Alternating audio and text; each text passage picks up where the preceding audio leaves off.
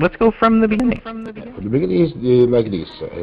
6 years before I started making this project, and I write one book. In my book, I write all these things.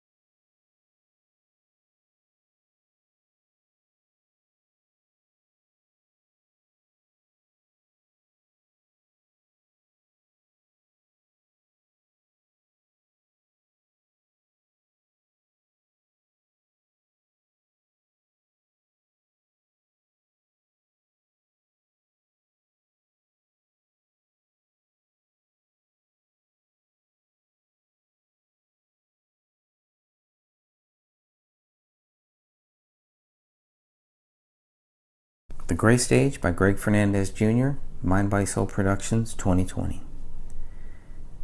United States Army veteran and Minnesota filmmaker David Crowley was accused of murdering his wife and daughter before taking his own life in December of 2014. The Apple Valley Police Department suspects the bodies were inside the Minnesota home for 3 weeks after they were found by neighbors on January 17, 2015. Within 24 hours of finding the bodies, authorities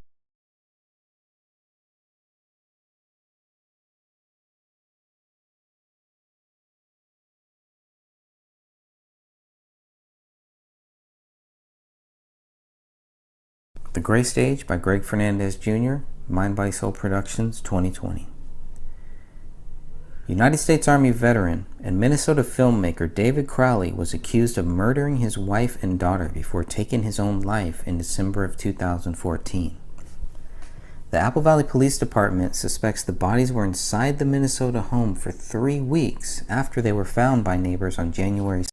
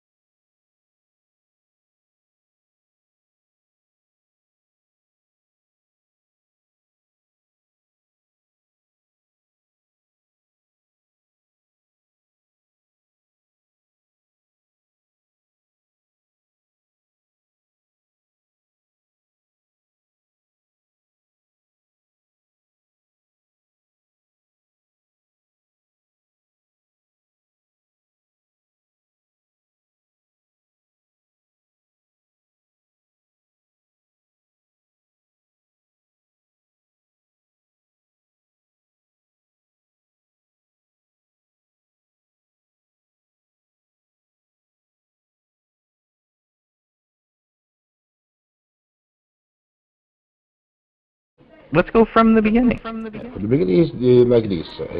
6 years before I started making this project, and I write one book. It's, in my book, I write all these things we have now in Europe. The virus, contagious, microchip.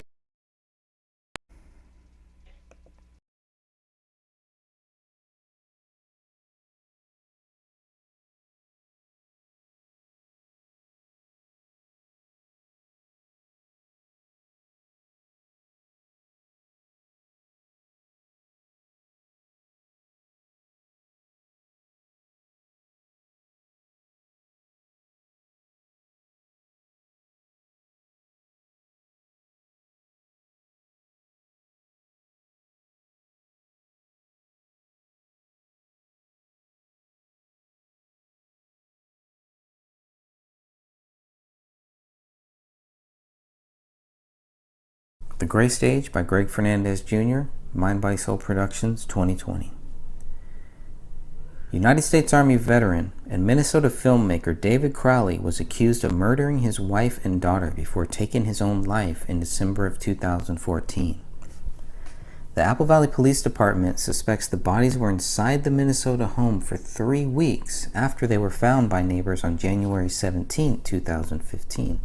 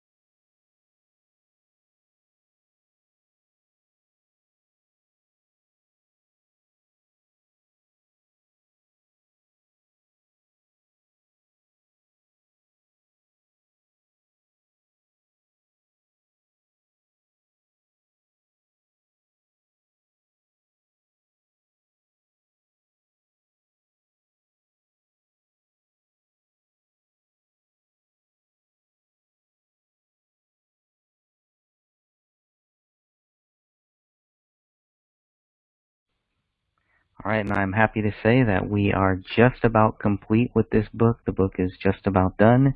The Gray Stage, written by Greg Fernandez Jr. This is all about the David Crowley case. I hope that this book will help many researchers, past, present, and future, with their search for the truth here. So as we take a little journey down my search for the truth, it has not changed, has not wavered. It's always been the exact same thing. What proves David Crowley guilty? So we're going to go ahead and read from the final chapter of my book here. Usually you would put something like this at the very start of the book, but I felt the book really needed to begin with the documents, with all of the facts that we know, all of the claims, what the DNA test showed. It had to start with all of that. So I saved my own views, my own thing for the very end. So this is just my view on this whole case here. The Gray Stage exists solely because of the official conclusion, as stated on page 92 of the Apple Valley Police Reports PDF. With the conclusion of the review of digital devices, Detective Brian Bone reported on October 7, 2015, there is no other information available for further investigation. Throughout this investigation, the AVPD has not discovered any information or evidence that shows anybody but David is the perpetrator of these crimes, including the killing of his wife, child, and himself. This book, The Gray Stage, is a direct response to the allegations against David Crowley. Due to the lack of evidence against David, I felt it necessary to write this book. One of the reasons I decided to write The Gray Stage was to help convince the Apple Valley Police Department to reopen case number 1500303. Either the Apple Valley Police Department should be forced to prove David Crowley guilty, or they should admit the case is unsolved. Because of the official Because the official investigation failed to prove David Crowley guilty, I can only assume he is not. What other conclusion could I possibly reach under the current circumstances? Time and time again, we are asked to believe David is guilty simply because the official narrative declares it so. We wait and wait and wait for evidence of David's guilt, evidence that is never produced. Delay after delay after delay did not deter my efforts or many other people's efforts to find evidence of the allegations against David. During the official investigation, I waited patiently for a conclusion based on facts. I researched as much as I could, documenting comments and actions of those involved in this case. What I soon realized was what the official theory believers and myself had in common. None of us were able to prove David guilty. In fact, no human being on earth can prove David is guilty of a double murder-suicide. So why should we act like David has been proven guilty? The question of what proves David guilty leads to the answer that David is innocent and has been falsely accused of a high crime. In the United States of America, we are all innocent until proven guilty. At least that is the America I strive to live in and to help keep alive. I have yet to find anyone who can prove David guilty, starting and ending with the investigative bodies who created the official theory and subsequent conclusion. At the very latest, the official theory began with the Apple Valley Police Department's press release on January 18, 2015 at 11:40 a.m., which was 10 minutes before David's body was examined. Captain John Bermel was listed as a contact person in the press release, and the document claimed what happened at 1051 Ramsdale Drive was the result of an apparent murder-suicide. Once the official theory began, investigating officials may have found it unnecessary to look into any possible alternative theories. As the investigation progressed, it was clear authorities could not find a motive for David committing the alleged crime. Additionally, authorities failed to tie David to the 3 questionable writings inside the Crowley home: the blood writing on the living room wall, the digital note on the kitchen island laptop, and the written note on a notepad in the office bedroom. Now, requests for handwriting comparisons were deemed unnecessary, yet all 3 writings were allegedly linked to David? Based on what? David's blood was found on the trigger and the magazine, but not on any bullets recovered. Even worse, authorities left the crime scene with 6 bullet casings and 4 spent bullets. Apparently, not one single person inside the Crowley house on January 17th or January 18th saw the bullet hole in the living room ceiling, which led to the bullet in the attic. The same is true of the bullet that rolled out of the living room carpet on January 20th. Both of these 2 later found bullets show disturbing DNA results. The bullet that rolled out of the carpet on January 20th, item 53, revealed a DNA profile matching Ranya's blood, but there was a second DNA profile on this bullet, and it wasn't from David or Kamel. The bullet found a month later on February 18th, item 57, matched David's DNA, but blood was not present on the spent round. Authorities did not know about item 53 or item 57 because they were not looking for them. Authorities had no clue that the bullet existed until they were informed by non-investigative bodies. Then there are the missing body parts. David's right hand, both of Kamel's hands, and Ranya's entire right arm were reportedly missing. Most of the heads of David and Kamel were also missing. Paleo, the family dog, is credited with the missing body parts, and apparently Ranya's fractured rib. Yet there is no indication Paleo deserves credit since dog feces tests were never conducted as far as we know. One of the biggest blood stains in the living room was never tested for DNA. There was a large circular blood stain on the lower right corner of this recliner. The blood was swabbed and labeled as item 34. This item was never tested for DNA results.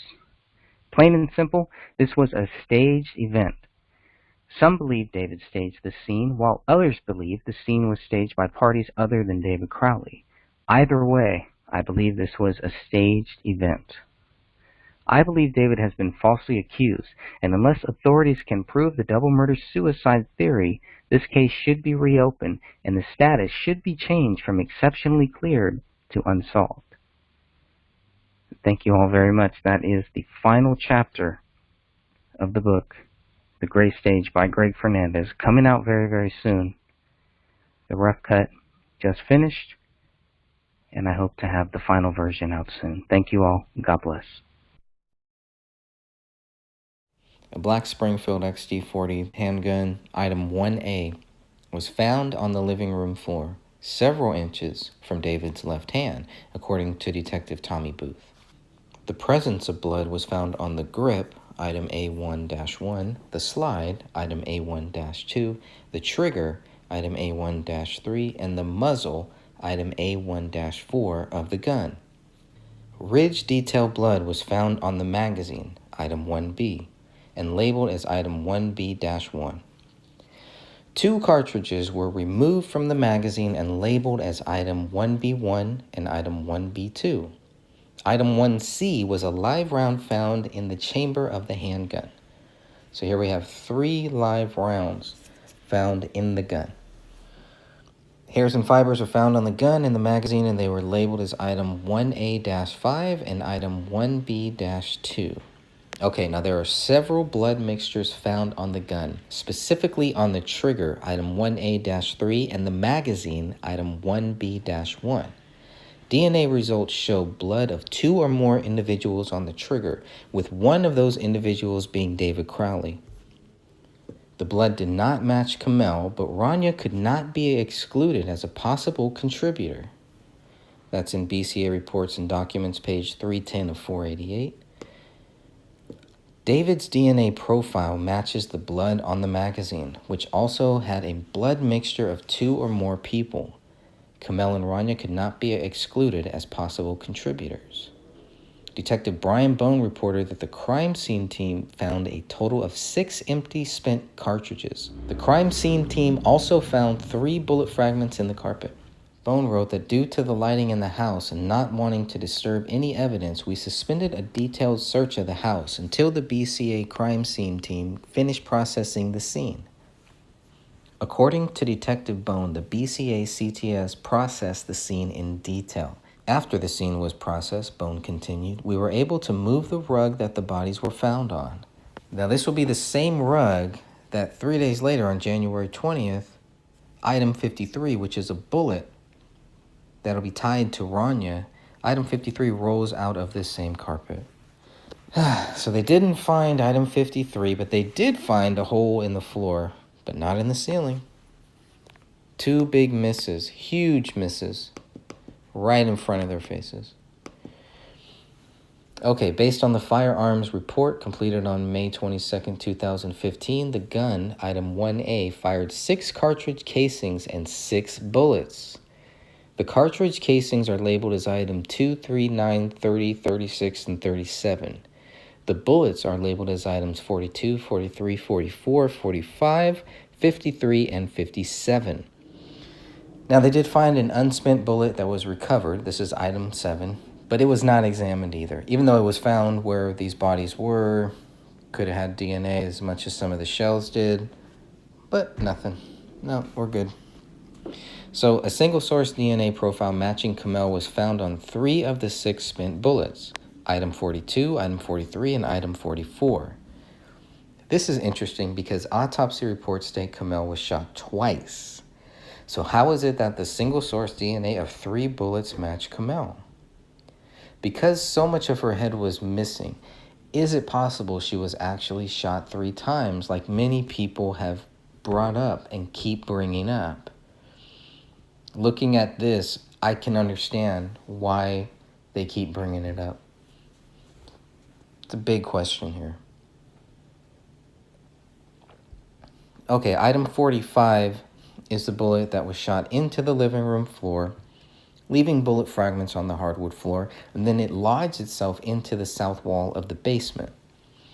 According to Joe Cooksley's report, chemical testings of the area around the hole failed to detect the presence of lead. Holes were observed in both the rug area, Cooksley continued, and the wood floor underneath this rug. Chemical testing of the hole in the wood floor also failed to detect the presence of lead. It's BCA report number 2, page 10 of 11. Now, once the processing of the crime scene was completed, authorities left the house with 4 bullets instead of 6. They returned on 2 separate occasions to recover a bullet that rolls out of the living room carpet, item 53, on January 20th, and a bullet found in the attic, item 57, on February 18th. The bullet known as item 53 also contains a mixture of 2 or more individuals, with the major DNA profile matching Rania. Interestingly, David Timothy Crowley and Kamel Rasul Crowley are excluded from being contributors to the mixture. Based on those results, authorities should have been looking for another DNA profile. Unlike other results, it is not stated that 99% of the general population can be excluded from contributing to this bullet. A second DNA profile was found on this bullet, a bullet that had the major DNA profile matching Rania. Who is the other person? This is another question that members have continually brought up, and they're right to do so. At approximately 1300 hours on 1/20/2015, reported Detective Bone, Detective McKnight was contacted by the company cleaning up the Crowley residence at the request of David's father. The cleanup crew personnel notified Detective McKnight that they had discovered a bullet at the residence. They relayed to Detective McKnight that while picking up the rug from the main living room area, a bullet had come out of the carpet and fallen to the floor.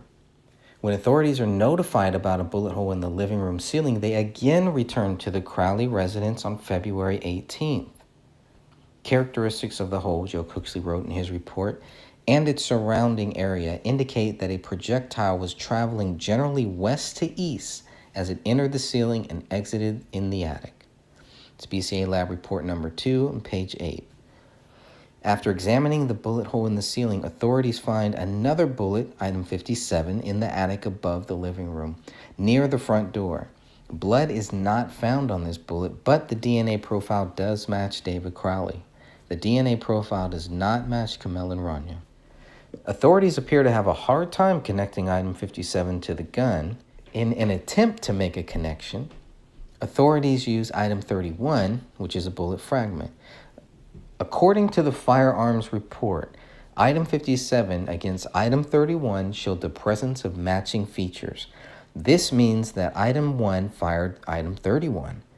I'm not sure how that necessarily connects item 57 to the gun. This is one of the most confusing things that I've read in this whole case. Item 1D is listed as a bore patch from item 1. Item 1E is listed as a test-fired specimens from item 1. Latent print results are dated July 31st, 2015. 2 of the 3 latent prints suitable for comparison were found on the gun and the magazine. LP1A-1 is a latent palm print on the gun. According to this report, no known palm prints for David Timothy Crowley were submitted or found in the BCA files for comparison to the palm print on the gun. LP1B-2 is a latent fingerprint found on the magazine. However, this too could not be tied to David Crowley due to the limited quality and quantity of information in the latent print. No ties. No ties. Very interesting stuff. Is it clear that the gun was removed from the living room floor by the time Joe Cooksley and the crew entered the house? Remember, Joe Cooksley, in his report, he doesn't talk about the gun. So who saw the gun and which way was it facing? Very important. It's very important for me to have the actual quotes and for people to be quoted. So this book will kind of read very text-like, very textbook, I guess we should say. And that's all right, too. That's the whole point of it. The book is not for entertainment. It's not an entertaining topic. The book is for research purposes. It's just to help people who are doing research on David Crowley and the questions surrounding the allegations against him.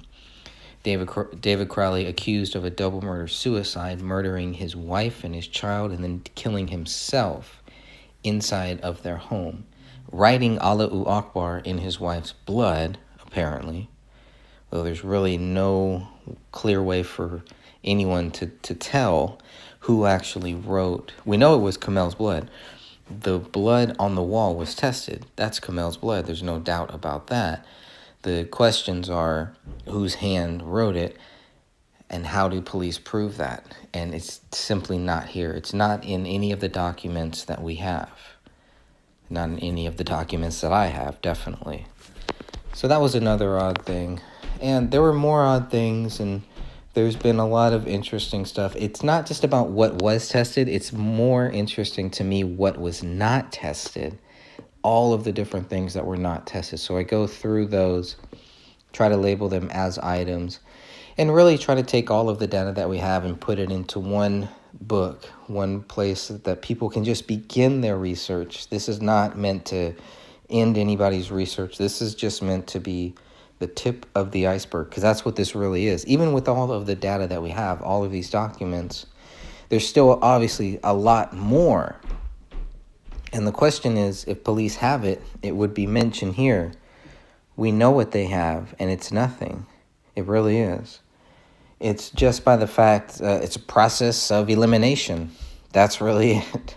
Because they couldn't find any evidence, not that they looked, but because they couldn't find any evidence that anybody else was involved, they just proved David Crowley is guilty. That is supposed to prove David Crowley is guilty. What did they do to look outside to think that maybe this was a homicide? Maybe these three people were all killed. How far did they go with that investigation? Now, they can claim that they kept going on and on for the whole year until the case was closed. They spent about a year working on this case. And they can claim that they were always open to it. But the fact is that the second Apple Valley Police Department press release specifically stated that they were treating this as a murder-suicide. That was January 18th. It's like 10 or 20 minutes before David's autopsy has even started. And the theory is already that David Crowley is guilty of a murder-suicide. Nothing in the house is found that would conclusively show you that David Crowley is guilty. Yet things are left in certain areas, staged in certain places. And those are the roads, those are the paths that we've been following, definitely.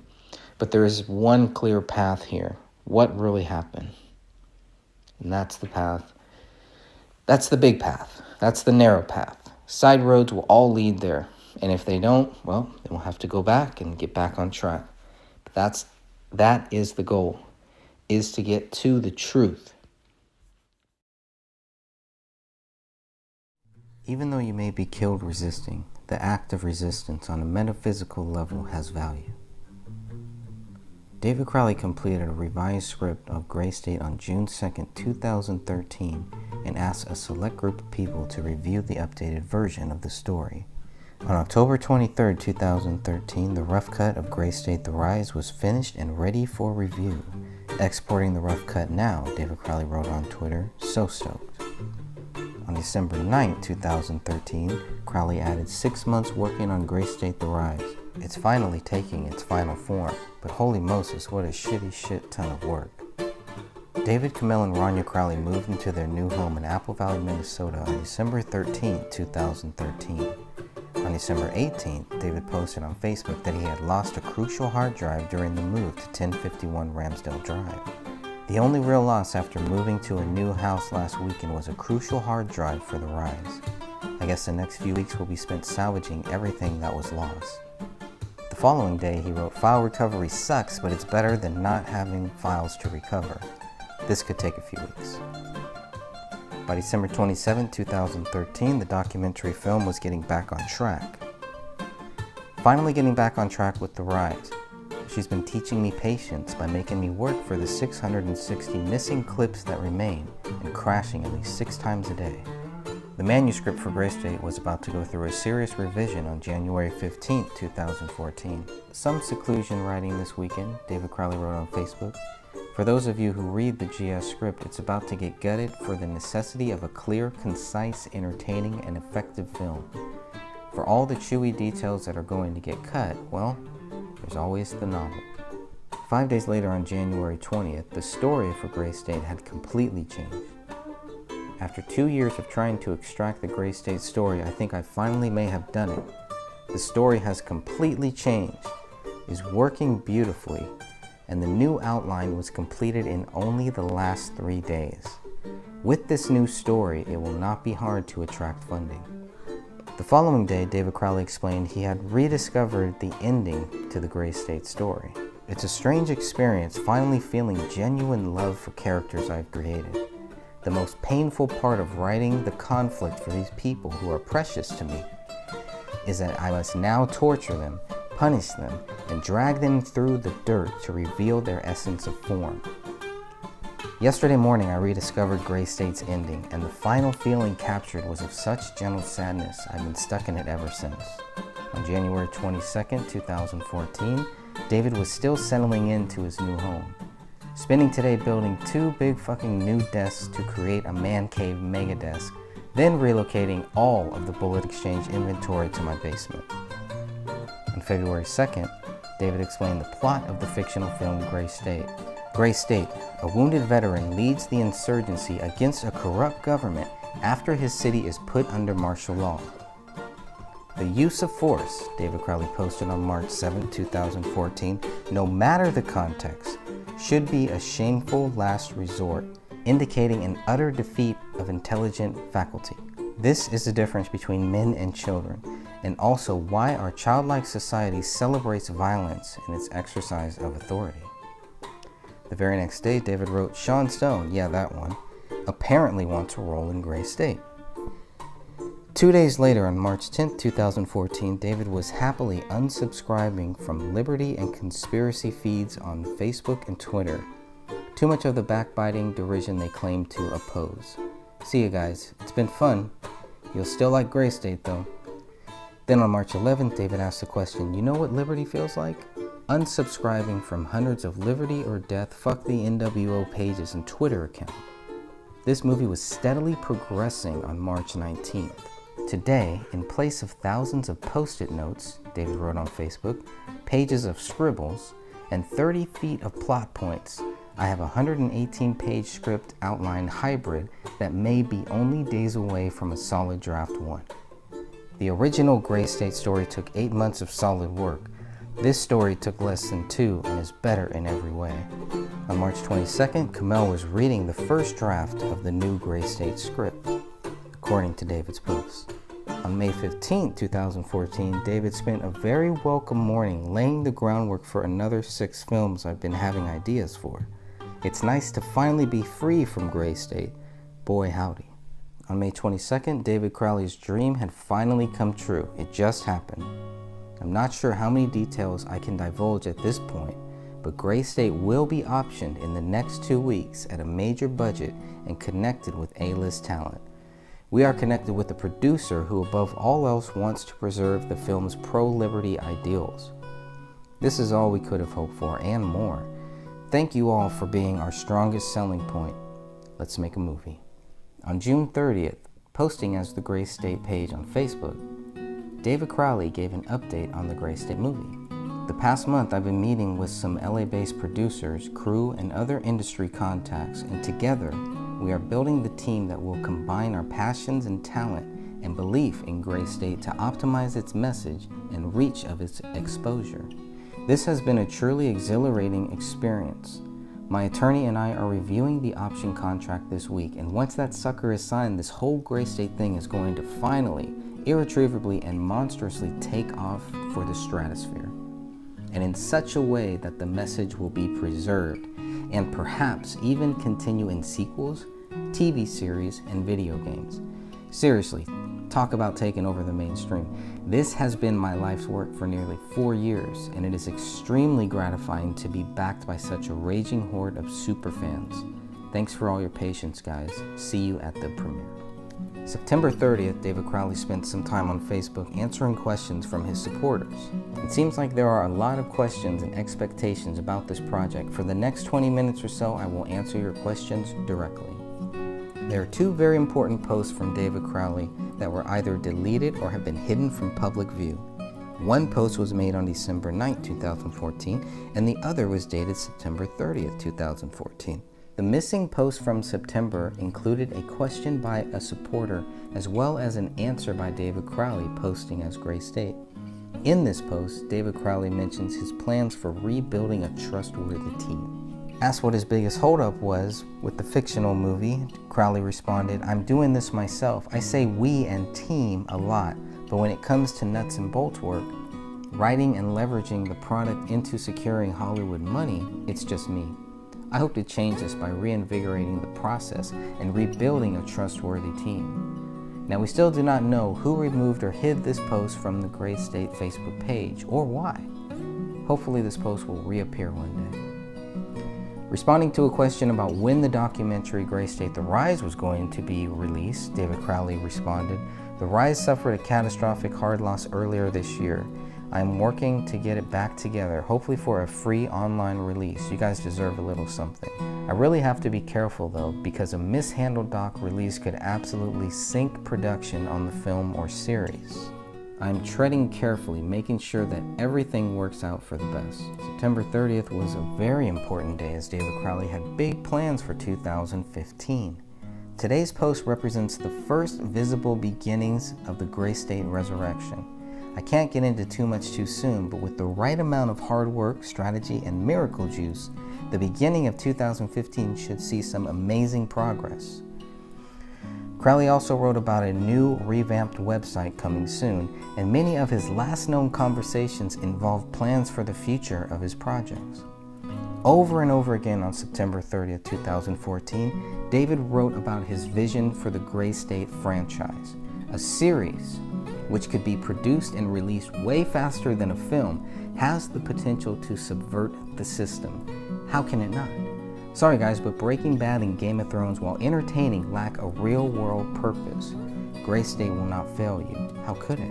Creating the Gray State franchise was David Crowley's full-time job, and he was doing everything he could to ensure the success of this franchise. It'll either be a great success story, a spectacular, highly visible failure, but either way, I guess we all put in our best shot, right? I guess that could be said about where the country is headed too. The questions kept coming, and David Crowley answered as many questions as possible within those dedicated 20 minutes. Crowley was attempting to reach out directly to his supporters and doubters in order to address the criticism the project received for its multiple delays in production. Starting a Kickstarter campaign for future production costs is more evidence that David Crowley was actively planning for the future in September of 2014. We want to run a Kickstarter, but if we do, it'll be for a very specific purpose, like hiring a behind-the-scenes crew to document production, run live broadcasts, and give constant updates to the fans. I never wanted the fans to fund this. It's like making your kids pay for their own Christmas presents. David was still trying to get big budget funding for Gray State in September of 2014. I believe this shows David was not defeated by his earlier failures in Hollywood as some have claimed. His words seem like those of a rejuvenated artist who had a story to tell and who wasn't going to stop until his concept for Gray State became a reality. Hopefully the strength of this project as a whole and what it represents with the people will help me get a big budget without sacrificing my intent. But hey, if I can't, then I will take it back to low budget indie like the 2012 trailer. This too shows David Crowley had a plan B, just in case the big budget dreams came crashing down. New developments have enhanced the project's honesty and dedication to its origins, wrote Crowley. This is going to be brutal. Crowley also reminded people to stay tuned for updates. We will keep the entire production process as wide open as possible. In response to the comment that it's been 3 years since Gray State was first developed, Crowley responded, "No, it's been a lot longer and there are years to go." In a separate comment, Crowley confirmed his long-term plans. The film is ready to go, but it may take forever and then still fail at any point in production. A series might be immediately tangible, and instead of interfering with the film, set it up for success a year or two down the road. Big picture stuff. More evidence. Now he's planning for a series that will lead in to a film. More evidence of David Crowley planning for the future. Crowley's most challenging thing about the project was trailblazing this timeline.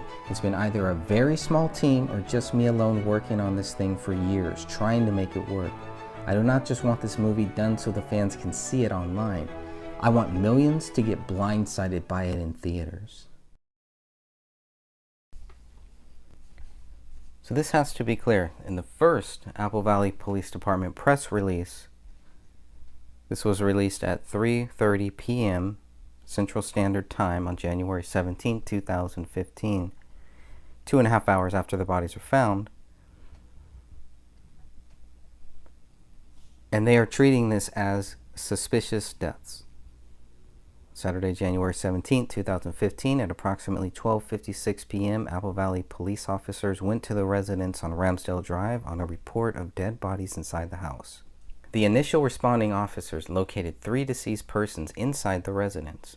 The investigation into the matter is ongoing. Agents from Minnesota Bureau of Criminal Apprehension are assisting Apple Valley Police Department detectives in the investigation. One day later, January 18th at 11:40 a.m. Central Standard Time, here is where they start accusing David. On Saturday, January 17, 2015, at approximately 12:56 p.m., Apple Valley police officers went to a residence on Ramsdale Drive on a report that a person checking on the residence saw dead bodies inside. Responding officers found the bodies of 2 adults and 1 child deceased inside the residence, the result of an apparent murder-suicide. At this time, it is believed there is no threat to public safety. The Hennepin County Medical Examiner's Office is working to positively identify the 3 deceased. Again, not positively identified until January 21st, but we're already accusing David of the crime. They haven't even done the autopsy on David yet, and they're already accusing him of this crime. David's autopsy will begin about 10 minutes later at 11:50 a.m., January 18th. Investigation into this matter is ongoing. The Minnesota Bureau of Criminal Apprehension and the Dakota County Sheriff's Office are assisting the Apple Valley Police Department with the investigation. So now we have the Sheriff's Office also assisting. All right, now the third press release is January 19, 2015 at 12:45 p.m. Central Standard Time. Now this one gets a little more in-depth, pretty much the same thing. Responding officers found the bodies of 2 adults, 1 child deceased in the residence, the result of an apparent murder-suicide. Police located a firearm at the scene and have determined the cause of death to be gunshot wounds. This is an isolated incident and the public is not in danger. The Hennepin County Medical Examiner's Office is continuing its work to positively identify all of the deceased. No positive ID yet. Investigation into the matter is ongoing. The Minnesota Bureau of Criminal Apprehension and the Dakota County Sheriff's Office are assisting the Apple Valley Police with the investigation. So by the 5th press release, now we got names: David Crowley, 29, Kamel Crowley, 28, Rania Crowley, 5, all dead of gunshot wounds. Investigators found a handgun next to David's body. The Hennepin County Medical Examiner determined Kamel and Rania died of a homicide, while David Crowley died of suicide. So here it is. By January 23rd, we see what the Medical Examiner's Office has determined. Now we need to understand why they determined that. That's going to be our focus here today. They also say, while this remains an ongoing investigation, updated information is being made available about the incident. The 3 bodies were found in close proximity of each other in the front room of the residence. There were no signs of intrusion or struggle. There's also no sign that they found a bullet hole right above their heads, but we'll save that for later. Investigators have determined the last verified activity from the residence happened in late December. Investigators seized several personal electronic devices and computers from the residence. The Dakota County Electronic Crime Scene Task Force is completing forensic analysis of the devices. The analysis of these devices could provide important information about this incident, said Apple Valley Police Captain John Bermel, but that analysis will take time. The investigation into this matter is ongoing. Minnesota BCA is still involved. Dakota County Sheriff's Office still involved, assisting with the Apple Valley Police Department. January 23rd, 2015 at 10 a.m. When you focus on the documents, you get some clear facts. You have clear questions, but clear facts. And sometimes those facts are just questions. They're interchangeable, apparently. All right, so let's go through this. The medical examiner examining the bodies. Okay, so the final diagnosis of the medical examiner's report stated Rania was shot in the right parietal scalp. The bullet went through her brain and exited the left side of her scalp. 3 gray-colored metal projectile fragments were found in her left temporal skull. The trajectory was described as leftward, downward, and backward. It looks like Rania was shot from behind on the right side of her head, next to the ear. The range at which she was shot could not be determined, but there was no suit or stippling, which would have indicated murder at close range. The final autopsy report, initially dated February 6, 2015, with signatures dated March 16, 2015, stated Rania was found partially decomposed with moderate decomposition. Livor, discoloration of the skin, and rigor mortis, stiffness of death, were absent. Even so, according to the external examination, early to moderate decomposition is evidenced by skin discoloration, marbling, blistering, slippage, and partial mummification of the face, left hand, and feet. Examiners also observed evidence of post-mortem animal scavenging. The evidence was the absence of the right arm. Possibly related to animal scavenging was the jagged and tattered skin and soft tissue defect where Rania's arm would have connected to her shoulder. According to this report, the 10x8 defect exposed the glenoid fossa and the lateral right 1st through 4th ribs. Also observed was a fracture in the 3rd rib and numerous short white hairs adherent to the pants. Kamel's autopsy began with Assistant Medical Examiner Mitchell Morey as the pathologist. Detectives Sean McKnight and Brian Bone observed the autopsy. Kamel was identified by dental radiographs and tattoos. Kamel weighed 85 pounds. Lividity, discoloration, and rigor, stiffness, were not recognized on her body. Body cavities contained small amounts of decomposition fluid. Kamel was shot twice with both entrance wounds in the left posterior parietal region of the skull. The trajectories of the 2 bullets were listed as left to right and back to front. However, in the external examination, the trajectories for both bullets are listed as left to right and front to back. Large skull fragments are also mentioned. The scalp was absent according to the report. The missing portion of Kamel's head was most likely the right side of her skull. All that remained of her head were portions of the posterior skull, specifically most of the left occipital bone and portions of the adjacent left parietal bone. No brain tissue remained in the skull. Irregular bony and soft tissue margins were consistent with canine scavenging. According to the report, most of the head and the hands are missing. Many of the bones found were consistent with fragmented digit bones. The distal aspects terminate with absence of the hands.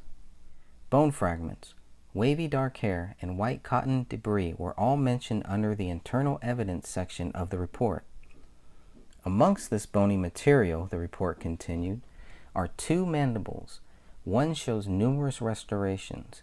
In addition, there are 2 fragments of bone with 2 and 4 teeth. Multiple irregular bone fragments range from 1.2 to 8 centimeters in size. Regarding animal scavenging of Kamel's neck, the forensic pathologist wrote, the anterior musculature, hyoid bone, and laryngeal cartilages are absent due to apparent animal scavenging. All that remained of the neck was the exposed and intact cervical vertebral column. There is extensive bloating, the report continued, skin and slippage, and discoloration of the body surfaces. Hair was found on Kamel's right sock and the anterior left leg. The left sleeve of Kamel's sweater was frayed. decomposition fluid and apparent blood were both present on the sleeve. Underneath the sweater was a Gray State t-shirt soaked in decomposition fluid and blood. At 11:40 a.m. January 18, 2015, the Apple Valley Police Department released their second press release. This one states David Kamel and Rania Crowley died as a result of an apparent murder-suicide. This is interesting because David's autopsy hadn't begun yet, and the Hennepin Medical Examiner's Office was still working to positively identify the three deceased. David's autopsy began 10 minutes later at 11:50 a.m. The pathologist was Jessica Lelinski, who was once again assisted by Mitchell Murray. Detective Sean McKnight and Detective Brian Bone were both present during the autopsy. Due to the condition of David's head, the pathologist was unable to determine the entrance, pathway, and trajectory of the gunshot wound. They did determine the bullet exited through the left parietal bone and scalp. External beveling, external cone shape, and radiating linear fractures were visible on the left parietal bone. The posterior calvarium and overlying scalp were visible, as was posterior neck skin, soft tissue, and the cervical spine. The scalp had patchy, short brown hair. Skull bone fragments ranging from 1.5 to 14.5 centimeters are mentioned in the internal evidence section of this report. The skull bone fragments articulate well with each other and with the remaining calvarium of David's head. Separately, a non-articulating 8.5 centimeter maximum dimension skull bone fragment has a rounded defect along with one edge with apparent internal beveling. The bony skeleton, the report continued, apart from previously described skull injuries and artifact due to animal scavenging, is intact and normal. The gunshot wound was 2 by 1 centimeters and was a regular edge. The bullet was not recovered at that time. They would not find that bullet until a month later, only because they were notified about it. Examined separately from David's body at the time of the autopsy was a maxilla with well-preserved teeth. The report also claimed Palaio was responsible for the absence of David's brain, the majority of his skull, neck skin, neck soft tissue, neck muscles, the hyoid bone, thyroid cartilage, the tongue, the larynx, the trachea, and the thyroid. The remaining bone fragments are irregular and of unidentifiable origin or consistent with phalanges. Regarding the missing right hand, the distal right forearm shows intact, smooth ends of the radius and ulna and irregularly contoured soft tissue, muscle, and skin. The left hand was mummified. In one crime scene image, the index finger of the left hand is pressing against the thumb. According to David's autopsy, dried drips of red blood. According to David's autopsy, dried drips of red-brown blood-like material are on the dorsal left hand between the thumb and first finger. Additionally, early to moderate decomposition is evidenced by skin discoloration, marbling, slippage, blistering, and mummification of the left hand and feet. David weighed 128 pounds and was identified by dental records and body tattoos. Medication and food were not found in his stomach. Now, I also wanted to take a few minutes to thank all of the many researchers out there, all of the people who have been helping us on the sidelines, out in public, in their spare time, praying for us, wishing us well thoughts, encouraging us. I thank all of these people who are seriously trying to get to the truth, regardless of your view, regardless of what you think happened, regardless of what you think about the people who are researching it. The main thing here that everyone needs to understand, and a lot of people do understand it, and a lot of people still act like they don't, but they do. There is no evidence that will conclusively prove that David Crowley is guilty. There was no reason to close this case and claim that David Crowley was guilty. In this country, you are innocent until proven guilty. David Crowley was never proven guilty. How did we get here? In the beginning, you had many people telling us there's nothing to see here. Pay no attention to the man behind that curtain. It doesn't exist. It's not there. Life is good. Enjoy your family. Enjoy life. Forget about this case. La la la. It's an illusion. It's gone. Puff, puff, pass, right? and it's gone within the blink of an eye. Real life doesn't work like that. And a case like this cannot work like that. When a child is involved, you have to take this seriously. When two young people are involved, these people were under 30 years old. These are babies. These are what I would call babies. They're very young people who were doing a lot of interesting things. These were bright people. These were not mentally ill people. These were people who had a lot of things going for them and might have had a lot of targets on their back. Those targets will be exposed, whatever it is. We are dealing with multiple things now. It's not just about who did this. It's not just about why they did this. Mr. Alam told Sidra's friend the one thing he doesn't understand is the why. We spoke with Russell. Russell says what we need to understand is the how. I want to understand it all. I can't have one without the other. Gotta have it all. Gotta have the full picture here. Now, regardless of what we might think about the Apple Valley Police and the mistakes that they made, and there were many mistakes, it's not all of them who made the mistakes.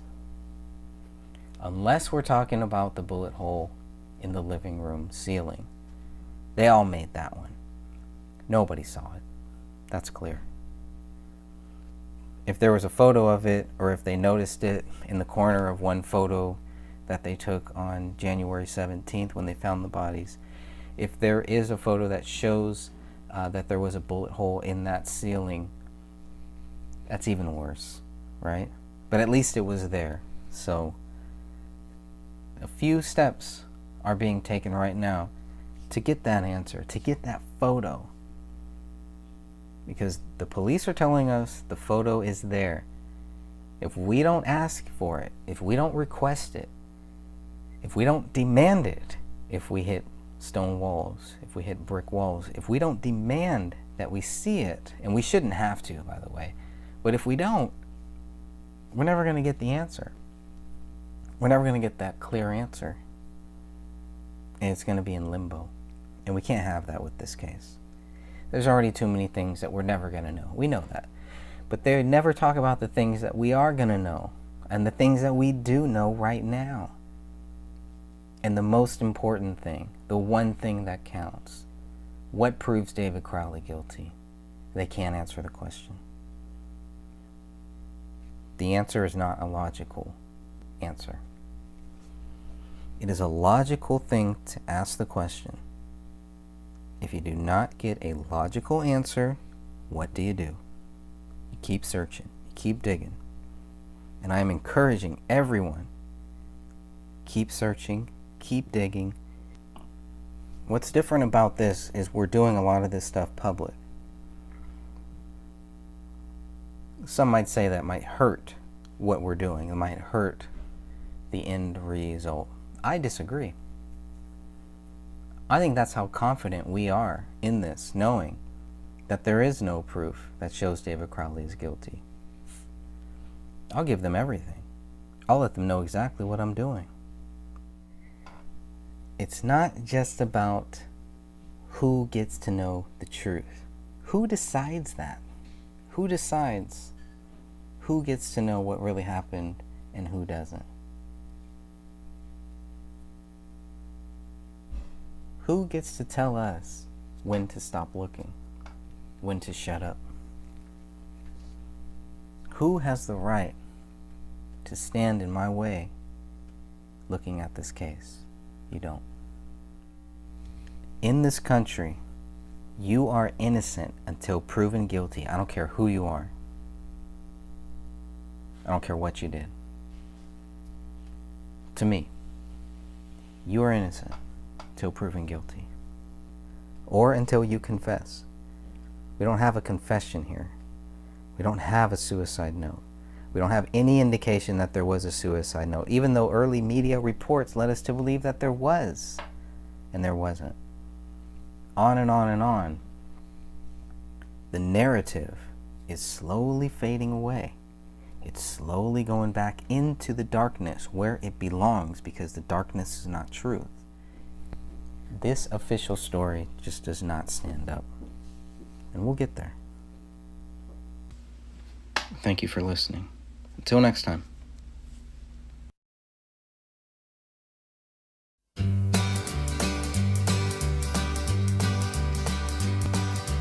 They're gonna put me in the movies.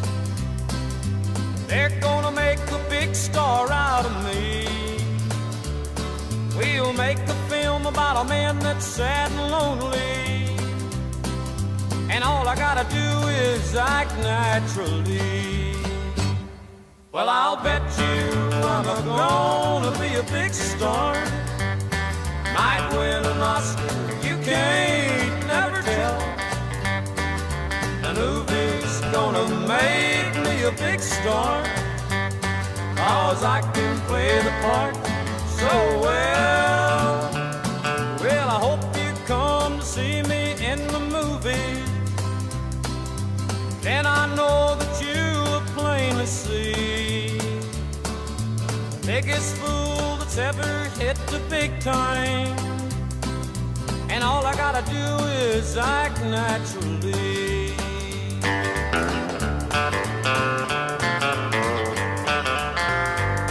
We'll make the scene about a man that's sad and lonely, and begging down upon his bended knee. I'll play the part, but I won't need rehearsing. All I'll have to do is act naturally. Well, I'll bet you I'm gonna be a big star. Might win an Oscar, you can't never tell. The movie's gonna make me a big star, 'cause I can play the part so well. Well, I hope you come to see me in the movie, but then I know that you will plainly see the biggest fool that's ever hit the big time, and all I gotta do is act naturally.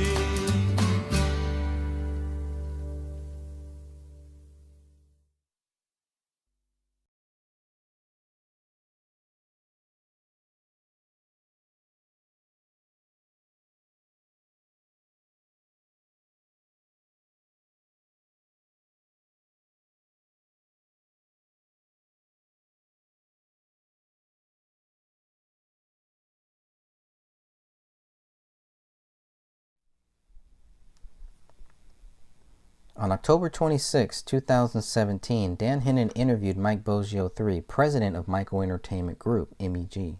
During the interview, Mr. Boggio discussed how he met David Crowley, the alleged $30 million deal, and when negotiations with the Gray State Project ended. You ready for this? Hello, Hollywood. Mike Boggio III met David Crowley through a mutual friend. The mutual friend connected us together, so we set up a meeting with David in California. I talked to David numerous times on the telephone prior to our first meeting, so that's how we got together. In May of 2014, David Crowley met with the Michael Entertainment Group in Los Angeles, California. It was a very promising project, Boggio told Hannon. David wrote the first go-around of the screenplay. We went through it thoroughly, made numerous changes, and advised David to make numerous changes. At first, we were taking it to the big screen, Boggio continued. And then, as we thought about it, we figured, how can we pack in all this information in a 2-hour or 2.5-hour film? Let's take it to television and have a series made out of it, which would have been a lot better for the concept of David's idea. Without specifically naming names, Mr. Boggio commented on the actors considered for the Gray State Project. We were talking about hiring some pretty substantial A-list actors to fulfill some of the roles in the project. 2 months earlier, on March 8, 2014, David had stated that Sean Stone wanted a role in the future project. Quote, Sean Stone, yeah, that one.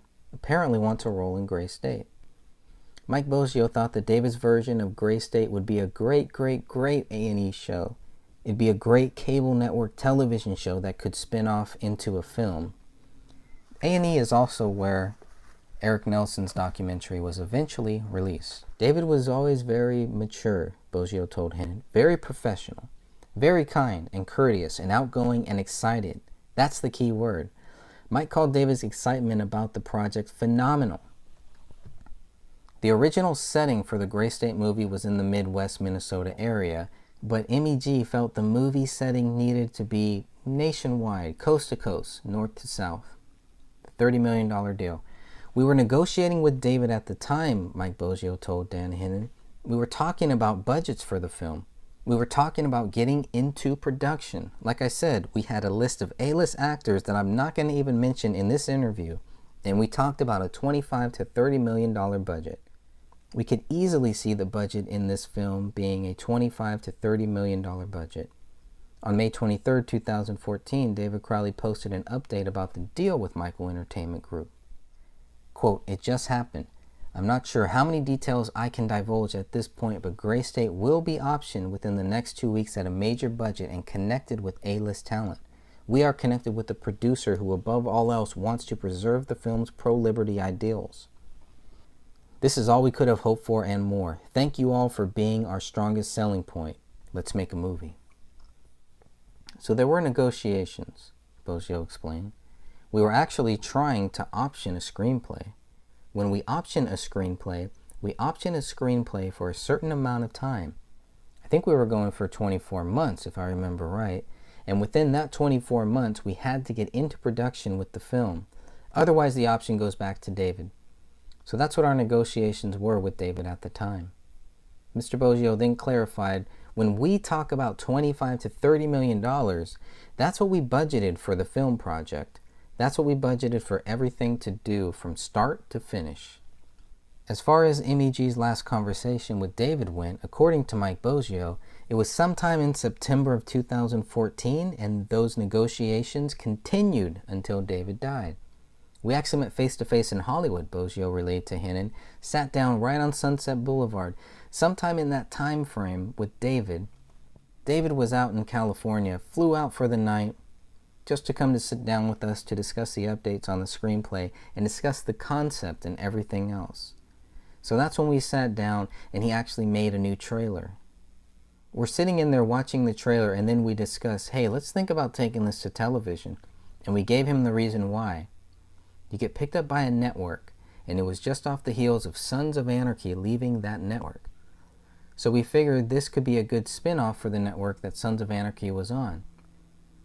And it would pick up a demographic of Sons of Anarchy. So we talked to him about numbers and statistics and discussed, if we take this to a series, then not only do you have a series, it can play out longer, then at the end of the series it can go to the big screen. And he was excited about it. He was open-minded about it and thought it was a great idea. So I don't know where the whole depression comes into play when it comes to regards to making Gray State Network. In the beginning of David Crowley's connection to MEG, we put out an offer to David to option the contract, said Boggio, which would have given him some money up front, and then we would have went and ran with the film project or the television project. David would have been a producer on the film.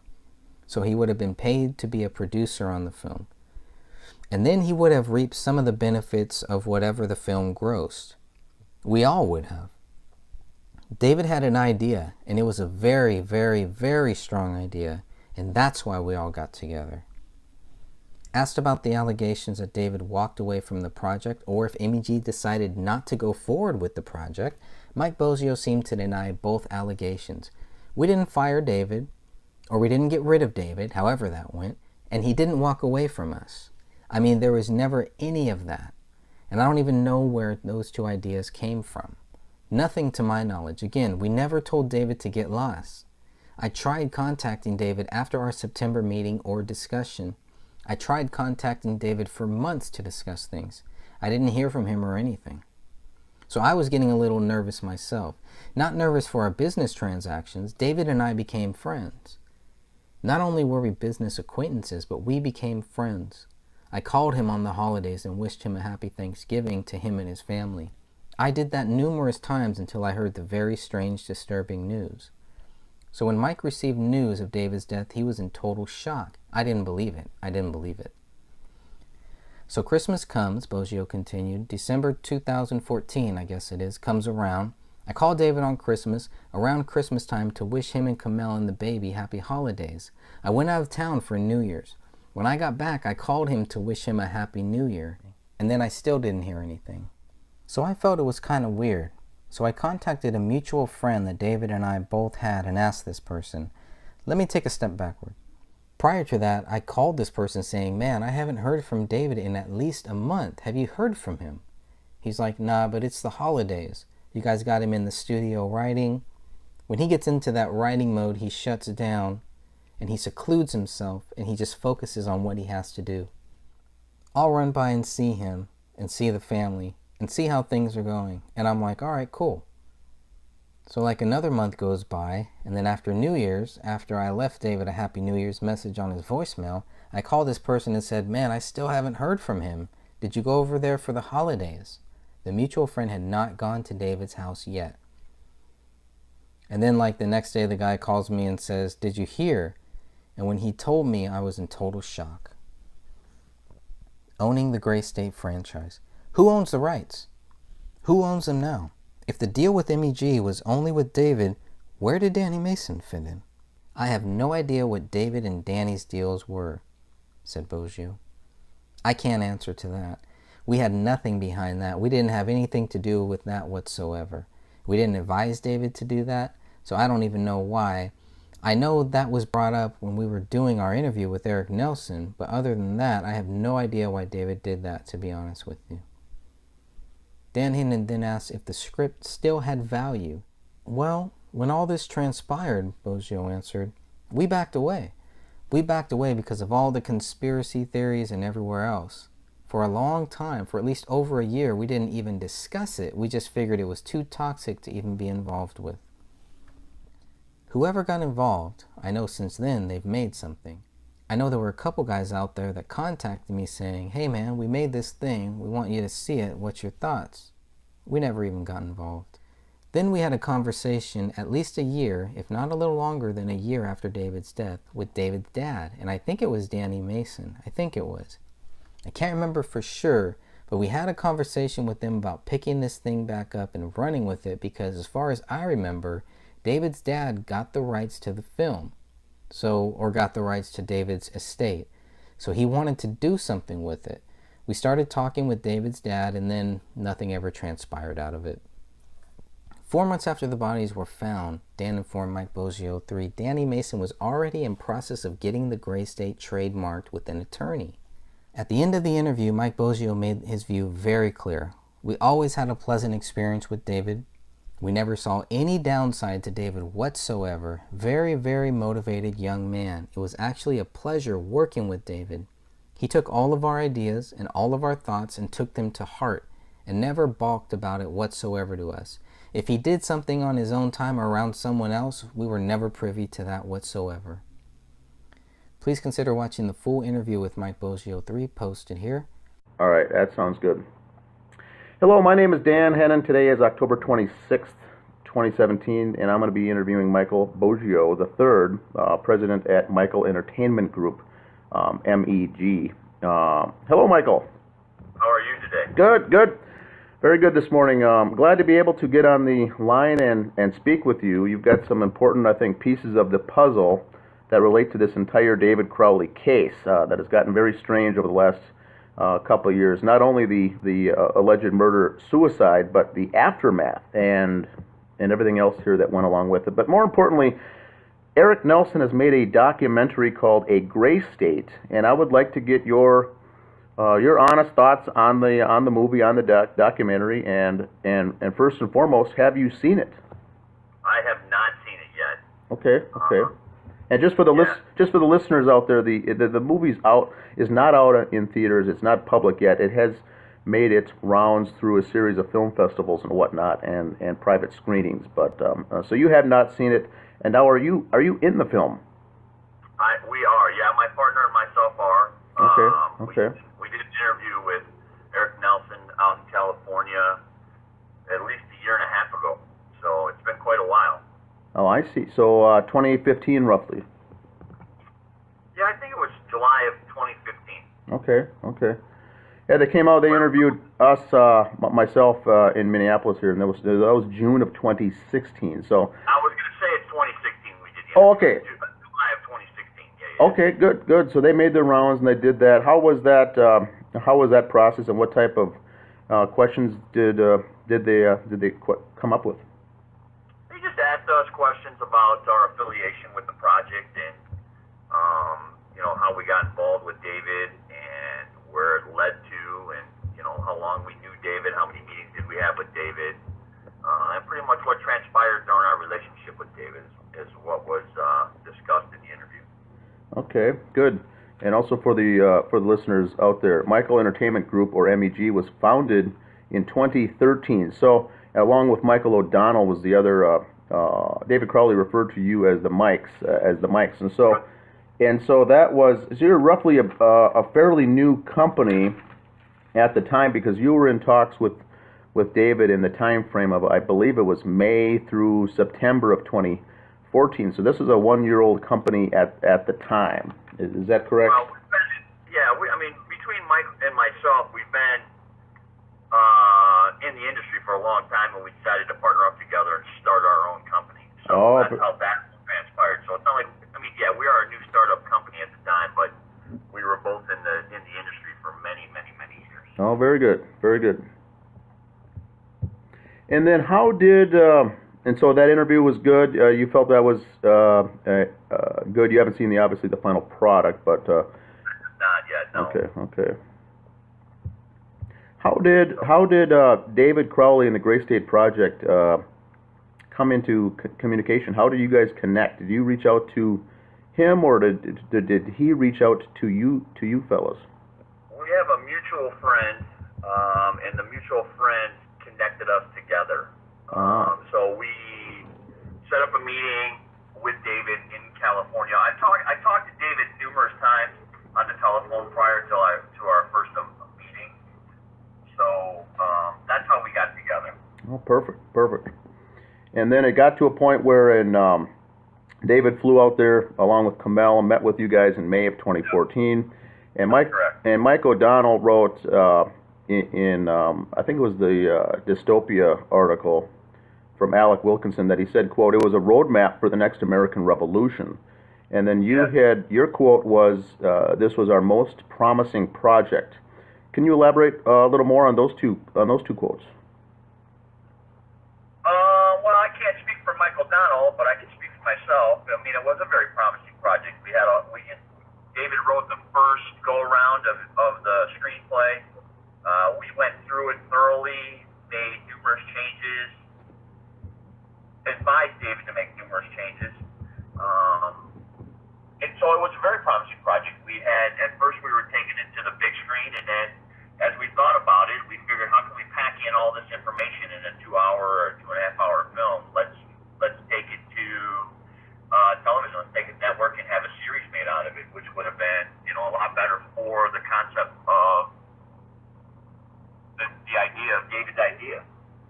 So it was very promising. We were talking about hiring some pretty substantial A-list actors to fulfill some of the roles in the project. So, with the whole concept of David's idea and the idea of the show, and we just figured it was going to be a great film, or even a series on TV. Yeah, that's what he was mentioning. It could have been a web series or a television. We weren't going to take it to web series. Web series is kind of a different market. Okay. It depends on what you're considering web series, right? Netflix or something like that, then yeah, we could take it to that, but web series normally is an 8 to 10 minute television show, that's it. Yeah, there was another thing to clarify for some of those following the cases.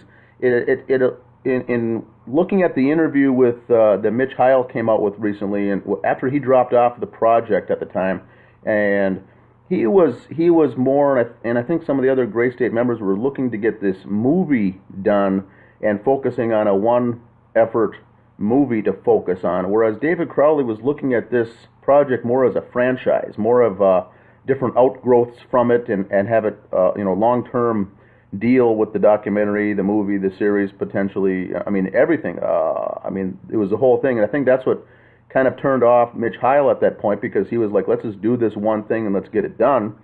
And David wanted to have this thing with many legs and kind of a lot of going in a lot of directions, and I think people were kind of potentially, and I'm not putting words in their mouth, put off by that, because it almost was like David couldn't focus on what he wanted to get done first. Did you get that gist, I guess? I never got that impression from David at all. He'd always, every time we've talked, every time we set up meetings, he was always very focused and geared towards, getting the production of this film going, or the television show going. Our ideas, Michael and myself, our ideas were, how do you pack the concept of this idea into a 2-hour film? I mean, it's virtually impossible. It would be so chopped up and so cut up. I mean, it could be done, obviously, right? They do it all the time in Hollywood. It could be done. However, we were looking at it from the long haul, that, hey, you know what, this would be a great A&E show. It would be a great whatever, cable network television show that could eventually spin off into a film. Correct. Okay.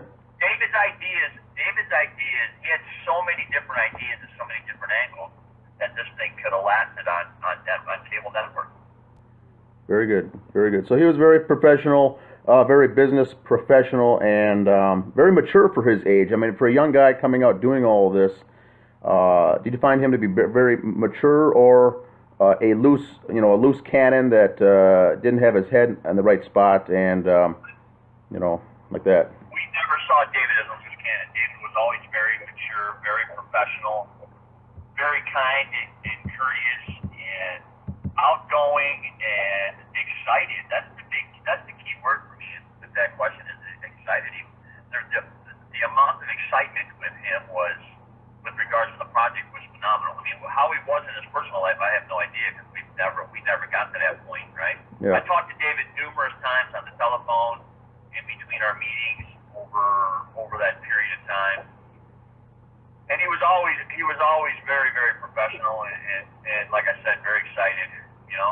When we sat down the first time after Mike and myself ran through the screenplay thoroughly, and gave him suggestions. Hey, for example, like the first go around of the screenplay was very centralized, and he had it centrally located, basically, if you will, in his territory, okay, in the Midwest. And we're like, well, no, because if this is the concept of what your movie, or what the movie's going to be, then you got to be nationwide, right? You got to be coast to coast, north to south. So he went back to work in the studio and started, implementing some changes with regards to some of our suggestions and discussions that we had with him. So this was, I've got here my notes say that was May of 2014 that you first met. And then in September, David said that he wrote for 31 straight hours and then mailed the new script to LA, so it would arrive on September 17th, the same day as Mike O'Donnell's birthday. And he also included a Gray State poster in with the package, because he spent a lot of time, like you said, with those suggestions, and then repackaging that and sending it out. And it alludes to me that he was very proud of this next package. He had his wife read through it, and they mailed it off. And how was that received from you and the other Mike? I'm trying to remember that. Now, I know, like, for my birthday, he sent me same thing. He sent me some Gray State merchandise, and he sent me a poster, and he signed it. I actually have a studio at my house, and it's actually hanging on the wall in my studio at my home. I think he had a couple different versions of the screenplay. I know the last version that I got from him, he put it in a 3-ring binder with a cover and wrote a nice little note to me on the front page of it, and thanking us. And I mean, I still have that screenplay as well. So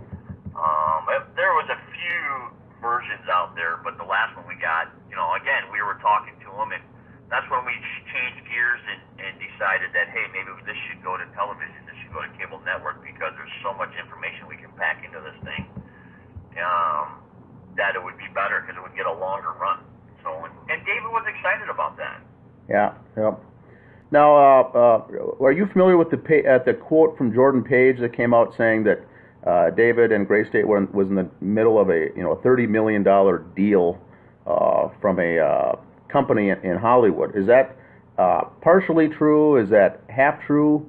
Is that Jordan Page was the musician in the? Yeah, I know who Jordan is. Okay, so he came out and said that, and he was criticized roundly for that. But I think a lot of people came back and says, you know what? I think he's got some of that right and partially right. He obviously wasn't lying, but it may have been just construed, because his quote on Facebook said the film was about to start production with a $30 million budget from a major Hollywood studio. So I've got multiple questions on that, but could you talk to that a little bit first? This is kind of ties into my first question for you, that you were kind of a startup, one-year-old company. Was it your firm that he was talking to as far as a major Hollywood studio, or is that another company? I can't speak for Dave. I mean, I can't speak for that. I don't know if he was in talks with anybody else or not. But I'm going to tell you, we were in talks. I mean, we were negotiating with David at the time. We were talking about budgets for the film. We were talking about getting into production. Like I said, we had a list of A-list actors that I'm not going to even mention in this interview. Correct. We had a list of A-list actors that were potential for the movie, and we talked about a $25 to $30 million budget. We could easily see the budget of this film being a $25 to $30 million budget. So, and at the time all this was going down, we were negotiating back and forth with David and his lawyer. So, there were negotiations. We were actually trying to option the screenplay. And when we optioned the screenplay, for a certain amount of time. I think we were going for 24 months, if I remember right. And within that 24 months, we had to get into production with the film. Yep. Otherwise, the option goes back to David. So that's what our negotiations were with David at the time. Yeah, that was good. I think another quote that I saw on the internet, that someone did say that the project was, quote, greenlit, and they were working out the smaller details. That's what we were doing. We were working out the smaller details. Okay, so, and I got chastised pretty heavily on social media for saying that there was a deal, not a signed contract with signatures deal, but I'm an accountant by trade, and I've been in business my whole life, and so I think what it's safe to say is you probably had an agreement in principle and an oral agreement on a potential deal, but there was no contract that was signed, and I drew a lot of flack from that, because, and I agree that there was no contract signed, but you guys were going down that path with an agreement of some sort, right? Correct. Gotcha. That's correct. As far as I know, we were the go-to guys for David. I mean, the discussions that we've had, within detail, the discussions we had, the conversations we had, the ideas that we had, and just from talking to David, like, I want you guys, but we were out looking for funding. We were doing all kinds of things as we were going through the whole contract process with David and his lawyer. Yeah, So, and I agree that. Okay, go ahead. All that was being done simultaneously. Yep, and I think that, and David's lawyer, by the way, was Adam Gislason, and he was no longer at the company that he had since switched. I've reached out to him to get another interview as far as talking with David's, state of mind and things like that. But that is correct. It was Gislason that was working with David in the Gray State. And the other question that I think that you can help clear up is, when you're talking a $25, $30 million budget, that is, to me, from a business standpoint, is how much a project would cost.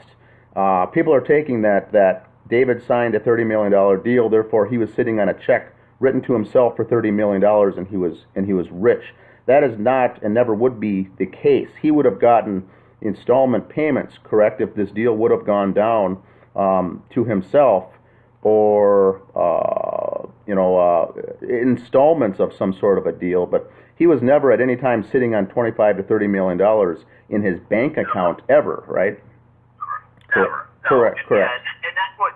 And when we talk about 25 to 30 million dollars, that's what we budgeted for the film project. That's what we budgeted for everything to do from start to finish with the film project. So yeah, it was never here, David. Here's 25 or 30 million dollar check. Let's get moving on the project. That's never the case. Yeah, and that's important part to point out. I think it's an important point because the film, if it gone out to the big screens, could have grossed 60, 70, 80, 90 million, but the cost or the expense of making and producing the film was what your number of 25 to 30 was really at, and that was the expense to hire and produce and to get the actors and actually, make. That would have been out-of-pocket expenses for the company.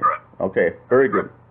Very good. Well, that really helps clear the air on some of that, because at the same time there was concern that David was depressed, didn't have money, bankrupt, and at the same time people were talking that know that he was rich, but he did spend many years making this, and he didn't have a full-time job per se. So those statements are also correct to some extent. And now, I think you're correct that he wasn't working with any other companies. I think that he was focused on you guys and taking the changes and the suggestions that you offered to write his subsequent, it sounds like there was potentially up to 6 different versions of the script. So I think it's safe to say he wasn't working with anyone else, but that's just my opinion. I agree with that. I agree with that. With the conversations we had, and he never let on to work with anybody else. It doesn't mean he wasn't talking to anybody else. Just from my opinion and my thoughts here, that it's just like we were the go-to guys. Yeah, and then on September 26th, David receives a response from Michael Entertainment Group saying that his script would be better suited for a TV series, and this was after it looks like Mike O'Donnell ran the cost of the project, and that's where he came up and said basically it's better suited for a TV series. And that's the last we really hear from communication from you three folks, and people think, or there's conjecture that this got David down, this got David depressed, and ultimately in the time frame where he started isolating himself and his family. How do you think that his response was to that TV series? Well, we actually met face to face in Hollywood, sat down. I don't remember the name of the establishment we were at, but it was right on Sunset Boulevard. Sometime in that time frame with David was out in California, flew out for the night just to come sit down with us and discuss the updates on the screenplay and discuss concept and everything else. So, and that's when we sat down and he actually made a new trailer. We're sitting in there watching the trailer. And then we discussed, hey, let's think about taking this to television. And we gave the reasons why. It's, you get picked up by a network. And it was just off the heels of Sons of Anarchy leaving the network. Oh, that's right.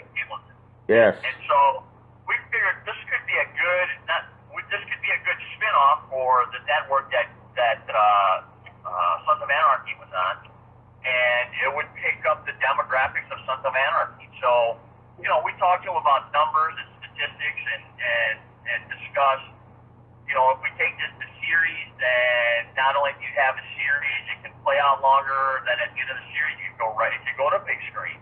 And he was excited about it. He was open-minded about it and thought it was a great idea. So to sit there and say that, with the message from O'Donnell that we're going to take this to network, the pressure didn't play in one bit to that, as far as I know, because he was, like I said, when we discussed it, he was excited about it. He thought it was a great idea.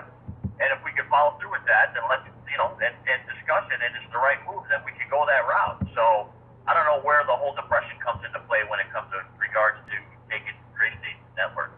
Yeah, I think that was, and that line, that narrative, I think, was injected into the story to help sell the official narrative that he was down and depressed, but he was actually excited for this entire project because at the same time he was working on his documentary called Gray State: The Rise, and he was going to release that on YouTube actually for free around Christmas time or the end of the year there in 2014.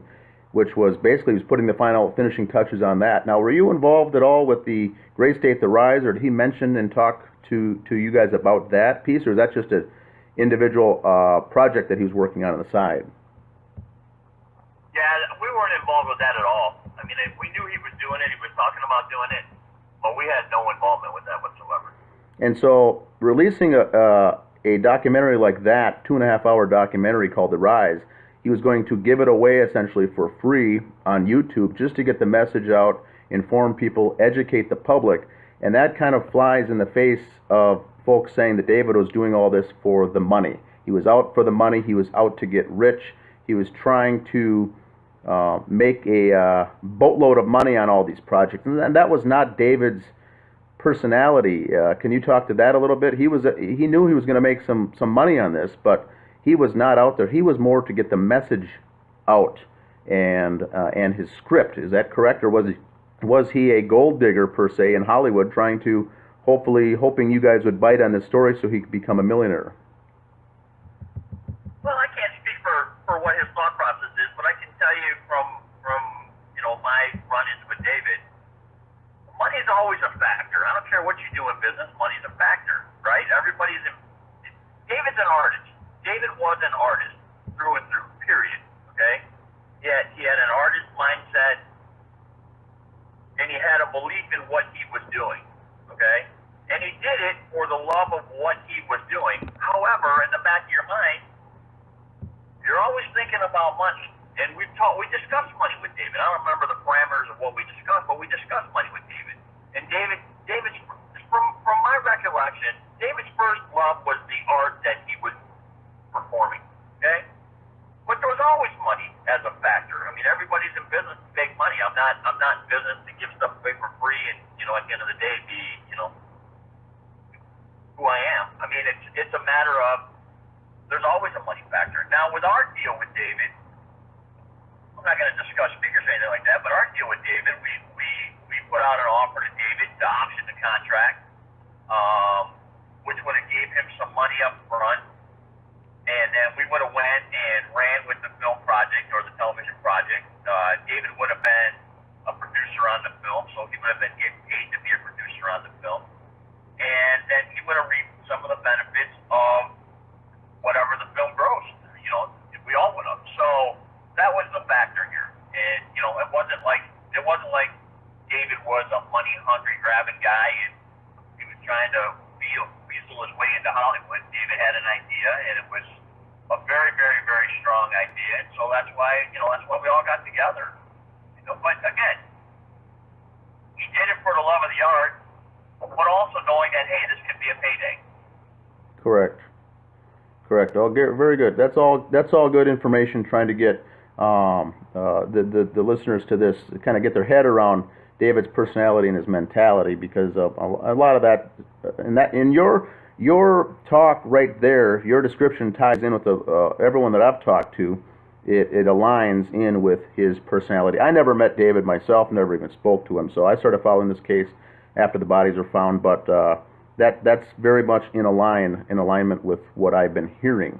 The other concept that I'd like to square away with you guys from Michael Entertainment Group is there was conjecture that David, either the talks broke down and you guys cut him off, or David left, or David, quote, walked away, and the agreements just didn't work out.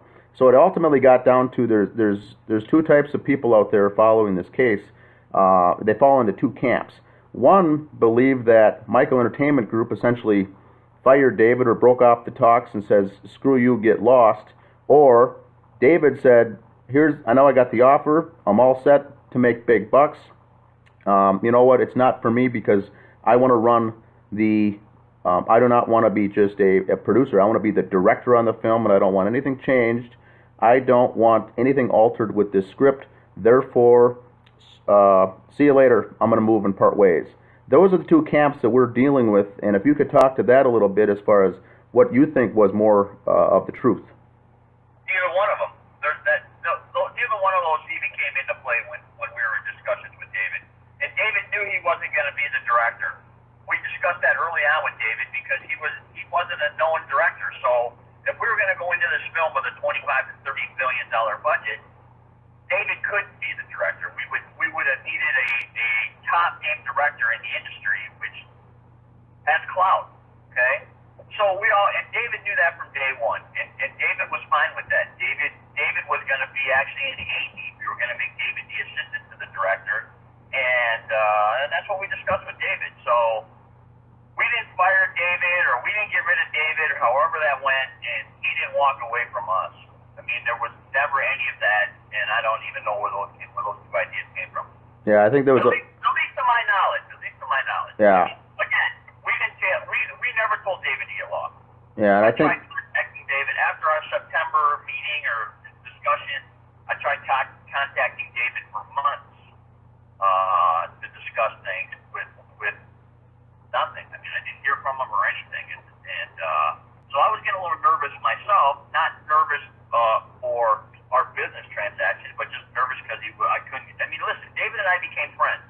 Not only were we business acquaintances, but we became friends. So, you know, I mean, I called him on the holidays and wished him a happy Thanksgiving to him and the family, and you know, whatever. I mean, I did that numerous times until I heard the very, very disturbing news. You know, so. Now, how was your how did you receive the news of this, and how did you process that after working so close and becoming friends with David? I was in total shock. I didn't believe it. And then I actually so Christmas comes, December 14, I guess it is, comes around. I called David on around Christmas time to wish him and Mela and the baby happy holidays. I went out of town for New Year's. When I got back, I called him to wish him a happy New Year. And then I still didn't hear anything, so I felt it was kind of weird. So I contacted a mutual friend that David and I both had and asked this person, like, let me take a step backwards. Prior to that, I called this person saying, man, I haven't heard from David in like at least a month. Have you heard from him? He's like, no, but it's the holidays. You guys got him in the studio writing. He's been, when he gets into that writing mode, he shuts down and he secludes himself and he just focuses on what he has to do. He goes, but as the holidays are coming up, I'll run by and see him and see the family and see how things are going. And I'm like, all right, cool. So like another month goes by, and then after New Year's, after I left David a Happy New Year message on this voicemail, I called this person and said, man, I still haven't heard from David. Did you go over to Brawley? He's like, no. And then like the next day, the guy calls me and says, did you hear? And when he told me, I was in total shock. Wow, because and you also knew Comel. She was out there for one or two of the visits also, and took a picture of you guys standing together. What was your thoughts on Comel? I thought she was amazing. Her and I have a lot in common. She was a nutritionist, and I'm very heavily into nutrition and paleo and all that other stuff. And so her and I hit it off very, very well because we have the same interests. Right? Okay. So okay. yeah, I mean, we had many great conversations about the whole paleo diet and nutrition and eating healthy and all that other stuff. So I mean, we always had great conversations about that. Oh, excellent. Was there any truth to David and Comel looking to buy a home or rent an apartment in L.A.? And if so, how close were they to doing it? Did they have a real estate agent or anything, or were you aware of that at all? No, I was not aware of that at all. Okay. I had no idea. Okay. That came up in some discussions, and I thought you might be aware of that. And then, just in our last few minutes here, what was your thought when you found out that David's mother, Kate, died unexpectedly in August? I didn't even know about that either at the time. I didn't know about that either. Okay. So, David never made mention of that. I mean, obviously, if I would have known that, we would have done something, sent flowers or something, but I had no idea about that. Oh, well, no, she died after the bodies were found. Oh, not prior. No. Okay. Yeah, you know what, I honestly don't remember. Okay. It was about 8 months later, and she was, according to police reports, really the only person close in the family that questioned that the narrative of this going down that way. So people, including myself, thought it strange that she mysteriously died. We never did get an answer as to how she died. She was young, healthy, worked 2 jobs, and then just mysteriously died on her back patio one night, and so they found her body. So I don't want to get into the conspiracy side of that, but I find that very strange. But that was news to you then as well. Yeah, that's news to me. You know what? I didn't even hear about it. Not that I can remember.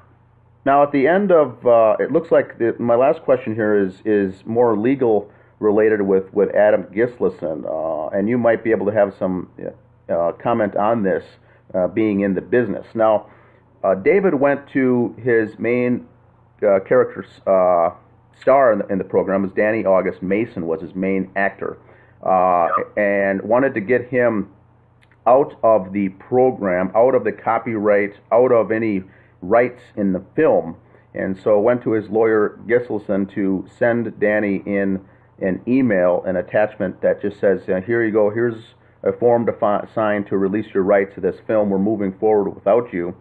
And Danny never responded back to that. And then in December, around the 7th, David Crowley wrote back to Danny August Mason and says, what's the status on that? Have you signed that away, because I need to move forward, and we need to essentially for this project cut ties. Danny August Mason said that I need to run it by my lawyer before I sign anything, and I'll get back to you. And he never really did. So it was clear that we've got evidence that David wanted Danny out of the project. He never responded back. Is that a common thing with as far as signing away your rights? Because if David would have become wealthy and made this project, Danny would have been sitting on the sidelines with absolutely nothing. Is that a common thing, or how would someone take that if you were served with a paper like that, essentially, with your essentially one of your friends working on it? I have no idea what David and Danny's deals were. I can't answer to that. And we had nothing behind that. We didn't have anything to do with that whatsoever. We didn't invite David to do that, so I don't even know why. I know that was brought up when we were doing our interview with Eric Nelson, but other than that, I have no idea why David did that, to be honest with you. Okay. So, yeah, he was on the verge around the. It seems like the September-October time frame is when he was doing some house cleaning with the guys on his project. And I don't know if you knew any of the fellas there, and I'm not going to ask you that, but he was cleaning house because he wanted to put together a new, quote, trustworthy team, and he was pulling away from everyone in his group, and I think that got spun into the media narrative that he was distancing himself and going into a deep depression and isolating himself, but really he was cutting ties with those closest to him because he didn't find them trustworthy, and I think that's what kind of leads into this whole when you get into the motive of the potential murders. He's sitting on this script, whether David was alive or not. That script could have been budgeted for 25-30 million, and that was the value of it. That was the potential value of the script, whether David was involved with it or not. And if he was wiped out, knocked out of the way, someone else took it over, they would have been able to reap the benefits of this project. And so that's kind of the thinking that those of us have as far as a motive for this. And the only people I'm getting hit with hard as people against that theory is the people in the gray state. They're saying there was no deal, there was no value, the script was worthless, David wasn't working with anybody. And, so it comes into that whole means, motive, and opportunity that many think that it's actually the gray state members themselves had the potential greatest thing to gain if David was out of the picture. If the body was found and someone else came and presented you with the script, would it still be viable? Will it still be the same asset value? Or was David the linchpin holding it all together? Well, when all this transpired, we backed away. We backed away because of all the conspiracy theories and everything else. We just, for a long time, for at least over a year, we didn't even discuss it. We just figured it was too toxic to even be involved with. So whoever got involved, I know since then they've made something. I know there were a couple guys out there that contacted me saying, hey man, we made this thing, we want you to see it, what's your thoughts? And we never even got involved. Then we had a conversation at least a year, if not a little longer than a year after David's death, with David's dad, and I think it was Danny Mason. I think it was.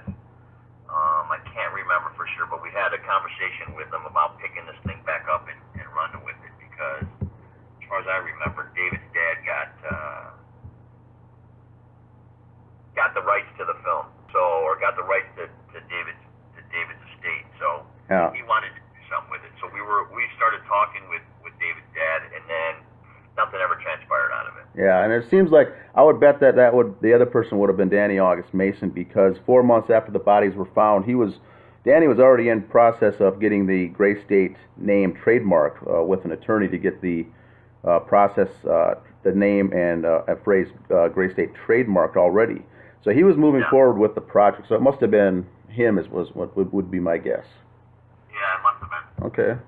All right, well, I've got to let you go here, Mike. I thank you for your time, but do you have any other closing thoughts to wrap this up to help clear the air if there's anything out there that you can think of? Not that I can think of. I mean, again, I'll reiterate myself, but we always had a pleasant experience with David. We never saw any downside to David whatsoever. Very, very motivated young man. It was actually a pleasure working with David. He took all of our ideas and all of our thoughts and took them to heart and never balked about it whatsoever to us. So, I mean, if he did something on his own time or, around someone else, we were never privy to it whatsoever. So. Excellent. All right. Thanks. That makes sense. All right, Mike. Thanks for your time. I think it's very helpful information. I'll get this out so people can make their own conclusions from it, but at least have some basis from someone in the know, someone who worked closely with him in his last final months, and I think it's very, very helpful. So I can't say enough. I appreciate your time. Thank you so much. All right. Thanks, Mike. Have a good day. Yep, you too. Bye-bye. Yep. I believe it's page 31 in the PDF file for the BCA lab report. They compared item 31, a bullet fragment, against the test-fired bullets from item 1 and item 57. They were performed, and the results were the following. Item 57 against 31 showed the presence of matching features. This means item 1 fired 31. The bullet fragment that is item 31, it was found over towards the window.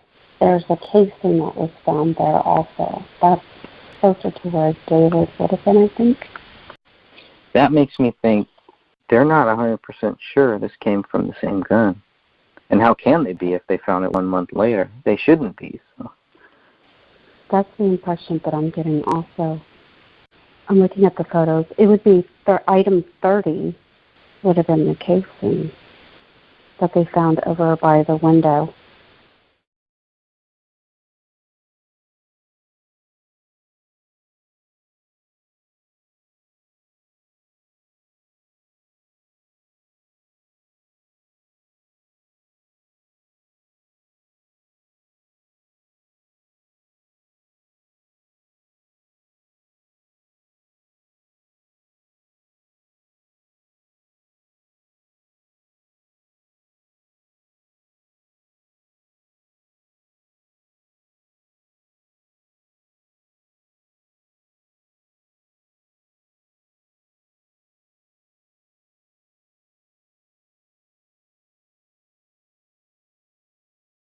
Item 2, the cartridge case. Edge of the carpet and recliner in living room. Item 3, cartridge case by the small stool in the living room. Item 7 is a live round. It is on the rug by hair clumps and torn Quran pages.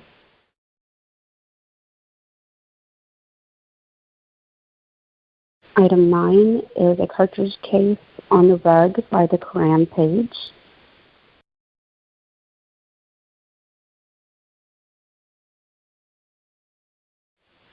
Item 30 is a cartridge case under the bookcase by the big window. The bullet fragment was item 31 by the bookcase, blue yoga mat by big window. Item 36 is a cartridge case by torn Quran pages by the couch on the rug. Item 37 cartridge case, by the corner of the rug, by couch, and by the pink Surface Pro. Then the bullet 42, 43, and 44 near Camille on rug. Item 45 was a bullet and basement wall. Bullet 53 is the one that fell out of the rug after the cleaners moved the rug. And then 57 is the attic bullet. It doesn't make sense that they would say, okay, we found 2, 3, 9, 30, 36, and 37 on the 17th, but we didn't find the 6 bullets that matched it. But somehow they missed 53 and 57 that first day, too. If they You're right, they missed 50 on that day. Yeah, you're right. They missed 53 because they found 53 a couple days after. Mm-hmm. They found 53 on January 19th, 2015. So they missed 2 bullets when they left the house. Mm-hmm. Because anything that they found after that day, they give it a higher number. For instance, 53 was found a few days later. I wonder what 54, 55, and 56 are now, too. 54 is classified as CD with images. And then after that it says item 28/1.1. They weren't even expecting 53 through 57. Or 57. Yeah. I'm sorry, you said 54, 55, and 56? 54 is images. 55, a CD with questioned handwriting. 56 is with footprints. And it's more images. 57 is the bullet in the attic. They were not expecting to find any of that. No, they weren't. These are things that were brought to their attention. Yeah, or else they would have never known about it. Mm-hmm. Yep. Which gives you a headache.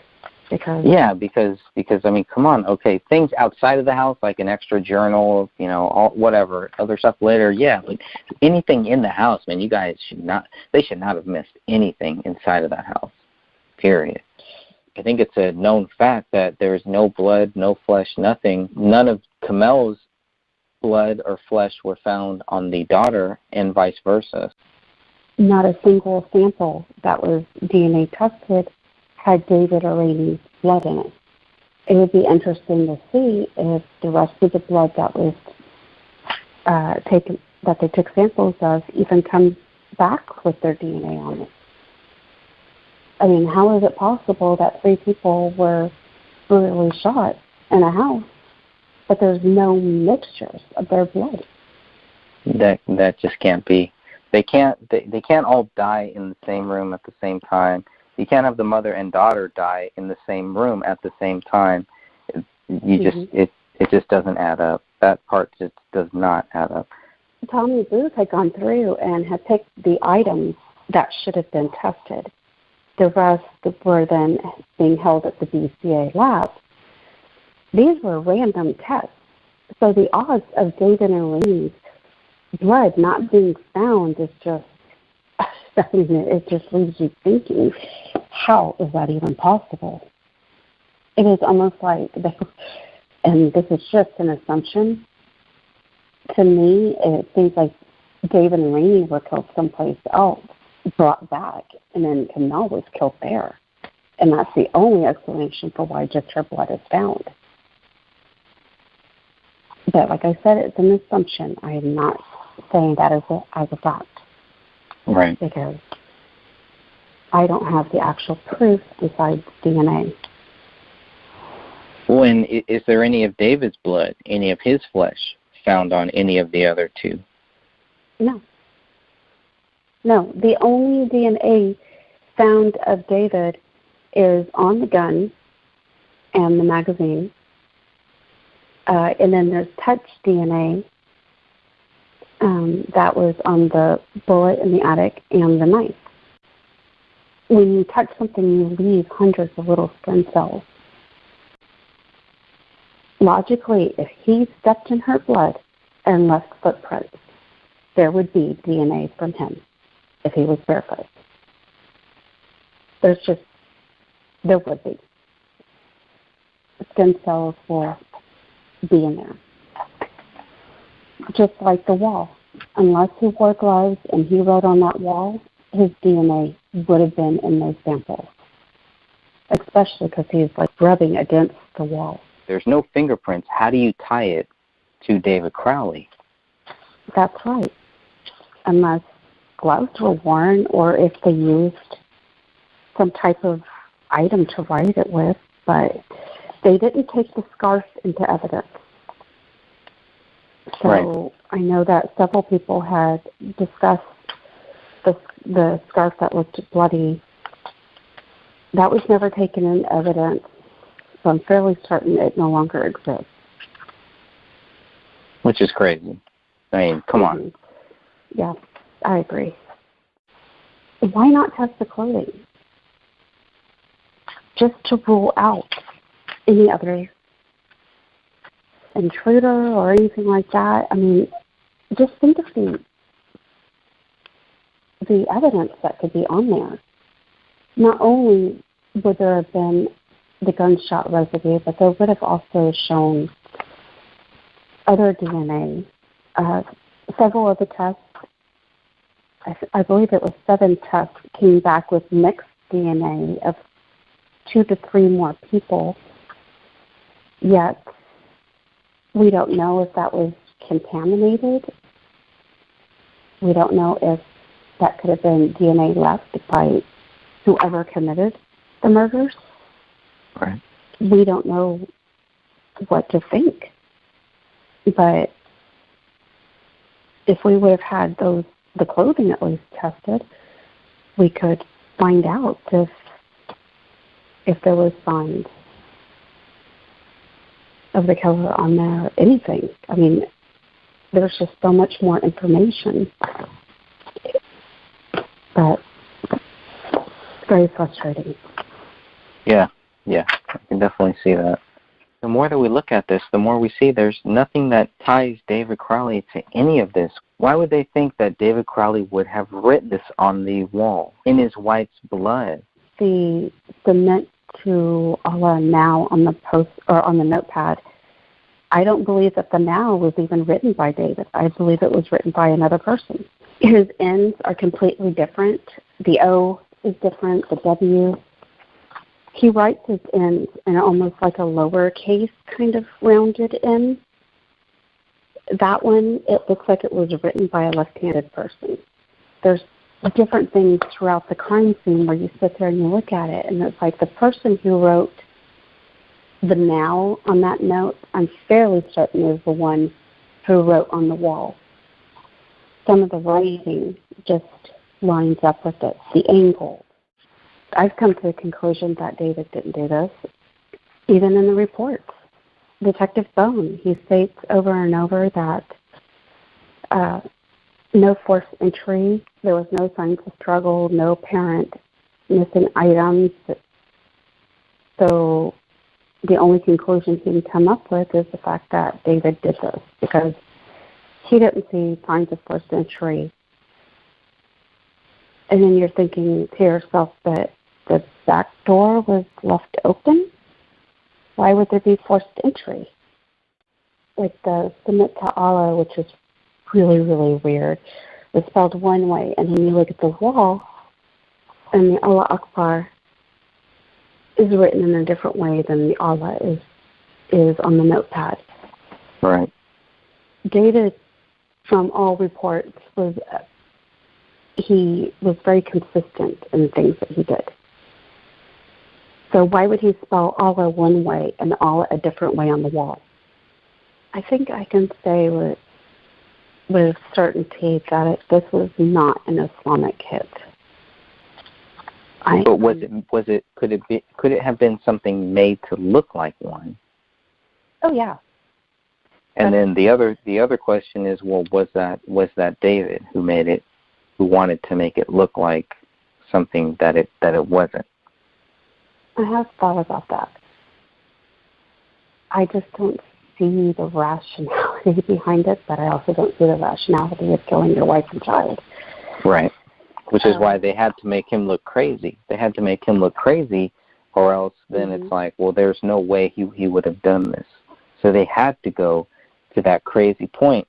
And the fact that they did it so early and so soon was just strange. Very, very strange. It was within hours that they came to that conclusion. I'm almost fairly certain that they came to that conclusion as they walked into the house, starting from the 911 call.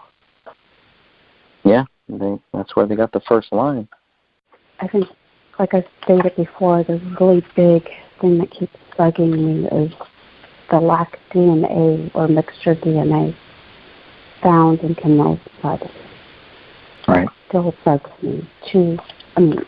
The odds of their blood not showing up at all. If they were killed in that same general area, it should be there. Yeah. And it's not. How does it not bug the police? How are they not questioning it? I think they just wanted to close this case. As we discussed in prior conversations, in the DCA lab reports for the DNA, there are 3 bullets that have Camille's DNA profile on it. And the bullets that were used, the .40 caliber hollow points, when they're fired, they become like a mushroom. And the parts that will travel, that part of the bullet that travels through you, when it becomes a mushroom, there's these little ridges around the top that come out that are like petals. And that's what rips through your skin, through your body, and bone.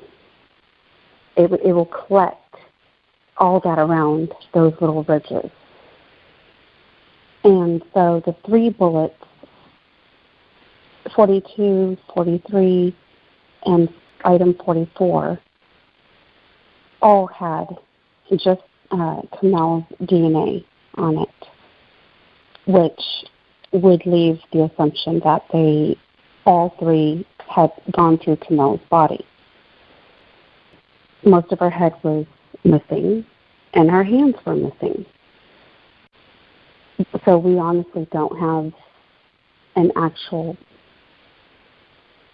trajectory of where each single bullet went through. They were able to pick up some skull fragments, but I don't believe that they were able to pick up enough. The 3 bullets that you have photos of, 42, 43, and 44, that were right on the carpet, the ones that were actually fired, those belong to Camille. Okay. I'm just writing that down. And those were the ones that were found the very first day. The bullet that was fired through the floor and into the basement wall, that would be item 45. Okay. And there was no DNA profile on that bullet, which means it did not go through anybody at all. Okay. It would have, those type of bullets, they would have collected something if it went through somebody. It would have collected tissue, bone. I mean, they're horrible. They're wicked bullets. Yeah. I don't know if you've ever seen any of the videos on YouTube, but the damage that they do, oh my goodness. There's a reason why some people use them. How long would that DNA or anything, blood, all that stuff, flesh, how long would it stay on these bullets? Do we have any indication of that?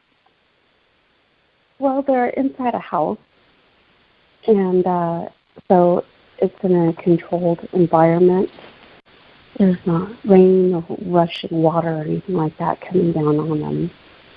Because I'm not an expert, it would be very hard for me to give you an actual time frame. It can corrode over time, DNA, but that's over a long period of time and exposed to elements. In a house where things are not actually, like the environment is not ruining it, in my opinion, it would last for an extremely long time. To give you an example, or to compare the bullets, the attic one, that one was found a month after the bodies were discovered. They only found touch DNA on that one. There was no blood detected. That would be on page 26 of the BCA report. So that would leave the assumption that it's just touch DNA if there wasn't blood on there. Meaning the bullet was just fired into the ceiling. It didn't. It's not the bullet that killed. Like you said many times already, and it's not the bullet that David killed himself with. Yes, and it's the same type of bullet that was used in these killings, though. So David had handled that bullet in his hands as he put it into the clip magazine.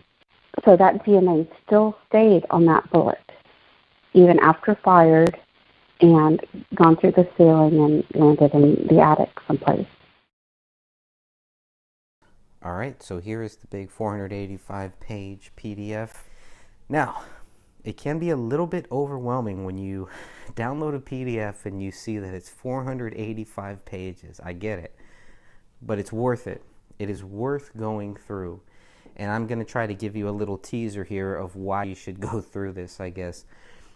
The first reason, obviously, is for facts or is for data. So if you don't believe what is being written in this report is necessarily facts, it is data. So we are collecting data. The first thing you're going to find from page 1 through 5 is the Minnesota BCA ACISS 2015-28. Report is dated 1/17/2015. You have the occurrence dates of 1/17/2015 at 1400 to 1/18/2015 at 5:30 a.m. 0530. Page 6 through 8 is Brian Bones' application for a search warrant, January 17th at 15:06 military time. That would be 3 p.m. Page 9 and 10 is the actual search warrant that is signed by the judge of the district court at 15:06. Page 11 is Brian Bones' receipt, inventory, and return. This shows that at 1651 they searched the house, the vehicles, and the bodies. They collected items AV-1 through AV-22. Pages 12 through pages 13 are written by Sean McKnight. The receipt, inventory, and return. Date of search warrants issued by the judge is the wrong year on both pages, 12 and 13. The collected items AV-23 through AV-55 were collected, or at least written down, by Sean McKnight. And you can see on this, you can see that it's noted who actually collected that item. You'll see a TB, Tara Becker, SM, Sean McKnight, and so forth. BB, Brian Bone. So that's what those little indications are next to it. Page 14 through 17 is the Minnesota BCA ACISS Investigative Supplement Report, 2015-28/1. Report date is 1/22/2015. Two case files are mentioned here. The AVPD 15-303, and the other case file that is mentioned here is the MNBCA Forensic Laboratory S15-00662. Okay, so 1.1, 1.2, and 1.3 are CDs. There are 3 CDs out there. 1.1 contains the raw digital images of latent prints from the crime scene. 1.2 is a CD that contains raw digital images of handwriting on wall from the crime scene. And 1.3 is a CD containing raw digital images of bloody footprints found at the scene. Page 17 specifically mentions blood footprints.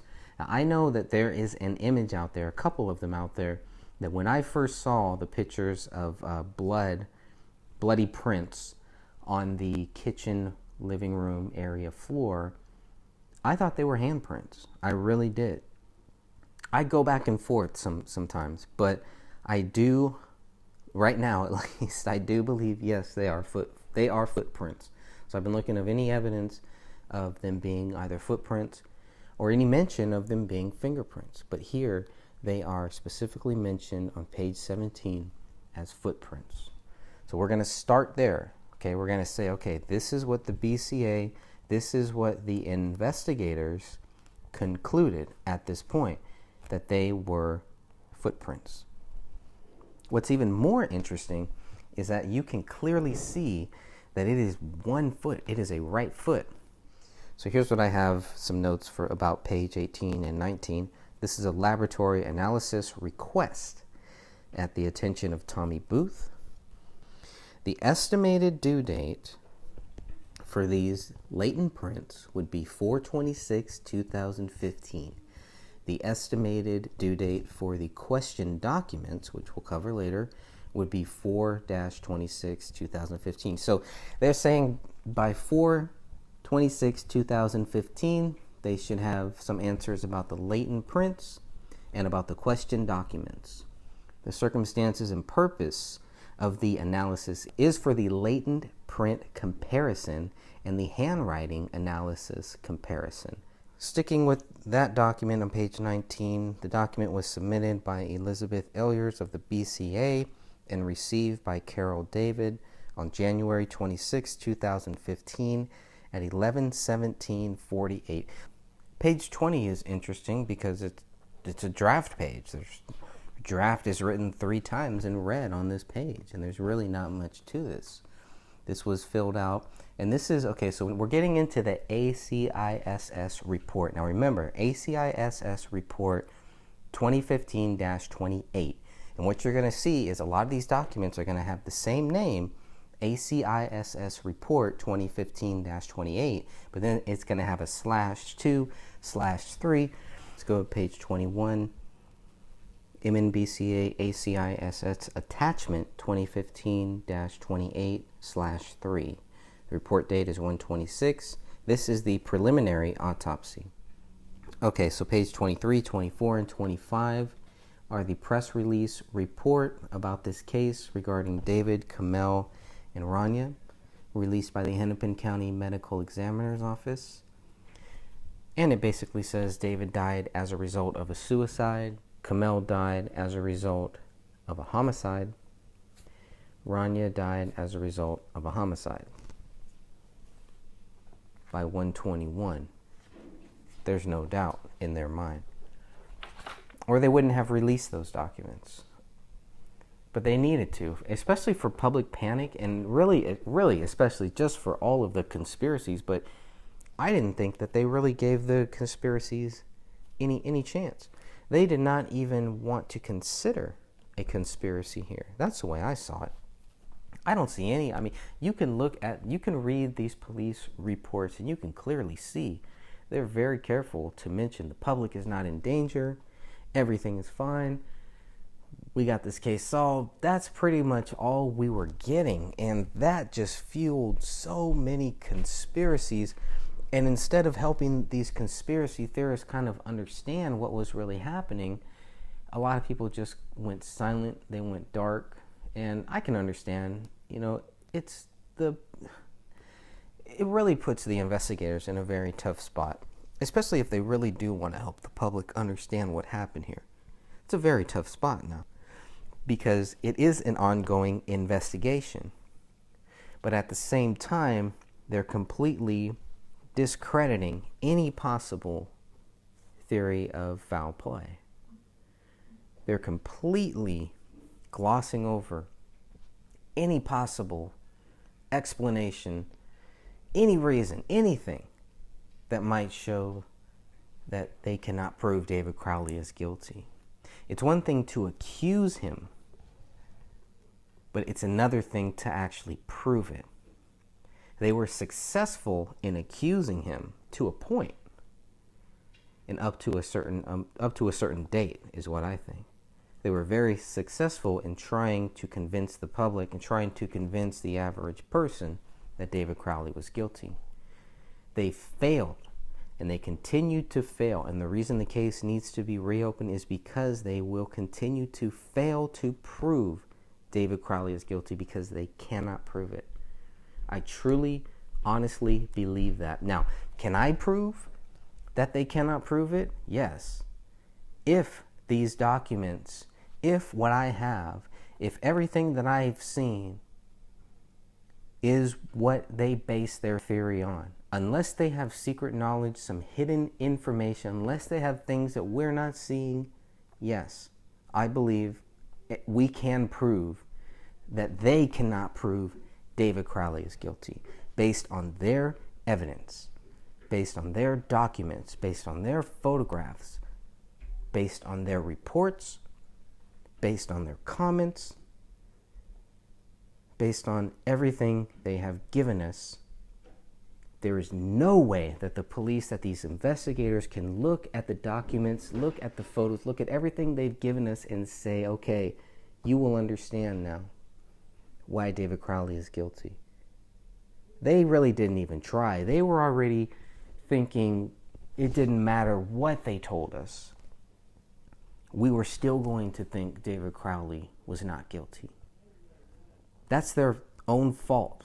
And they were monitoring the group page. They were monitoring the Justice for David Crowley and Family Facebook group and the Justice for David Crowley of Gray State Facebook page. So they knew that there were people like me who were not convinced. They lumped people like me into a category where everybody thought that the government killed David, and that was it. That's totally wrong, and that's totally unfair to real people who were really looking for what really happened here. They did a big disservice to us. So I think they were kind of like, well, it doesn't matter what we tell you, you're still going to think David Crowley didn't do this. And to me, that made it sound like, okay, so then you're not going to put any effort into it, right? That's pretty much what you're telling me, and that's what I told. Well, I didn't tell Gummert. That's what I should have told Gummert. Is you just said that no matter what, you think we'll still be convinced that David Crowley did not kill his wife and his daughter and then kill himself. Even though I've stated publicly many, many times that I'm open to it, that I want to see it, I want the evidence. They didn't even look at that. They didn't even care.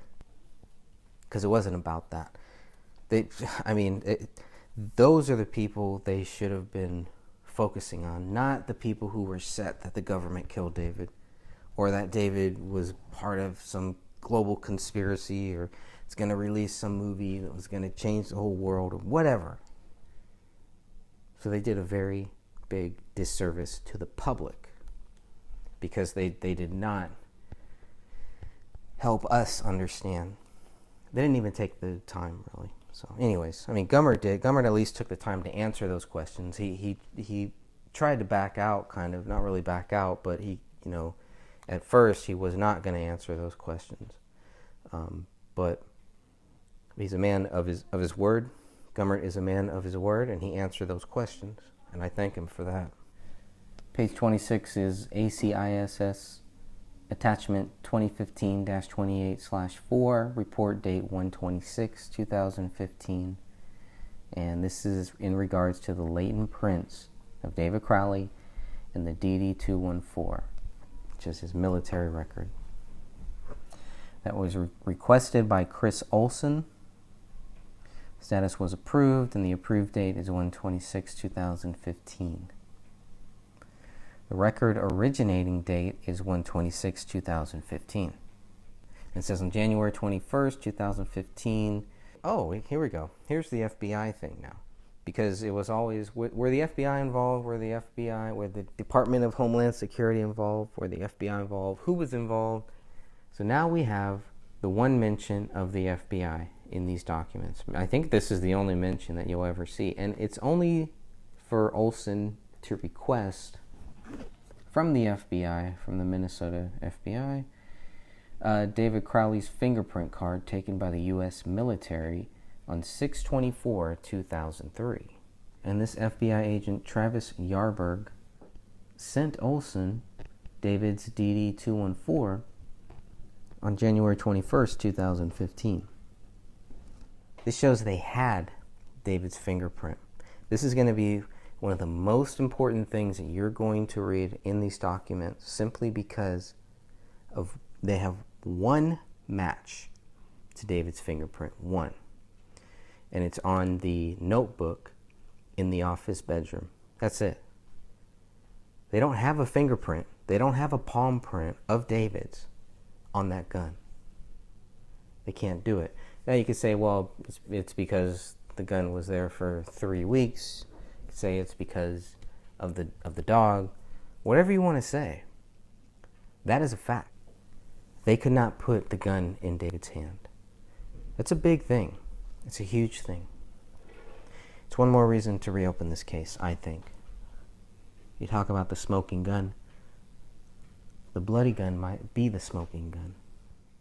Okay, so Olson gets the fingerprint card from the FBI on January 21st. Then on the following day, he receives David's DD-214 from SAIC Michael F. McDaniel.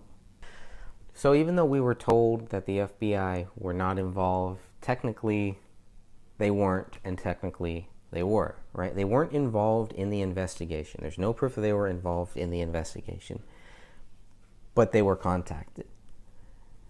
So, semantics, yeah, okay. I'll give them that one.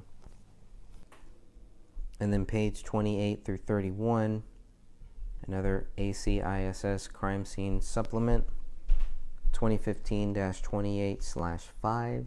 So now we're into the fifth part. Still dated 1/17/2015. The crime scene processing. That's what we're going to be going through here now.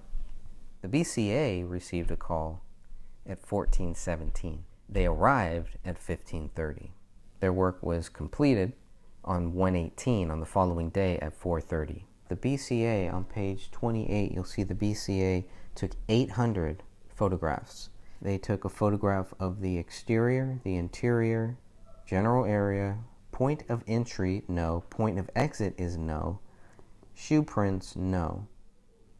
That was interesting. Footprints, yes. Tire tracks, no. Tool marks, no. Victim injuries, yes. Weapons, yes.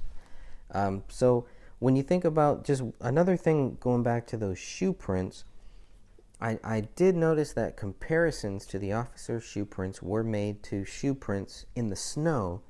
And then I wondered, did the police ever compare David's shoes to the shoe prints in the snow?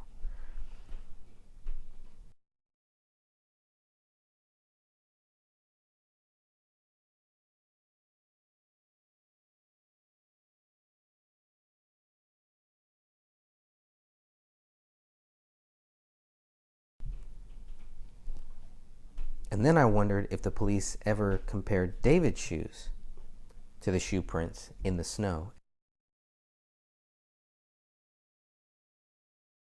Page 31 shows Ellier's story. She was contacted by the BCA's Operations Center, and she was requested to respond to the crime scene in Apple Valley. SSA O'Donnell documented the crime scene through video, which was recorded onto a mini DVD and which was later transferred to a DVD for easy viewing. So the photos are on a DVD that is marked item .2. Page 32 and 33 cover the Minnesota BCA ACISS attachment 2015-28/7. So now we're to the seventh document associated with this. The report date is 2/13/2015 from 17:05 to 17:13. Okay, these reports and exhibits are received by the Apple Valley Police Department.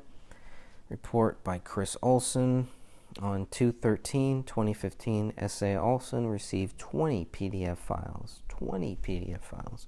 These files included reports and other investigative exhibits relevant to this investigation.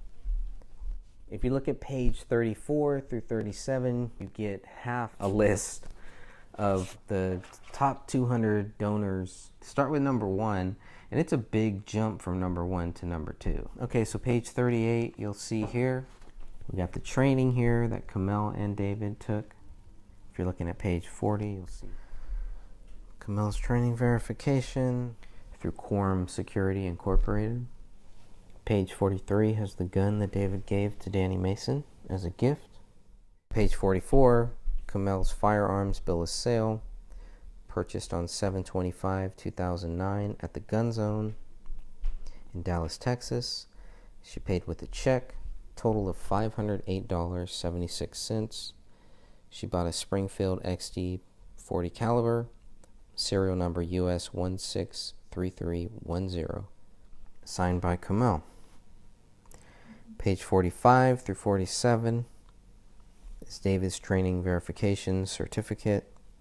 Course completed on November 8, 2009, and done by the same company, Quorum Security. Page 48 is David Crowley's private firearm transfer to Adam Schambauer.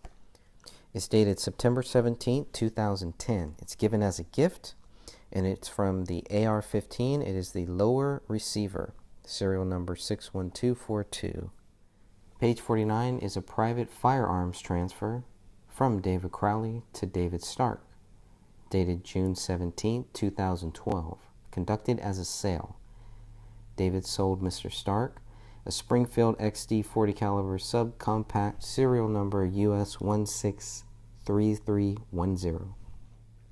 Kamel buys this gun on 7/25/2009 in Dallas, Texas for $508, sells it, or David sells it, to David Stark June 17th of 2012.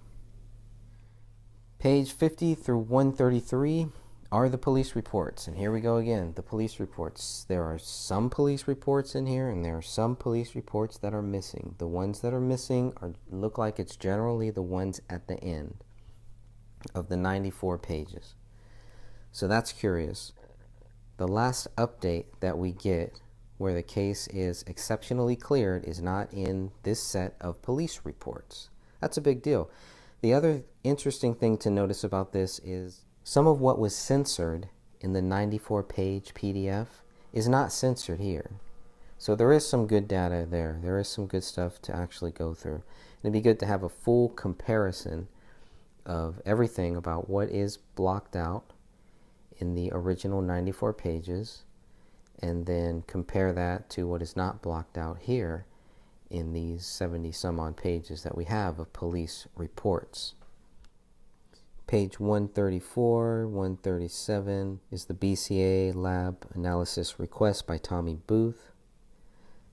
The section involved the crime scene team. The estimated due date is 2/17/2015. Firearms, the estimated due date is 5/18/2015. Latent prints, the estimated due date 4/18/2015. The nuclear DNA, estimated due date 5/18/2015. And the question documents, estimated due date 4/18/2015. This is all on page 134. The evidence list begins on page 134 as well, and goes through all of the items number 1 through 48. Now, you'll notice just 1 through 48, because right now they don't have 49 through 56, and then later they'll have 57. So you're going to see this document, 3 sets of the same document here. Okay, and as we move on to page 138, the AVPD press release. Now we're going to see 1, 2, 3, 4, 5 of these press releases. Note these dates, note these times. This is very important. All right, so on page 138, this is the very first one. This is the first press release. Suspicious deaths. And you'll note here, It does not mention a double murder or suicide. This was set to release at 3:30 p.m. January 17th, 2015. A little over 2 hours have passed, and the first press release goes out. Suspicious deaths. Doesn't really say much. Shouldn't say much because they don't know much. This one is dated January 18th, set for release at 11:40 a.m. This one does mention a murder-suicide, but they're very clear to make sure that there's no threat to public safety. To me, that shows, and I think this has been brought up many, many times, but just to say it again, it does show that by this time, the police were working with the theory that David Crowley was guilty. That is their working theory. They don't have 2 bullets yet. They don't have item 53. They don't have item 57. Item 57, obviously, they don't find that one until February 18th when they're told about it by Chris Klein, or else they would never have item 57. So thank you, Chris Klein. Think about that for a second. Let's say they never had item 57. This wouldn't match up. Nothing would match up. Of course, only 4 bullets and 6 casings found on January 17th does not match up either. So if you're still looking at page 139, you can see, based on this, that the medical examiner's office is still working to positively identify the 3 dead bodies. They haven't identified them yet, and they're already working with this theory that David Crowley is guilty. Even on January 19th, they don't have a positive ID, page 140. But they're already treating this as an apparent murder-suicide. So maybe they're just being cautious. Maybe that's just legal speak, and they're just making sure CYA. And on page 141, dated 1/21/2015 at 3 p.m. Now they have a positive ID. So by 1/21, they have a positive ID. They have already said that they believe that this was a murder-suicide. We can conclude that by 1/21/2015, the police are working with that theory that David Crowley is guilty. They're not looking at other theories. They're not looking at foul play. They've ruled out foul play. Okay, page 142 is going to be the 5th and final press release that we're going to see here. And the investigation is still ongoing. Last verified activity from the residents was late December of 2014, according to investigators. Captain John Bermel is actually quoted in this last one. He is quoted, "The analysis of these devices could provide important information about this incident, but that analysis will take time." Page 144, 145, and 146 all look like they are trying to identify Kamel. January 18th, 1:49 a.m. Ryan Olson sends Sean McKnight this image on page 145 to identify her by her tattoos. Probably one of the fastest, easiest ways to identify a person, I would think. We're going to move on to page 147. Page 147 shows how they were trying to identify David Crowley through the tattoos. And you will note that date originally sent from Ryan Olson to Sean McKnight on January 17th, 2015. Okay, page 150 to 151 is a release form where they are releasing the dog to Dan Crowley Jr. The dog was obviously impounded on 1/17/2015. It's a mixed breed. It's a male. Dan Crowley Jr. claims that dog on January 21st, 2015, according to these documents here. So this fax that we're seeing here, this document was faxed from the pet hospital to the Apple Valley Police Department on January 21, 2015. You can see that on page 151. On page 152, you will see that on January 23, 2015, Tommy Booth is notified that the forensic scientist assigned to the nuclear DNA section assignment in this case will be Rebecca Diane. Page 153 is the handwritten report with the list of authorities involved. This lists everybody who was involved in this case. Page 154 through 157 is Kamel's messages with an unnamed person.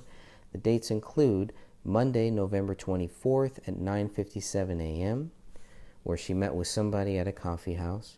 Kamel's plans for after the holidays. Quote, I'd also be interested in planning a more elaborate, fun get-together after the holidays. On page 155, she's corresponding with somebody on December 3rd, 12:39 p.m., and she responds on Friday, December 5th at 11:53 a.m. So you can read page 154 through 157, and you can see, and you can judge for yourself, because we get down to page 156, and now we're in December of 2014.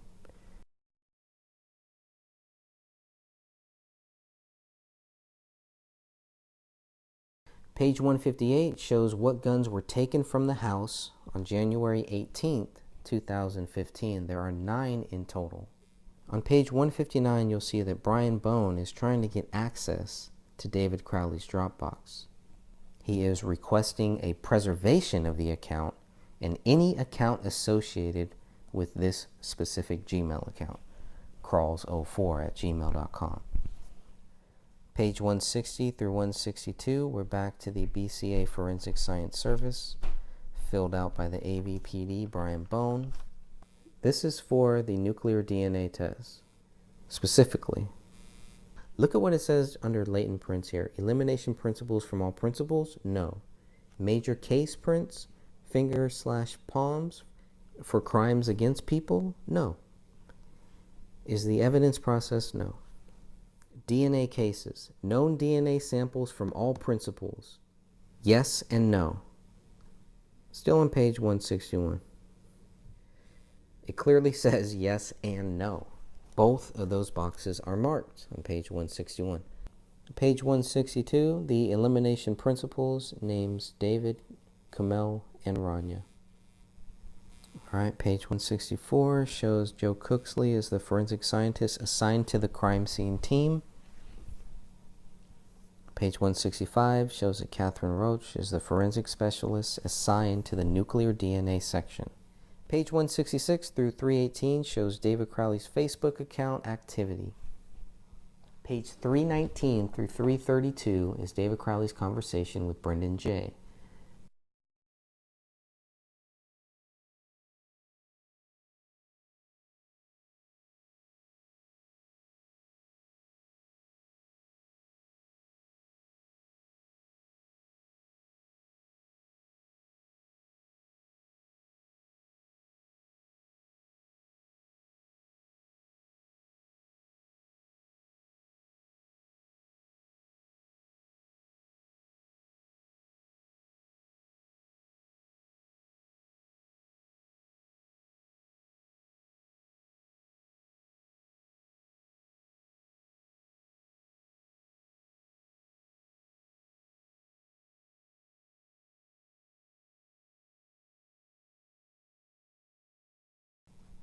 Look at page 335 and 336 now, and you will see this post that was removed. You won't find this post anymore on David's social media. This was removed, a removed post, page 335 and 336.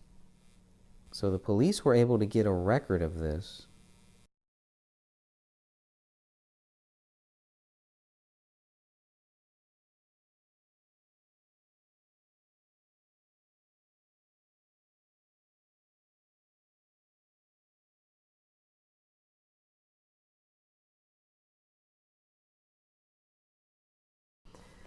All right, page 337 shows Sean Wright with Luke Radowski. Again, you got to ask why. What is going on here? Well, obviously, to the police, page 337 relates to 335 and 336, or it also relates to 338. Check out 338. That's when Sean Wright starts asking for the admin rights. So I was just wondering, when I looked at page 341, I was like, why is this post here? And then I scrolled up to page 340, 339.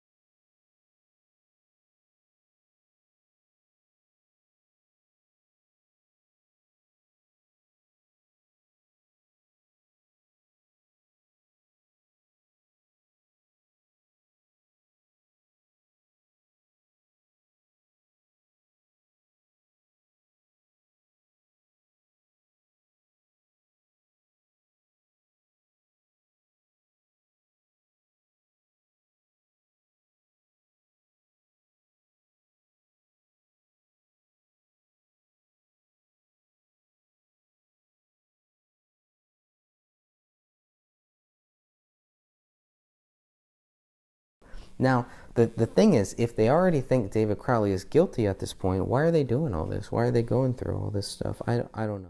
Page 342 is the email exchange between David and Jason Allen.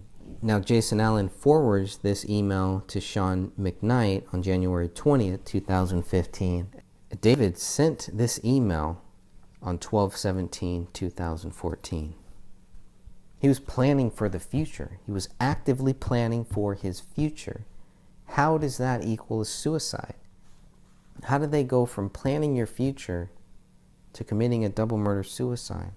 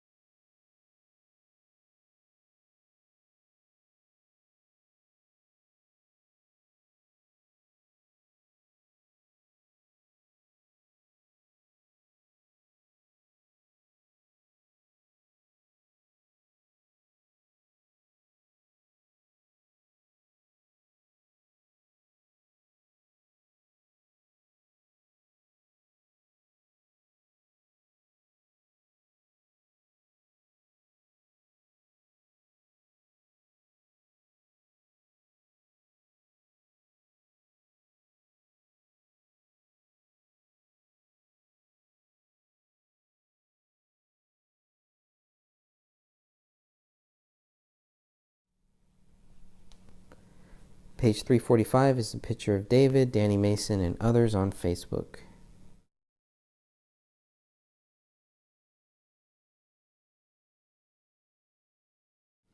Page 346 through 349 is the AVPD Property and Evidence Report. Very important document here. Page 350 is the Property and Evidence Report, dated 1/22/2015 at 1:59 p.m. This is the bullet that rolled out of the carpet. It's also listed as item 026 on there. Page 352 is another Property and Evidence Report with the bodies in the bags. This is print dated 1/27. Page 353 is David's clothing list. Page 354 is the evidence receipt for David's clothing list. Page 356 to 358 is the same thing for Kamel, her evidence receipt.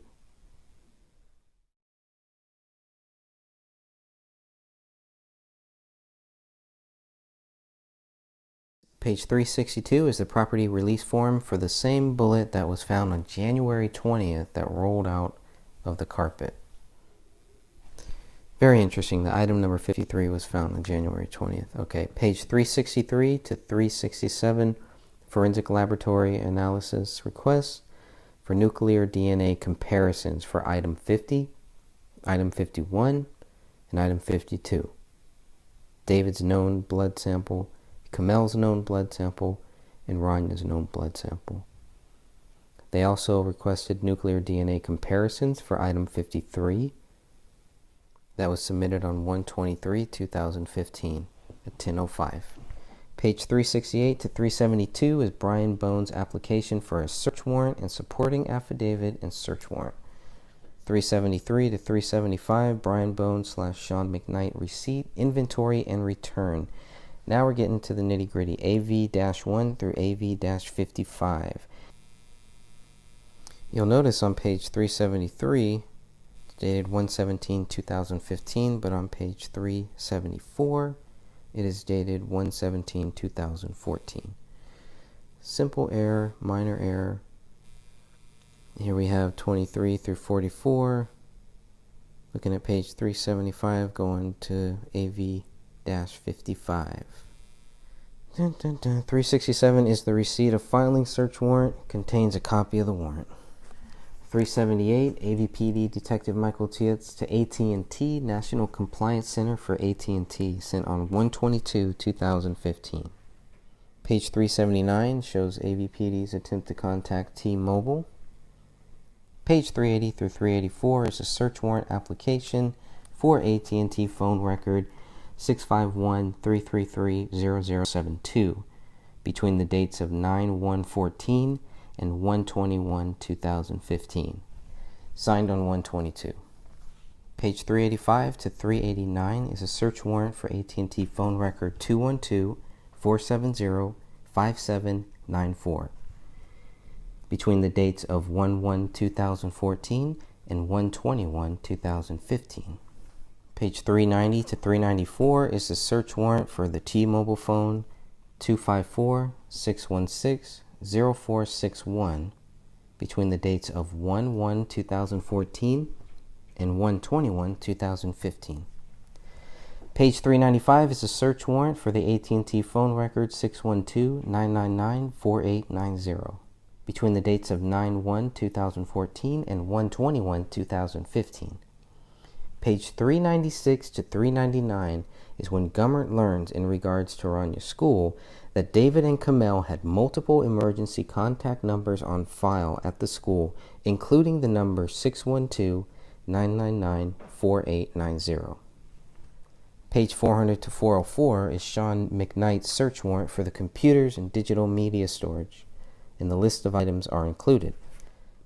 This evidence may show motive, pre-planning, intent, or a recording of the crime itself in video, still images, or audio form. And we know that's not true. 28 devices were found in total. This is the autopsy of David has not yet been started. If you look at page 401, just going to quickly go to a different document here to refer when the autopsies of David were done. Autopsy here says 11:50 a.m. So page 1 of David Crowley's autopsy says 11:50 a.m. But Sean McKnight's report clearly says the autopsy hasn't even been started yet. And it's signed and dated 13/30, 1/18/2015. Okay. Page 405 to 409 is Brian Bone's application for a search warrant and supporting affidavit. They're requesting financial records, Wells Fargo records.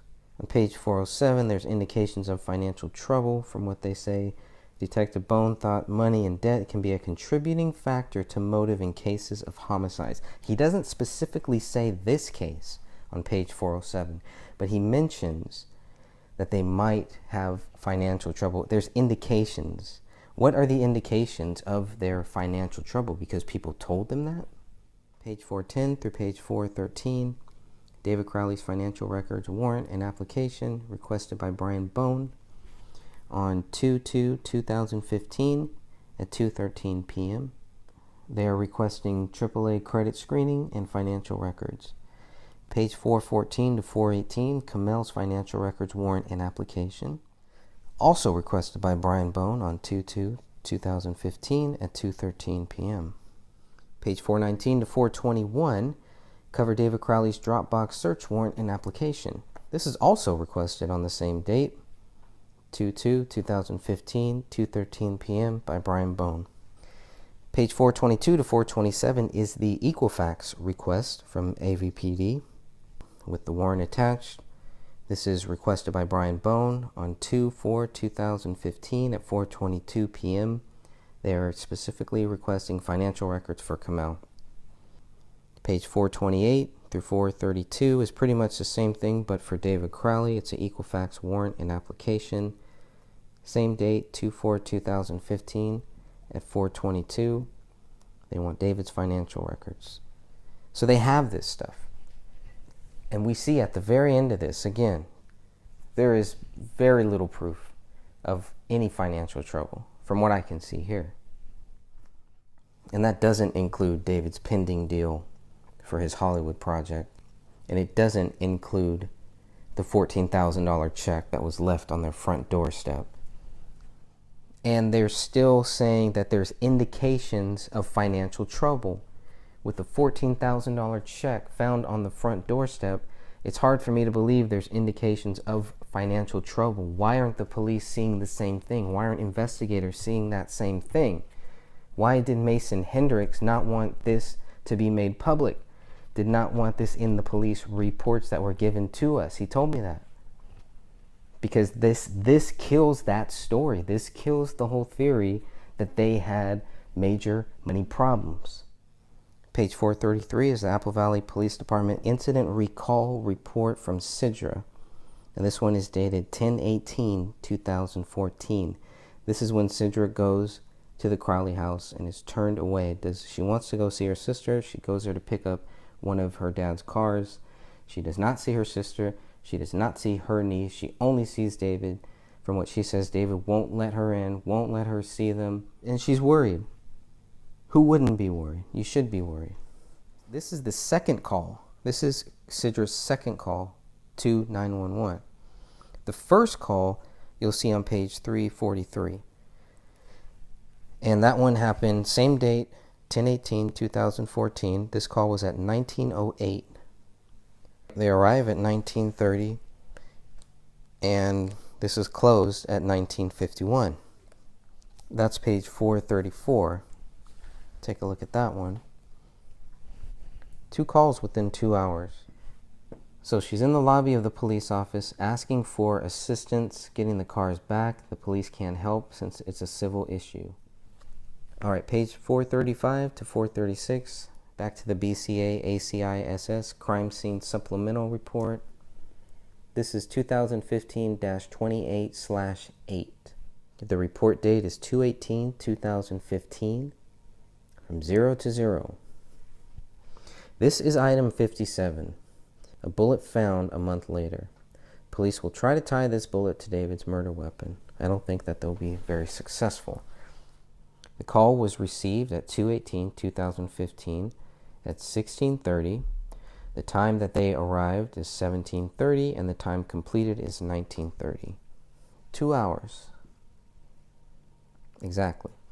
28 photographs were taken this third time that they've come into the house now.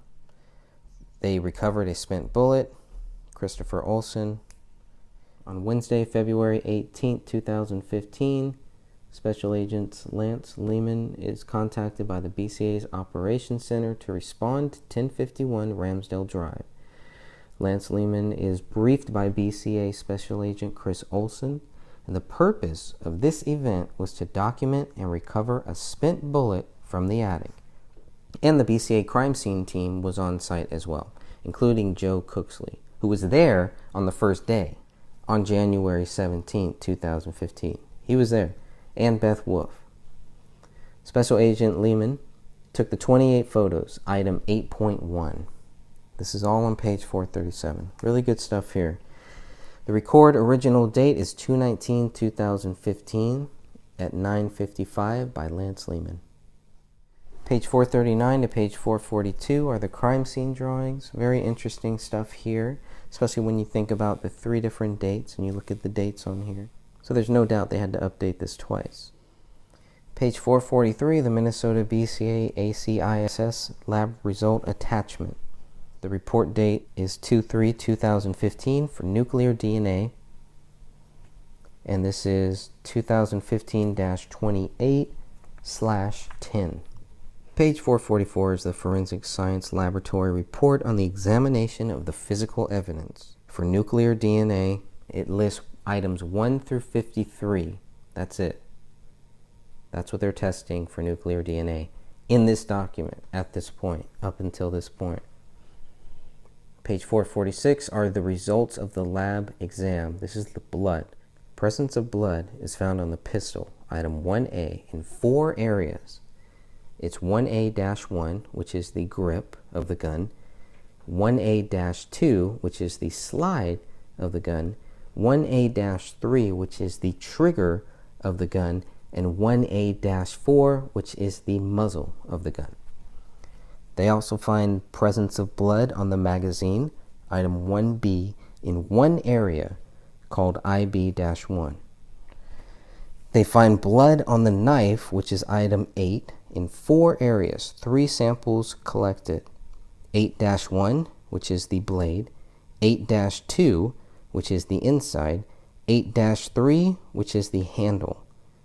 They found presence of blood on the pin, item 40, 40-1, on the grip of the pin. They found presence of blood on the notepad, item 41, 41-1, on the front cover, 41-2 on a page. They found, okay, now we're getting into bullet. I'm going to call this bullet 1, item 42, bullet 1. They found blood on the bullet, item 42-1. 42-1 is the actual blood on the bullet. Bullet number 2, item 43. They found blood on the bullet, item 43-1. We're still on page 446. And we're going to look at bullet number 3, item 44. Blood on the bullet, and the blood on the bullet is labeled as item 44-1. Here's where blood was not found. Blood was not found on 1B1, which is a cartridge. Blood was not found on 1B2, which is a cartridge. Blood was not found on 1C, which is a cartridge. Again, blood was not found on 45, which is a bullet. Page 447 shows the hair and fiber and when they were collected on. Not examined at this time were items 4 through 7, 10, item 13, item 16 through 22, item 25, item 26, item 28, item 29, and item 31 through 33. This is signed by the forensic scientist in charge, Rebecca Dian. Okay, page 448, Minnesota BCA ACISS lab result attachment, 2015-28/11. This is dated 3/11/2015. Lab number 2, crime scene team. Page 449 is a forensic science laboratory BCA result of the field examinations report 2, item 1 through 57. Brian Bone requests BCA crime scene team to go to the house to look at the hole in the ceiling and search for any possible related bullet. So Brian Bone calls the BCA Operations Center sends out their team on 2/18/2015 to recover item 57. Hours in the house from 1745 to 1945. Page 452 shows the observations of the scene. Page 453 shows the description of the bodies. This is a very important read. Okay, page 454 shows HCME entered the scene at midnight on 1/18/2015. The bodies are taken 90 minutes later. Fragments of bones and tufts on the hair were observed on the area rug in the living room. Page 454 is a list of items collected. Item 1, Springfield XD, XD546473 with blood on it. Cartridge cases, items 2, 3, 9, 30, 36, and 37. Cartridge item number 7. 3 bullets, 42, 43, and 44. Bullet fragment item 31. Book with blood on it. Item 4. Pages torn out of the book with blood. Item 5, 6, and 10. The knife, open, locked back knife. Item 8. Page 454 clearly shows that the knife was open. Blood swabs from the wall, A and B, items 11 and 12. Page 455, blood swabs from the east wall, item 29. Blood swabs from the south wall behind the Christmas tree, item 33. Blood swabs from lower front right corner of the recliner, item 34. Blood swabs from wood floor outside of area rug, items 13, 14, 15, 18, 19, 20, and 32. The magazine from item 1 had blood on it, ridge detail, loaded with less than 4 cartridges, also a cartridge in the chamber. Page 456, item 57 is mentioned. A projectile was traveling generally west to east as it entered the ceiling and exited the attic. From the island counter wall below the countertop, items 16 and 17. Blood swabs of underside the island countertop, item 28. Blood swabs of the laptop's A key, item 24. Blood swabs of the keyboard surface, item 23. Blood swabs from the island countertop next to the laptop, item 25. Blood swab of tissue box, item 26. Blood swabs of cell phone, item 35. The dishwasher was open, dish racks pulled out. Blood swab of the kitchen floor, item 21. Blood swab inside the dishwasher, item 22. Page 457, items 46 and items 47, the notepad and the note page, possible handwriting samples from Kamel. Page 457, item 48, checkbook from David, possible handwriting samples from David. Blood swab collected in hallway outside of the office, item 27. Blood swabbing of office desk, item 39. Blood swabbing of notepad, item 41. Possible bloody ridge detail in blood on previous page 2. Blood swabbing of pin, item 40. Open safe in the master bedroom. Loaded magazine with keys and miscellaneous items. There is a swabbing of push keys on the top of the safe, item 38. Page 458 is the house diagram. You have the basement wall bullet here.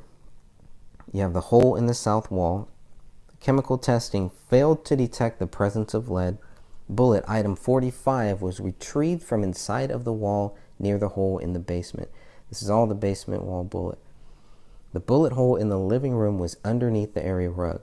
Holes were observed in both the area rug and the wood floor underneath that rug. Chemical testing of hole in wood floor failed to detect lead. Page 459, additional items submitted. Item 49 by Special Agent Chris Olson. Item 50 through 53 by Whitney Dorn. Item 54 through 56 by Special Agent Beth Ellers. Nuclear DNA tests were done on items 1 through 45, items 50 through 53, and item 57. Latent prints were done on item 1, item 40, item 41, item 49, and item 54. Firearms, item 1 through 3, item 9, item 30, item 36, item 37, item 42 through 45, item 53, and item 57. Question documents, item 41. No analysis at this time was done on items 46, 48, 55, and 56. This is dated 3/11/2015. Page 460, the Minnesota BCA ACISS lab results attachment, 2015-28/12. The report date is 3/16/2015 for nuclear DNA. Page 461 is about Rania Crowley's known blood sample, which is item 52, single source composite DNA profile. Page 464 shows the nuclear DNA tests were done on item 1, the gun, which is 1A and 1B, item 8, the knife, blood swabs for items 11, 14, 23, 27, and 35. Nuclear DNA tests were also done on item 38, the push keys from the gun safe, item 41 from the notepad, item 42, 43, and 44, which are all bullets, item 45, which is the bullet in the basement wall. This is all nuclear DNA tests. These nuclear DNA tests were also done on item 50, which is a blood sample of David Crowley, item 51, a blood sample of Kamel Crowley, and item 52, a blood sample of Rania Crowley, page 465. These tests were also done on item 53, the bullet that rolled out of the rug, and item 57, the bullet that police found in the attic. No blood on that bullet. Sampled, collected, labeled as 57-1. Still on page 465, here are the DNA results. Item 1A-3 is a mix of 2 or more people with major male DNA profile that matches David. Major profile does not match Kamel or Rania. Rania cannot be excluded from being a possible contributor. Kamel is excluded. Item 1B is a mix of 2 or more people. Major male DNA profile matches David. Major profile does not match Kamel or Rania. Kamel and Rania cannot be excluded as contributors. Estimates 99.95 to 99.97 of the general population can be excluded. Page 466 is item 8-1, which has a mix of 2 or more people. David, Kamel, and Rania cannot be excluded from being contributors. 99.95 to 99.98% of the estimated general population can be excluded. Items 11 and items 44-1. Single source female DNA profile matching Kamel. David and Rania are excluded. Item 14, 23, 27, 42-1, and 43-1. Female DNA profile matching Kamel. David and Rania are excluded. Item 35 has a mix of 2 or more people. Kamel and Rania can't be excluded. David is excluded along with 99.9998% of the general population. Page 466, item 38, which shows a mix of 2 or more people. Major DNA profile matches Kamel. Major DNA profile does not match David or Rania. However, David and Rania cannot be excluded from being possible contributors to the mixture. Page 467. Item 41.2 has a mix of 2 or more people. Major DNA profile matches Kamel. Major DNA profile does not match David or Rania. David and Rania are excluded. Item 45-1 shows no DNA profile obtained. Item 53-1 shows a mix of 2 or more people. Major DNA profile matches Rania. Major DNA profile does not match David or Kamel. David and Kamel are excluded. This is very important right here because item 53-1 is the bullet that rolled out of the carpet on January 20th. What you're reading here shows they did not have the bullet that they will say killed Rania until 4 days after the bodies were taken out of the house. That's ridiculous. 4 days after, January 17th goes by. Bodies are taken out January 18th. January 19th goes by. January 20th, when there's cleaners in the Crowley house, a bullet rolls out of a carpet, lands on the hardwood floor. Cops are called in to collect this bullet. This document on page 467 shows this is the bullet that killed Rania, most likely. That's what it's telling me. They missed this bullet too. The only bullets they found, if their logic is correct, the only bullets they found on January 17th were related to Kamel. Page 467 to 468 covers item 57. There is a male DNA profile that matches David Crowley. Kamel and Rania are excluded. Insignificant genetic information led to no statement on minor types. Page 469 is the autopsy reports. Minnesota BCA ACISS attachment 2015-28/14. The report date is 4/14/2015. This is the final autopsy reports. Page 470 shows that Chris Olson receives the final autopsy reports. Final autopsy claims David died of a self-inflicted gunshot wound to the head. Page 471, the Minnesota BCA ACISS lab result attachment 2015-28/15 with a report date of 5/24/2015. Lab 5-FA. Page 472 covers the forensic science laboratory tests on firearms. Lab 5, there's an item list. This is dated 5/22/2015. Page 473 shows the results of the laboratory examination. On item 1, the gun fired item 2, fired item 3, item 9, item 30, item 36, and item 37, for a total of 6 .40 cal Smith & Wesson cartridge cases.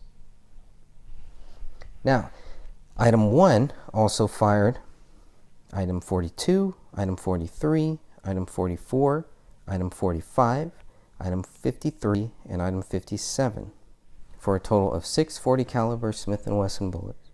They find matching features between item 57 and item 31. So item 1 fired item 31. Item 7 was not examined. It's a cartridge. So they take the matching features between item 57 and item 31 to show that item 1 fired item 31.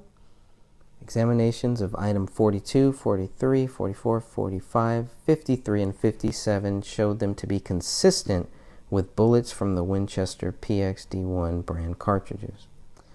You know, when I first read this, I thought it was the other way around. I thought they were using item 31 to help prove item 57 was fired by David's gun. Reading this now, I'm looking at it differently, and now I'm thinking they're trying to say what they found with item 57 helps them prove something about item 31.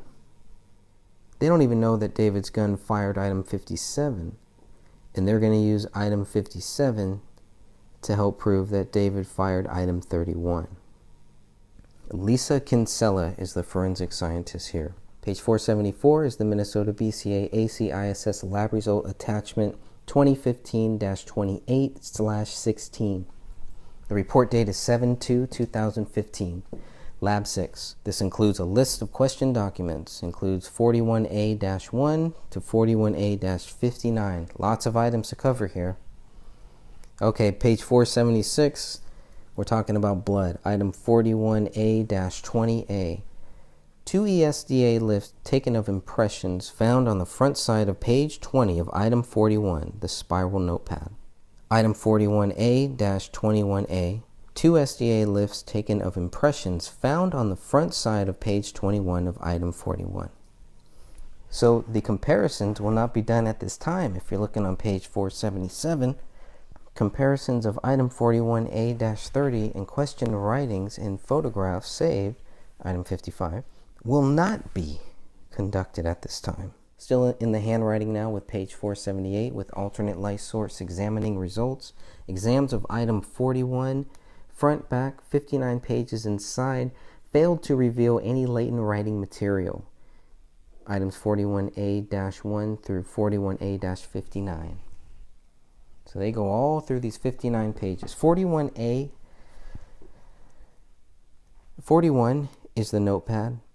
41A is the paper on the notepad, and 41A-1 through 59 are the pages. The indented impression examination results are also listed here. These impressions were done on 41A-20A and 41A-21A. Limitations. Additional writing impressions were developed that could not be interpreted. Page 480 is the BCA ACISS lab result attachment 2015-28/17, dated 9/10/2015, September 10th, 2015, done by Lab 7. Page 482 shows the latent prints, dated 7/31/2015. List of items submitted are all from page 482 to 484. This includes the gun, the magazine, the pen, the notepad, 59 pages. Item 49 is a known fingerprint card of David Crowley. Item 54 is a CD with images of 25 NEF images. Item 58 is a disc with images of latent prints from 1A, 1B, 41A, and 54. Latent prints. Item 1A, latent palm print, which is labeled as LP1A-1. Item 1B, latent fingerprint, which is labeled LP1B-2. Item 54, a latent palm print, labeled LP54-1. File names BCA499, NEF through BCA5001, NEF. A limited examination of latent prints is apparent blood from item 41, 41A, 41A1 through 41A59, all submitted as item 41. So on the notepad, they find 2 latent prints that are suitable for comparison. The latent prints, item 41A-30, latent print impression, could be from a finger or a palm. Item 41A-31, latent fingerprint, LP41A-31-1. This is blood. Now don't forget, they searched in the Muffin database and no suitable candidate was generated for these latent prints. Latent print results, page 485. LP1B-2 is a fingerprint inconclusive to Crowley due to the limited quality and quantity of information in the latent print. LP41A-30-1 is a palm or fingerprint inconclusive to Crowley for the same reason, because there's a limited quality and quantity of information in the latent print. It's not a good enough latent print. LP41A-31-1 is a fingerprint of David's left middle finger on the note page. 2 palm prints, LP1A-1 and LP54-1, could not be compared due to no known palm print of David, according to page 485. This is dated 7/31/2015, well after they had contacted the FBI and the military. So they have palm prints, but they can't match them to David. They have a fingerprint, 2 fingerprints. Can't match them to David. Yet they're still going to go and claim David is guilty. Contact information is left if additional examinations are necessary. I believe they are, so hopefully we can get to that. Contact the BCA latent print section. This is written by forensic scientist Jennifer Kostrowski. They reviewed 5 latent print results, 3 fingerprints, 2 palm prints. Okay, the 3 fingerprints, LP1B-2, inconclusive to David Crowley. LP14A31-1, inconclusive to David Crowley, which is the notepad. LP1A30-1 is inconclusive to David Crowley, and this is the note page, number 30. LP41A31-1 has David's left middle finger. This is the only fingerprint that they have, is of David Crowley's left middle finger, found on the note page, page 31 of the notepad. That's it. It's all they can conclusively say. That's what they have. A left middle finger for all of us, pretty much. Okay, palm prints. LP1A-1, no palm print comparison. LP54-1, no palm print comparison. They have no palm print comparison for David Crowley. The fingerprints don't match except for one. Don't match the gun, don't match anything else. Until we meet again, the gray stage continues. Here is the Apple Valley Police Department Property and Evidence Report, print date 1/20/2015 at 10:43 a.m. Item number 1 is the mail recovered from the mailbox for 1051 Ramsdale Drive, collected by Brian Bone.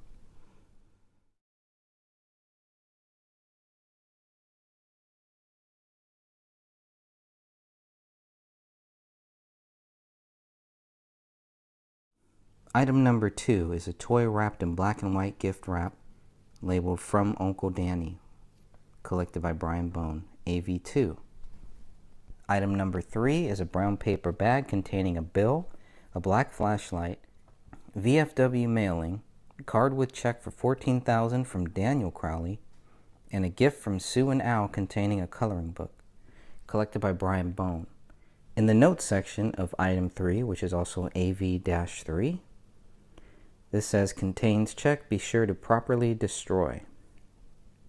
This was found on the front step of the residence. Item number 4 is a world map wrapped in black and white gift wrap with label From Grandpa, collected by Brian Bone. This is AV-4, found on the front steps of the residence.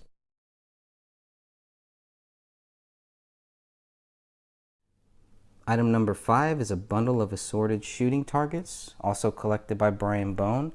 This is AV-5, found on the front step of the residence. Item number 6 is This Week newspaper dated 12/26/2014, found by Tara Becker. This is AV-10, and it's found in the kitchen trash can. Item number 7 is a document with the name Kamel on it, found by Tara Becker. This is known as AV-11, and it's found in the kitchen. Item number 8 is a report card for Rania Crowley, dated fall of 2014, also found by Tara Becker. This is AV-12. This document is found in a Cypress School binder on the kitchen counter.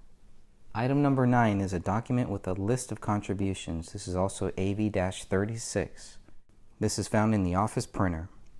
Item number 10 is a 2010 daycare document from JC Childcare, a 401k statement in the name of Kamel Crowley, a healthcare statement with Park Nicolette Clinic stamp on it, an immunization record for Rania Crowley. Item number 11 is the firearms document, also known as AV-39. Item number 12 is a blue folder with the medical documents for Kamel Crowley. So they had her medical documents or some type of medical documents. This is also AV-40, found in the office file cabinet. Item number 13 is a birth certificate and medical and dental records for David Crowley. This is found in the office file cabinet as well, and it's AV-41. Item number 14 is a black rectangular gun safe with keypad on top, collected by Brian Bone.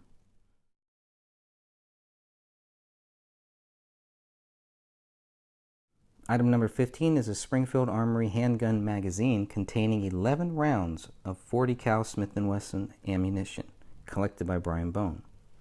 AV-44. This is found in the gun safe of the northeast bedroom. Item number 16 is a box of Winchester brand .40 cal Smith & Wesson ammunition, collected by Brian Bone. This is collected in the trunk of the vehicle in the garage. This is also AV-46.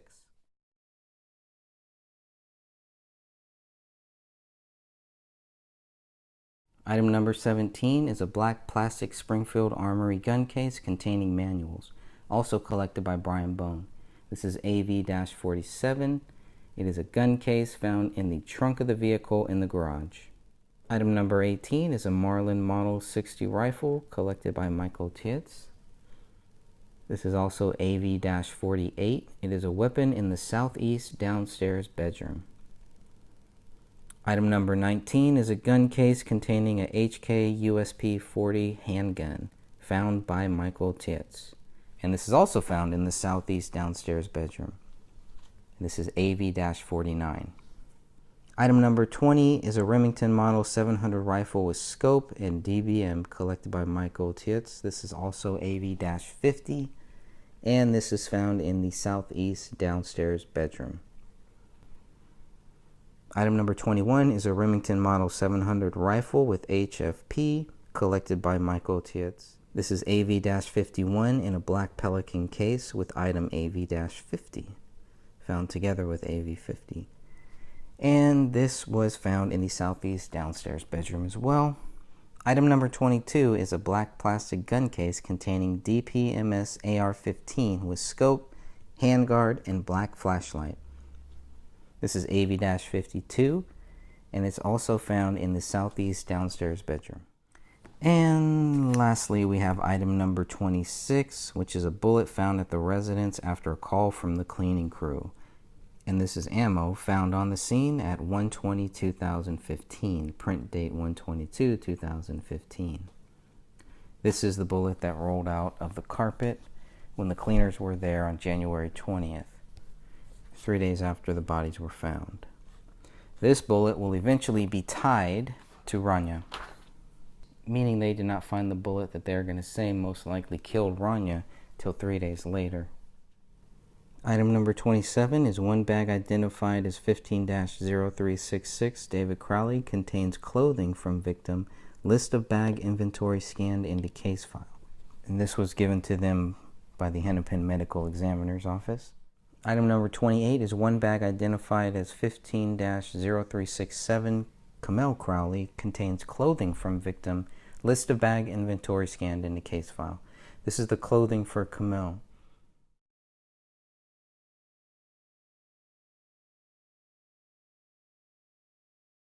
Item 30 is photos of David Crowley. It's put on a CD disc, and it's given to Brian Bone by the Medical Examiner's Office. Item 31 is photos of Camille, and item 32 are photos of Rania. Item 33 is the crime scene video on a CD. This was given to Brian Bone by the BCA. Item 34 are the crime scene photos from the BCA on a CD, and again, this is given to Brian Bone by the BCA. Item number 35 is a CD with all the Wells Fargo records received via email from a warrant. This is given to Brian Bone by Wells Fargo. Item number 36 is a CD with all AT&T records received via email from a warrant. Item number 37 is documents, credit reports for Camille and David Crowley received from Equifax. Okay, and it looks like all of the firearms were released to Brian Bone on 4/1/2015. All the firearms except for the murder weapon, of course. And then on 4/6/2015, all of these firearms were picked up by Dan Crowley. I'm not sure if it's Dan Crowley Sr. or Jr., but you will be able to tell by the phone number. Item number 39 are the bone fragments located near David Crowley's body by the medical examiner. Item number 40 are bone fragments located near Kamel Crowley's body. Item number 41 is a USB flash drive from Dropbox.com with files from David Crowley with his password here. Item number 42 are records from AT&T for the phone records. Okay, and then in these documents it skips down to number 50. Item number 50 is a computer chip. Item number 51 is number 6 on AV warrant, ECU number 14, listed as electronics. Item number 52 is also electronics, and it is number 7 on AV search warrant. Let's see what number 7 is. It's also electronics. Number 7 is an iPhone, okay, with the brown plastic case with the skull, found in the kitchen by Tara Becker.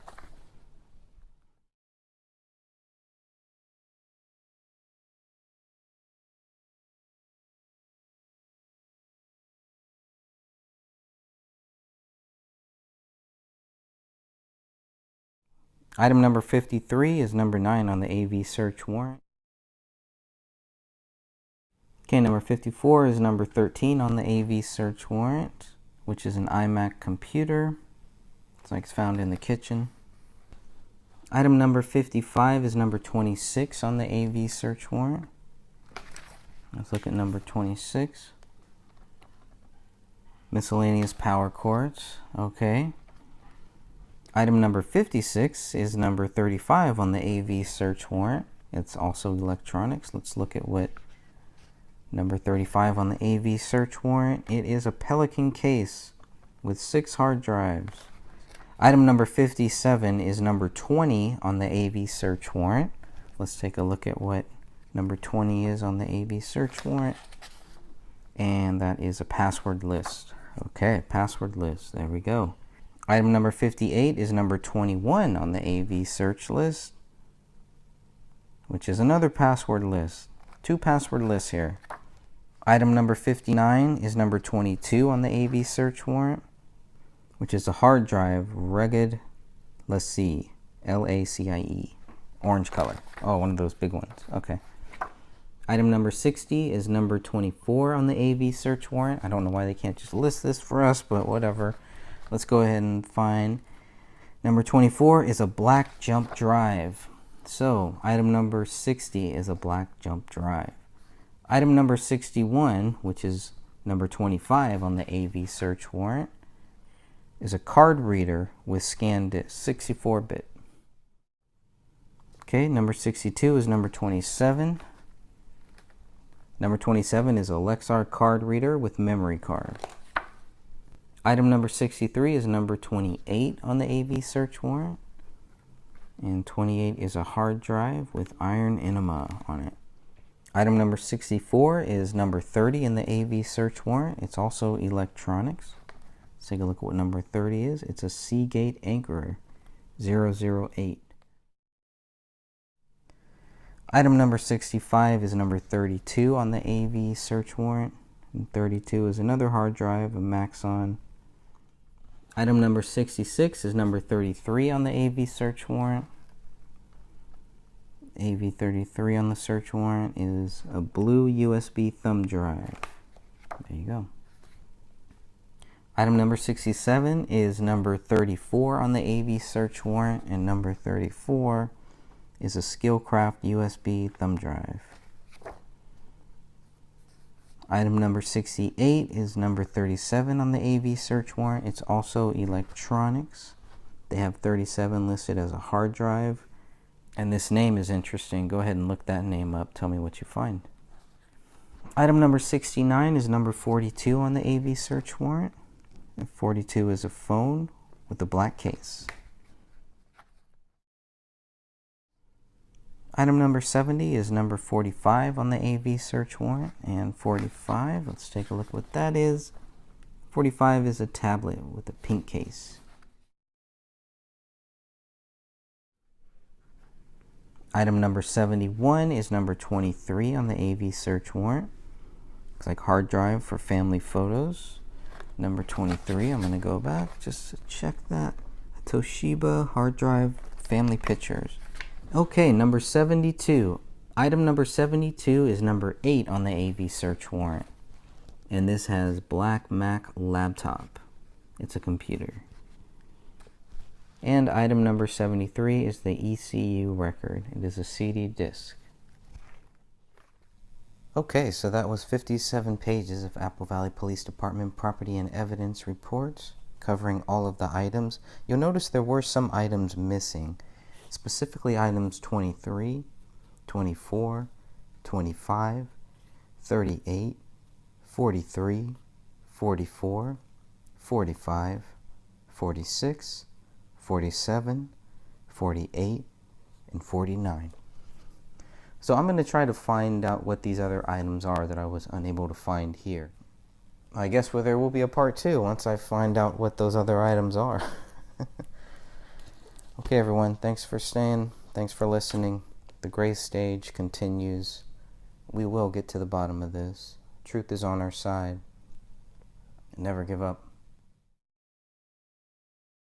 It's very interesting that there is a request for known DNA samples for victims, but not for a suspect. That makes me wonder if at this point they are also treating David as a victim. We know very soon that's going to change. He will be a suspect. It's pointed out that no one has been charged in this case. Page 84 is specifically referring to David Crowley, and it is quoted as saying, "Only the back portion of his skull remained attached to his spine. Rope/bracelets on his left wrist. His bare left foot was covered by a blue blanket, and his right bare foot partially exposed. A rip was observed on the left thigh of his pants. A portion of Kamel's sweater was draped over David's lower right leg. His right sleeve was pushed up, and a tattoo was visible on his right forearm. For Kamel, her left arm was under her body, extended towards the right. Her right arm extended over to her left.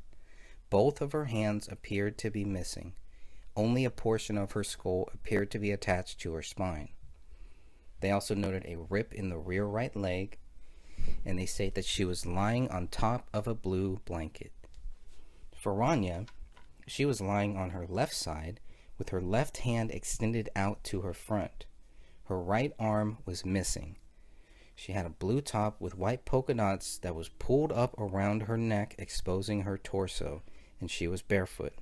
Page 85, personnel from the Hennepin Medical Examiner's Office entered the scene at approximately midnight on 1/18/2015. A hole was observed in the remaining portion of the skull attached to David's spine. 2 possible holes were observed in the remaining portion of Kamel's skull. A hole was observed behind Rania's left ear. Additional tattoos of David's left forearm and tattoos on Kamel's back were also found. Still page 85. The bodies were removed from the scene at approximately 1:30 a.m. on January 18, 2015. Several fragments of apparent bone and tufts of apparent hair were observed in the area rug in the living room. They found 6 cartridge cases, item 2, item 3, item 9, item 30, item 36, and item 37. They found 1 unspent round, a live round, it's item 7, 3 spent bullets, item 42, item 43, and item 44. They also have item 31, which is a bullet fragment. Regarding the bloody footprints, looking at page 86, they state that a chemical was used to enhance any possible ridge detail present within the prints. The prints were documented with photographs prior to and after the application of the enhancement chemical, page 86. So here is just one example of them taking photos before and after things are moved, before and after chemicals are sprayed and used. It's interesting, on page 87, they're already talking about item 57, where they say a hole was observed in the living room ceiling near the front entry. Characteristics of the hole and its surrounding area indicate that a projectile was traveling generally west to east as it entered the ceiling and exited in the attic. A bullet, item 57, was collected from the attic in the vicinity of the hole. It's also important to note that there were 2 ways to get into that attic. You can get in there from the master bedroom, but you can also get to the attic from the garage. There's another entry in the garage. Sticking with the basement bullet, there's actually 5 holes here. It begins with a hole in the area rug in the living room. The second hole is in the living room floor that goes through that wood. The third hole would be above the ceiling tile in the basement. The fourth hole is the removable ceiling tile. And the fifth hole is where the bullet is retrieved from inside the wall near this hole on the south wall.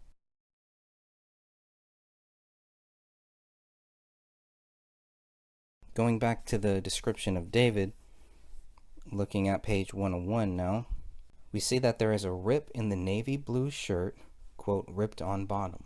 There is a rip near the left leg, possibly, if I'm reading this right. The left foot is covered by the blue blanket, right bare foot partially exposed. Part of Kamel's sweater was draped over David's leg, arms fully extended to his sides, right hand missing with possible tissue attached. Still on page 101. From neck of the shirt, visible vertebrae and back portion of skull attached. Piece of skull within the back part of his skull was still there. The right forearm is purple and black. Left hand is purple with leathery textured appearance. There's a tattoo on the right forearm. David's stomach is exposed, light skin with purple discoloration. His left leg through the rip, light skin with yellow discoloration. Right foot, purple discoloration with leathery appearance. Right forearm cool to the touch, stiff. Stiffness in stomach. Skin slippage, mummification, possible animal activity, and skeletalization, page 102. For Kamel, there is a rip in the right sweatpant, brown sweater lifted partially up, black undershirt, gray state shirt, we know that's a gray state t-shirt she was wearing, tan undergarment exposed, still page 102. Lying on her stomach with her left arm under the body extended towards the right. Right arm extended over to her left. Just the skull was observed through the neck hole of the shirt, I'm guessing. I'm not sure. Neither hand visible. Right leg rip. Yellow, purple, green skin exposed on lower back and right leg through rip. A bead of liquid on the lower back and right thigh. Temperature and stiffness not checked. Skeletalization. Possible animal activity. Possible bloating. Blankets above head area of Kamel, page 104. For Rania, page 102 to 103, she was barefoot, gray sweatpants, halfway down the buttocks, all the way up the front. Shirt was around her neck, entire torso exposed, on the left side, left arm extended out in front, right leg crooked and knee upward, entire right arm missing, first stated as her left arm. Red, purple, yellow discoloration at the torso and left arm. Purple discoloration on both feet. Skin slippage, marbling on the torso, mummification of fingers and toes, detached hair, possible animal activity. Taking a few steps back to page 103 through 104, and some of this will be found on page 106 and 107 as well. The cartridge cases. Item 2 was found in the corner of the carpet. Item 3 was another cartridge case on the east side of the living room near the stool behind the recliner. Item 9 was found in the living room. Item 30 near the south wall to the left of David. Item 36, another bullet case to the left of David. Item 37 was found on the floor by the couch. Those are the 6 casings found here. Item 2, Item 3, Item 9, Item 30, Item 36, and Item 37. 6 cases. They should be looking for 6 bullets, but they're not. They find 4, and that's it. They find 4 bullets and leave the house. So item 42, 43, and 44 are spent cartridges that are found in the living room carpet with hair on. Item 45 is the bullet that is found in the basement that is tied to the hole labeled as F.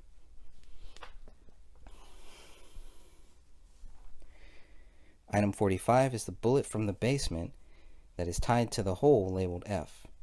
So here you have 4 bullets here. That's it. And they're happy with that. Now there is another fragment. There is item 31, which is a fragment, a bullet fragment, that is found in the living room carpet near the south wall to the left of David, page 104. Then you have item 7, which is a cartridge found in the living room, never used. Did this jam? Did the gun jam and that bullet had to be taken out?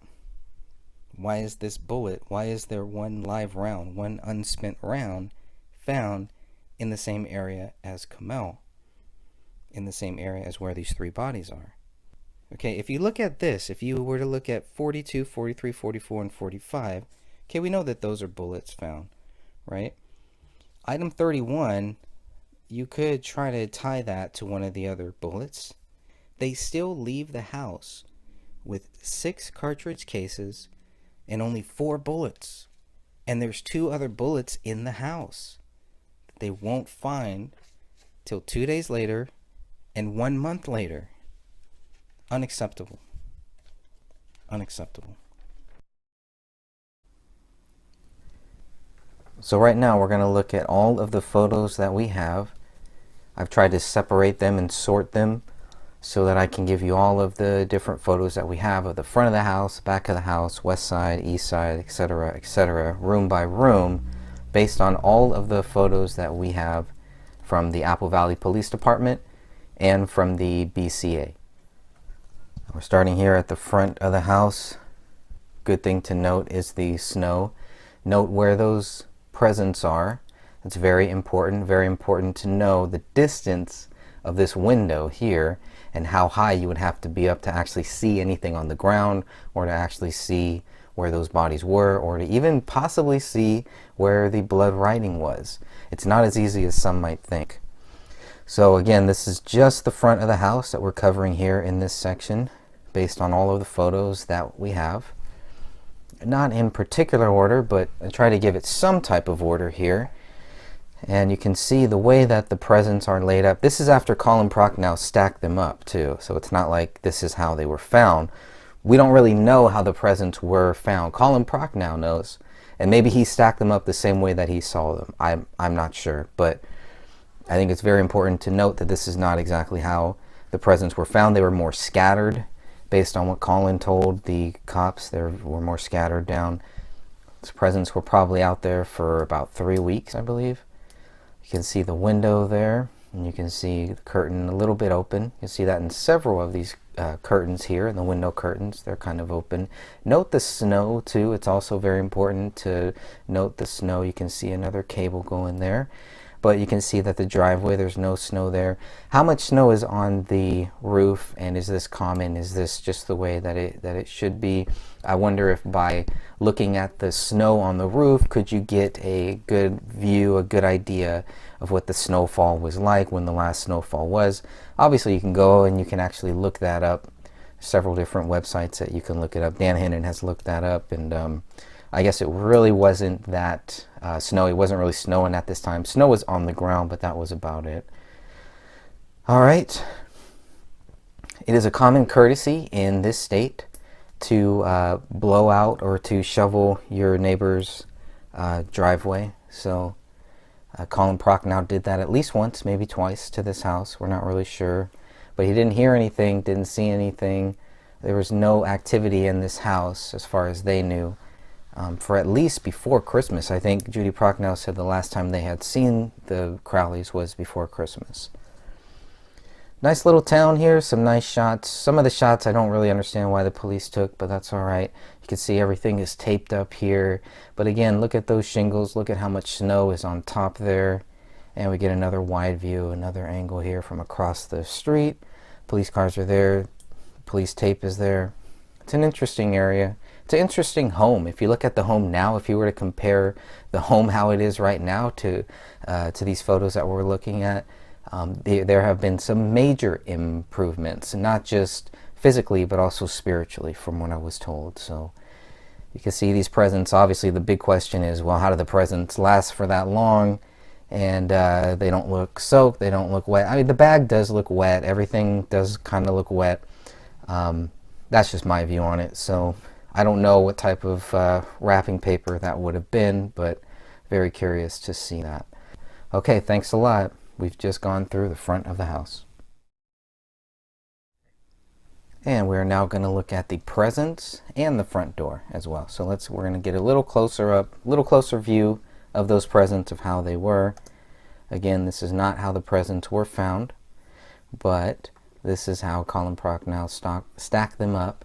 At one time, Colin was going to take them back to his house, and for whatever reason, he stacked them up, heard the dog, and saw the dog attack that window. So now we're going to look at these presents. I don't want to hear any complaints about these presents. There's nothing wrong with these presents. These are great presents. There's nothing. Some of that stuff really bothered me, but maybe that's just me taking it a little too personal of what people say. Everybody has the freedom of speech. You can say whatever you want. So these zombie targets, that's all normal too. It's just one of the zombie targets looked like one of the guy that was shot in that Bundy case. But so we're looking at these presents. You can see the damage of these presents here. You can see that the paper does look warped.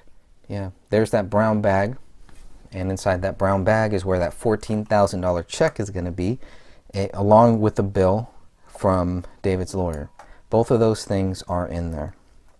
I think the bill is only about $500 or something like that, but you can see these shooting targets. You'll see some of the same shooting targets will be found in the garage. We'll see those later. But very heartbreaking stuff here to really see these presents. And apparently they were there for about 3 weeks.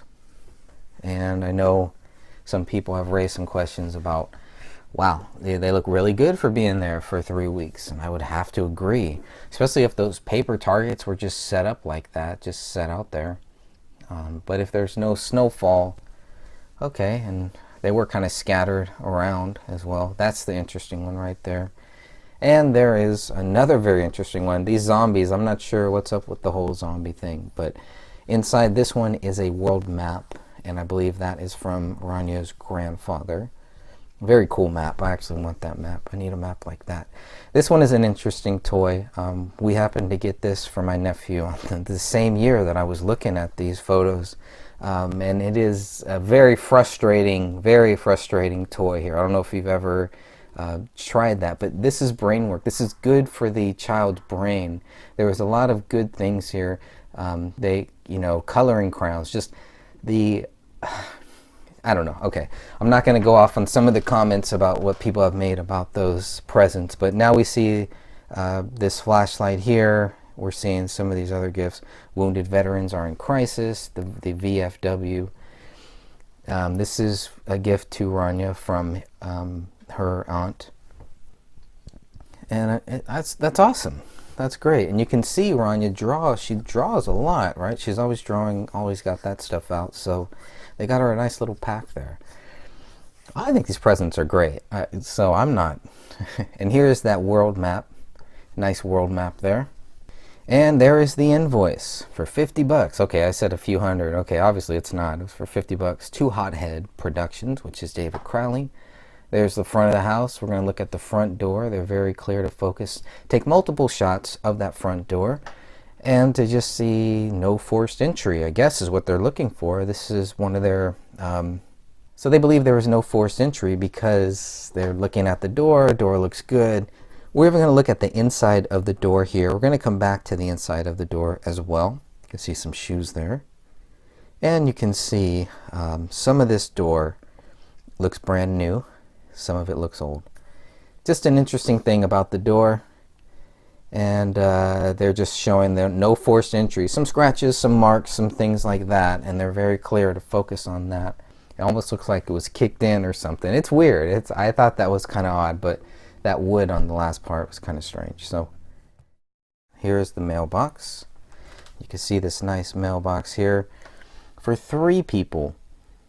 1051, 1048, and 1047. And you'll notice there's only one paper in there. There's a few papers in the 1048, but only one paper. One Sun This Week newspaper. This is a weekly newspaper that was free. There should be 2 more. There should be one in the house, which we'll see later. There's one here that we can see. And there's 2 that are missing. Where are the other 2? I'm very curious to see what happened with those other 2 and why they're not here. But as you can see, there were in 1048. So here is the mailbox that's open. You can see all the mail. How much mail does that look like? A couple weeks, 2 weeks, 3 weeks? Your guess is as good as mine. But those dates on the mail will be very, very helpful to see. And we can obviously see one more shot there of that Sun This Week paper. Here we go. This is what it looks like on the outside. January 2nd. Dated January 2nd, not delivered January 2nd. Very important to note that. We'll come back to that. All right, they pulled out some of these documents to see. And what's interesting is Tara Becker was actually standing next to the mailbox when the mailman came. So it kind of gives us an idea of when the mailman would actually show up more in the daytime, maybe around 1 p.m., 2 p.m. But here we have some more mail. I noticed one thing here, Hothead, right? There's the Hothead Productions, 1051. Crowley, here's another one. I don't know who this one is from, but it's postmarked December 29th there. So you can obviously see that. It's ripped open because the police opened it, by the way. Now we're going to move on to the west side of the house here. And here are the two garbages. You'll notice you saw the little box there that was there that's not there anymore. Now we're looking inside of the bigger garbage as well. Still inside of that big garbage. Note the little marks to the left there. And here is the recycle garbage can, the smaller one. You're going to open that up. There's also a couple drops on the top of that can as well. And we're going to look inside and see 1, 2, maybe 3 pieces of paper. And that's it. Maybe 2. However you want to look at it. But it's interesting to see how those got in there. Obviously somebody put them in there. So trash date was, I believe, on Tuesdays, if I remember correctly. Dan Hannon did some great research on that. Here is that door. One of the first things that I noticed is it looked like blood on this door. It really looked like blood on this doorknob. So I still go back and forth. Because it's not recorded as blood, I'm going to go ahead right now and just say, all right, well, I'm going to give the authorities the benefit of the doubt. Could be some varnish, maybe even paint. And actually, looking at it closer, it could be brown paint that just, but then you look at that brown paint there and it's like there were some touch-ups done. So maybe that's what it's from. You can clearly see where the touch-ups are done in this photo here. So not really blood, definitely brown paint. That would be my guess there. We're going to see 2 different sets of photos here. We're going to see some photos with the door slightly ajar, 1/4 of an inch, and we're going to see this door fully open. And here we can see apparently there were animal tracks and human tracks, and now we get a further view of where those animal tracks and human tracks were. You can see how far back they went to take photos. Here's some deeper ones. This gives us a kind of a measure of how deep that snow was. There is the front door that is open. In the photo that we just saw, you did see Paleo. Paleo was there. He was in one of the photos there. And now, for some reason, now the door is closed. So I'm not sure exactly when this was taken, if it was before or after the dog was taken out. Not really sure, but they take photos of this as well. And I know some people have pointed out some of those red markings on that door.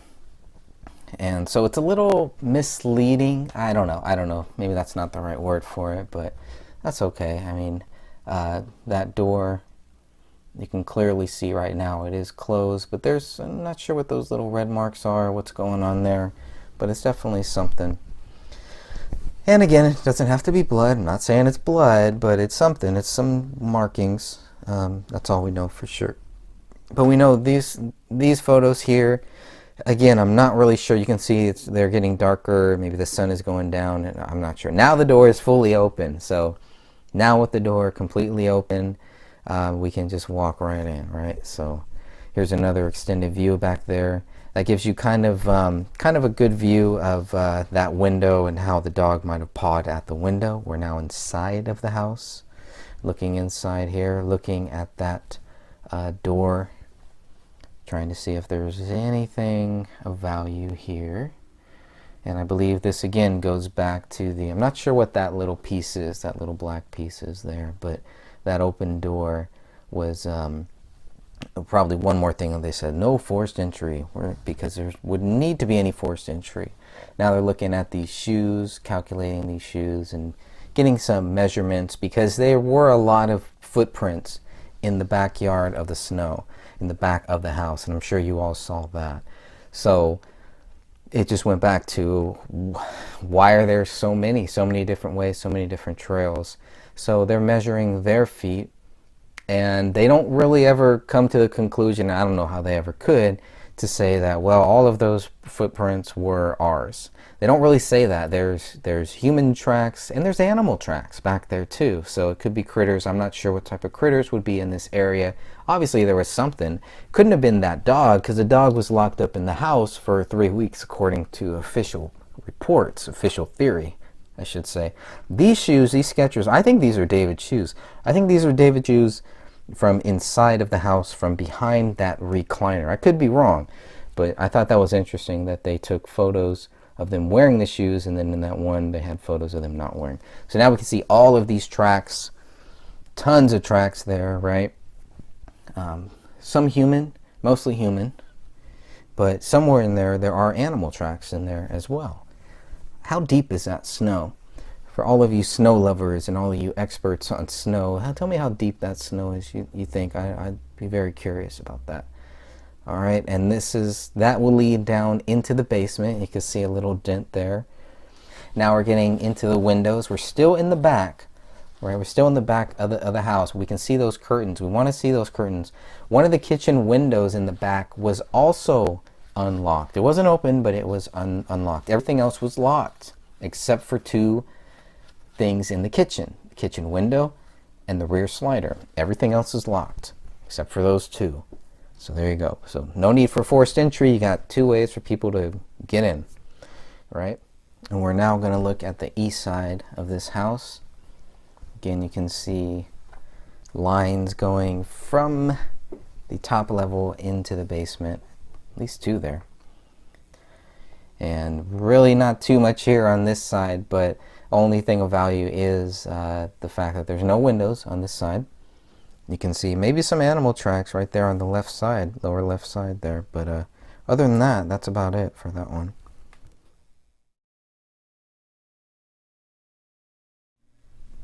Now we're inside the house. We're going to look at that back room. One of the things we're going to notice about that back room is we did not get any photos of the back room when we got the first 464 photos from the Apple Valley Police.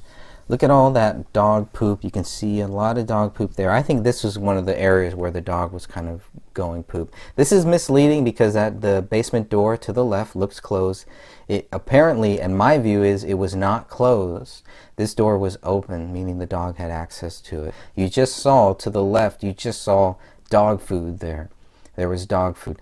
We just saw the image that we just saw right here is the only image where you might be able to see that there was a bullet in the living room ceiling.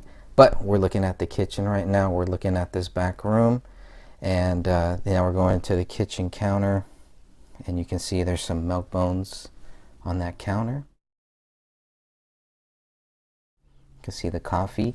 Can you measure by the food, by what you're seeing, by the coffee, by this, can we measure how long these bodies were there? There's some money in there. Number 11, I'm not sure what that is, but you can see some pills out there on the counter. Definitely had some there in that drawer. And this window is probably the kitchen window that was left open. It's the only kitchen window, so it must be. And of course, here we go, the grease as well. We've done a couple grease tests. Done a couple tests with this stuff, and I think we need to do some more tests on this. How long was this pan sitting there? How long were these things sitting there? Looking at the refrigerator. We never got photos of inside of the refrigerator, but I would have loved to have gotten some, and I hope that in the future we can get some photos to see what is inside of that refrigerator, because we don't see any beer anywhere. We see nothing like that. University of Minnesota, School of Public Health. Here's that note that we see, which I think is between David and Kamel, back and forth. You know, couples writing weird random letters. You'll see that in a couple different places. There's also a note behind there. These are tagged as number 46 and number 47. There are two separate tag numbers, so you can get some of the tag numbers 46 and 47 confused. Here is what that note that was folded up said, and there you go. D, I love you, baby. Grug bug. Compare that handwriting, make sure it's the same. We're looking at the counter now. You can see number 17. We got some blood there. We're going to get into the, oh, it's a blurry picture. We're going to get into this blood, and we're going to see there's some hair on the floor as well. But this blood, and there's some other blood markings, but this is the one that they really captured. You can see all of the other ones. So obviously they couldn't get them all, but number 17 is that blood marking there.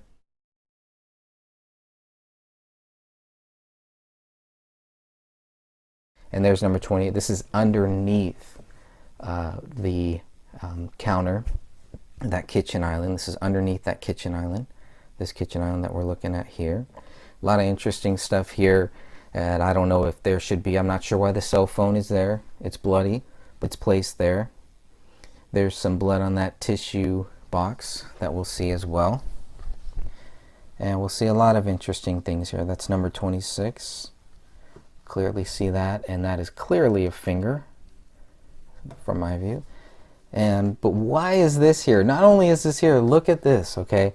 So you have a bloody phone that has a crack in it, a couple cracks, but the headphones don't look bloody. Nothing wrong with those headphones, but it's all taken out of the pockets. Somebody said, we got to take this out of our pockets. Empty your pockets, buddy. That's the first thing that I thought of. Lighters, there's another lighter. You're going to see lighters everywhere. Lighters all over this house. Okay, that looks like, it looks cracked to me. It looks cracked. So I'm looking at the cell phone, number 35 there. And look at all that blood on there. There's a lot of blood on that thing. But what's interesting is there's no blood on the headphones that were on top of it. Now we're looking at the other side. They've turned this over. This is David's cell phone. There's really no doubt for me. On the island counter is David's cell phone. Here's another little iPad that we're going to see, number 6. All of these things, all of the electronics were taken in. They were gone through. They went through everything.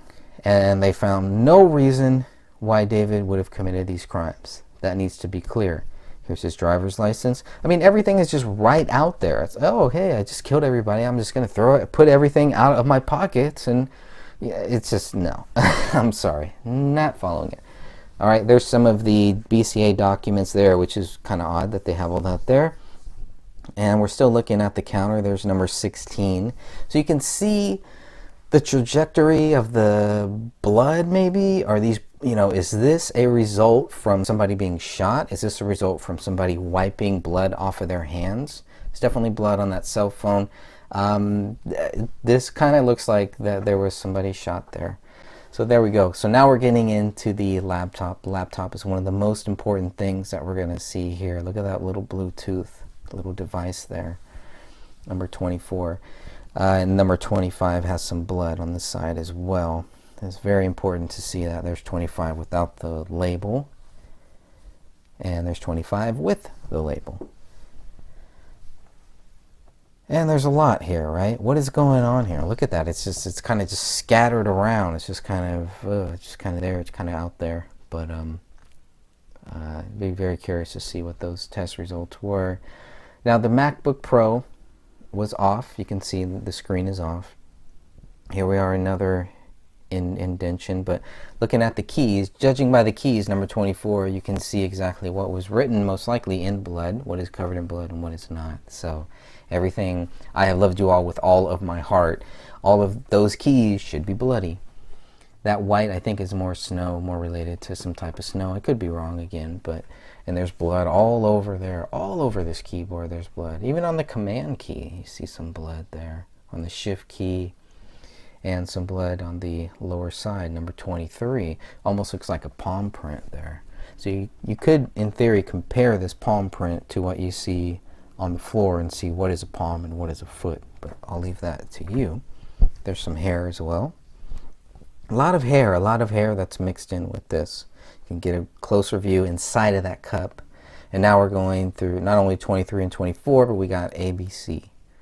Now none of this is going to tie to David.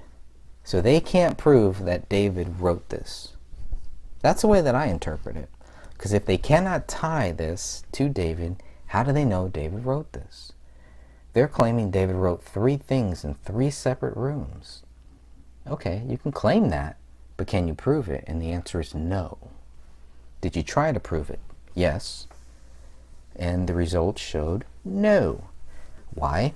Because they could not get a sample of David's palm. Well, then how do they know that David did it? Here we go. Here's another. It's not luminol that they sprayed here, but they did spray something similar to it. Many people have pointed it out to me what this is, and I hope somebody will leave it in the comments. I can go and look up. I can go look that up too as well. But that's why I love our group members and our non-group members and all of our great people that are looking for the truth to find out what is going on here. So they spray all this, and still nothing. Still no tie to David. Oh, how sad. Well, then how do you know that David did this, right? They're accusing, they can't prove, but they still keep accusing. If you accuse and you can't prove, the next step, the third step, should be to say he's innocent.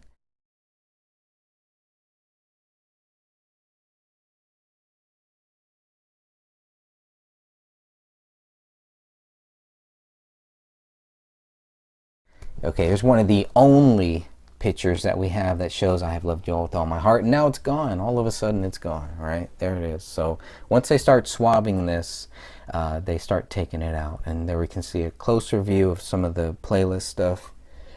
Now, obviously you can see some of these are not in order because you can see the screen is on in some, it's off in some. So there's the back. You see that love. There's a lot. It's a key thing here is love. And yet they're telling us there was no love. He killed everybody that he loved, whatever. There's the dishwasher. There's been some questions about that. My only question is, was it on? Was it off? It's hard to believe that it was on for 3 weeks. I get it. Here's the kitchen garbage. We're now looking inside of the garbage here. People have wondered about some presents. Where are the presents? You can see at least one present from Rania to her mom. Some eggnog in the back. And some hair dye as well, possibly. Now here we have December 26th, so this is the one that should be here. Now the date on which this was taken to the house is still in question because you have 3 different people telling you 3 different stories. The guy who dropped off the paper says one day, his mom says a second day, and the person who is in charge of this paper going out gives us a 3rd day. So you can look more on that in my gray stage article that I did a long time ago. But it definitely covers that and really makes my head scratch. And the only thing left to do is to ask the coordinator what the heck was going on here. So here is the dishwasher. And we can see the dishwasher is open. It was found open. This is how it was found here. Number 22, this little blood, another little blood speck. What is this blood speck doing here? All the lights are on that dishwasher. Here's another close-up view. So if the lights were on, that makes me think that they were about to run this and something happened. The scene was interrupted. You can clearly see that by the fact that you see the dish soap there. The dish soap thing is open. So, I don't know. Here's number 21. These little spots, where are these spots coming from? How did these little spots get here? But there's no other footprints or anything like that in any of the other areas. It is strange. I definitely agree with people who have brought that up. It is strange. Where's all the footprints? Where's all the fingerprints? Where is everything? But then you have one little spot here and a little spot there. Okay. Okay, we're now looking at the photo leading into the living room. And here is that living room looking at it from the kitchen. And there is the blood writing on the wall. Very disturbing. You can even see a foot at the bottom of that photo there too, just some of the tips of the feet. And you can also see on the couch, if you're looking at this image on the left side, there's bone wrapped in hair. We're getting here a closer view of the Allahu Akbar. A little blood there on the ceiling possibly. Look at the time. That's very important. The books that are over there. There was a Quran found, so the question was that Quran part of this? Was it on that bookshelf there? And the question about the blood writing, was it a live hand? Was it a dead hand? Was it a gloved hand? So those were some of the things going back and forth. This gives us a really good view here of what was written. There's a very sad picture, cool picture of all 3 of them together, and a close-up of that one too. This is on that bookshelf, so I was wondering where and of course one of the only images of the bodies that you can see there, and possibly the skull. I think maybe the temporal bone. I know it's been some back and forth on that, but there's that skull there. Some of the Quran pieces, a lot of Quran pieces torn out, different areas, and the question I guess would be, was this purposely laid out like this, right? Were these just random pages? So I never really got too deeply into the pages that we're seeing here, but it's very interesting stuff. There is the live round that was found. That's an interesting one. How did the live round get there? And you can see some other flesh and hair, lots of hair everywhere, all different types of hair. There is the part of the teeth in the upper corner, and a close-up of that knife, which is open, which to me would also show a sign of a struggle, maybe not forced entry, but a sign of a struggle. Was the hair cut? There's no indication where the documents say that the hair was cut. Here's a knife how we first got it. And I thought it was just camouflage, but there was blood on that knife. Some of the shell casings. These are all submitted for testing, and nothing is found on them. So no tests were conclusive as far as I remember. And there is the hand. Look at David's left hand, the hand sign that it's making. You can see the Quran there closer up. Number 4, it's item 4. There's another one of item 9, which is another shell casing. And of course some more hair and some flesh, and just mixed in. Look at everything that is just mixed in. Was that from the dog, or was it something else? I'll let you decide that. Christmas tree. That blue tube in the back, sometimes it's up, sometimes it's down, so that gives us another indication there. There's number 30 with another shell. They're all tested. All of these shells are tested, but nothing's really found, nothing of value if I remember. It'll be good to go back and look at that. But the living room is definitely the most important part, because that's where the bodies were found. And the lack of blood, unless the blood is mixed in with that carpet there. And there's item 31, which is a fragment. Item 31 was one that they used to compare to item 57 later on. There's another shot of the skull in the upper corner there. Here's the Quran. Open to this page, it was interesting. You can see a little bit of David's finger there. You can see how close the Quran was. Well, the other question is, how close was the actual gun? So there is some bloody fingerprints there, mixed in with hair. Pages ripped out. Was it ripped out here purposely, and why was it set here? If David did all this and set it there, it just set it there? Or are they going to tell us that he was holding the Quran while he shot himself? I highly doubt it. But you can see the lack of blood here, right? There are brain matter and all that type of stuff. There's number 37. Here's another shot. There's the decomp most likely, but could also be blood. But I'm going to, again, let you decide whatever you want on that one. You can see the little curve below the number 4 on the carpet there. And you can kind of make an outline of where the 3 bodies were, at least of where David and Kamel's bodies were. Maybe not Rania, because she was kind of leaning up against Kamel's left leg, while Kamel was face down, facing number 44, in that area, somewhere in that area. You can see all the carpet, all the blankets are now moved. Looks like blood or decomp on that blue blanket in the left corner. The laptop is also there, and we get some more another view of that. You see all the different hair, different colors of hair at some point.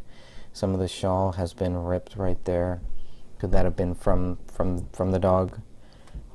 We can assume that, I guess. And here's another close-up of that Surface Pro, Kamel Surface Pro, that she was watching allegedly when she got shot.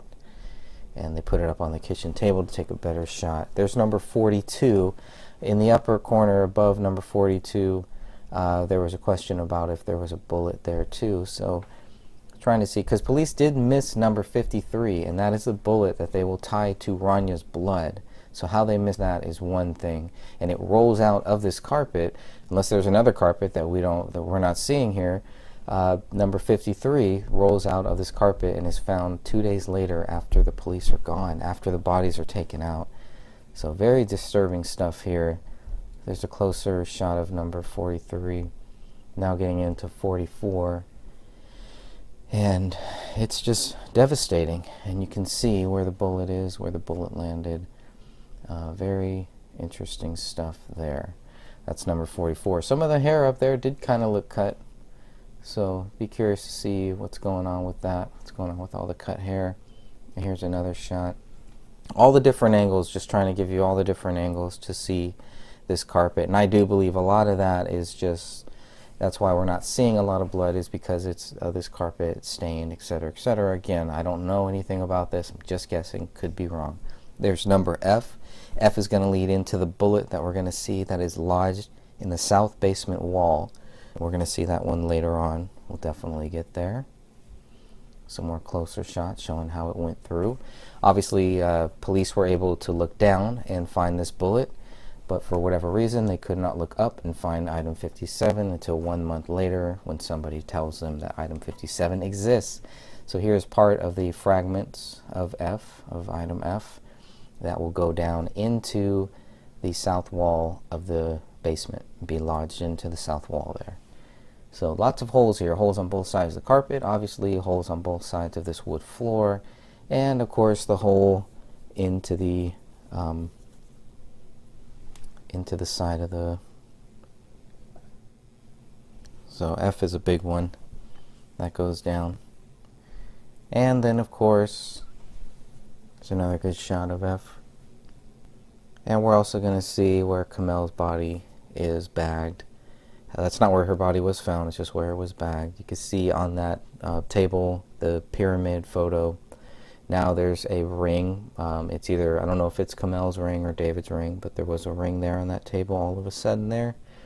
You get a nice shot of those footprints or fingerprints, whatever you think it is. It's there. And you can see the direction of the blood. I think that's also key to see where that blood goes. Everything looks like it's leading from the living room carpet, which is one reason why I do believe the bodies were killed here. But again, just a guess, just a theory. This is where they were found, obviously. We'll have to start there. Measuring the dog poop, looking at the dog poop and how old that poop could be, will that help us get any indication of how long the bodies were actually here in the house? I think that's a big one. Because you saw Kamel's foot there. The sock was, I guess, was from the decomp, not necessarily from any blood or anything. But these are bloody footprints there. There's number 13, where they're just kind of probably looking at the direction of how the blood, where the blood goes. Very disturbing stuff here. I was disturbed.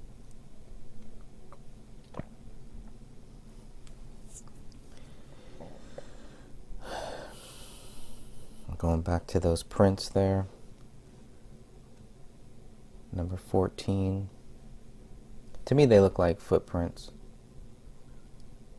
The authorities call them footprints. They're labeled as footprints, but again, you can judge for yourself what you think it is. But that's number 14 there. Different number 14 than other 14s you might see, because there's different item lists. I think there's three lists. Now that to me is number 15 is one of the more clearer ones that looks like a foot, like a right foot. And more hair everywhere. How far the hair went and where some of the blood was. Here's another interesting one where you just get some of the little blood splatter there, or number 16. Looking back on this floor here, again, you can kind of see where the blood is coming from and get some idea there. And that could be because there's so much blood on that recliner. Maybe that's why we're not necessarily seeing a lot of blood in the area. I don't know. I mean, I'm just trying to look at all this from all different ways here, but definitely some of the later photos, like I thought that they would, do show more blood. Not everything is tested. Even that looks like maybe a little paw print or something there. Might have been a little paw print in that one, because the dog was walking around next to number 18, to the right of number 18, and then here in the center of this photo here as well. Kind of looks like maybe a paw print, but I don't know. You would kind of expect more. The dog was definitely here. There's dog poop there, so it was in this area. There's, you know, the lack of blood, I guess, is what it goes back to. There's number 2 obviously. Number 2, that's another interesting. Why is number 2 way over here? So I was curious about that, but okay. That's another casing.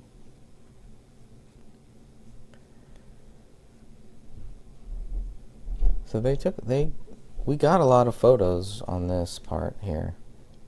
A lot of photos that show this. Some of those lines, some of that lines underneath 18, I was thinking maybe that was from the dog or something too. You can see how far that hair went. And why was there only one right foot? Only the right foot was bloody. That would be the logical answer, I would say. Yeah, very disturbing. Very disturbing images here. For many reasons. That one kind of looks like they're countercrossing. Number 14 and E kind of look like they're countercrossing. So that's D and 15. And I think where E is, I think that's the same foot. So, but man, very wide steps. David was about 6 feet tall, maybe a little under 6 feet. So, but it would have to be very wide steps. Just take one off the carpet and then one to the to take out everything from his pockets. And then go back, I guess. And this is after these are sprayed here. And those, you can almost see the ones that were sprayed. I don't know if and there's the shoes in the background. This was before the marker was out. That's where item 2 is. There's number 2, another shell casing with some hair there. Hair is everywhere. Hair and the casings go hand in hand. Some more dog poop. You can see some is fresh, some is old.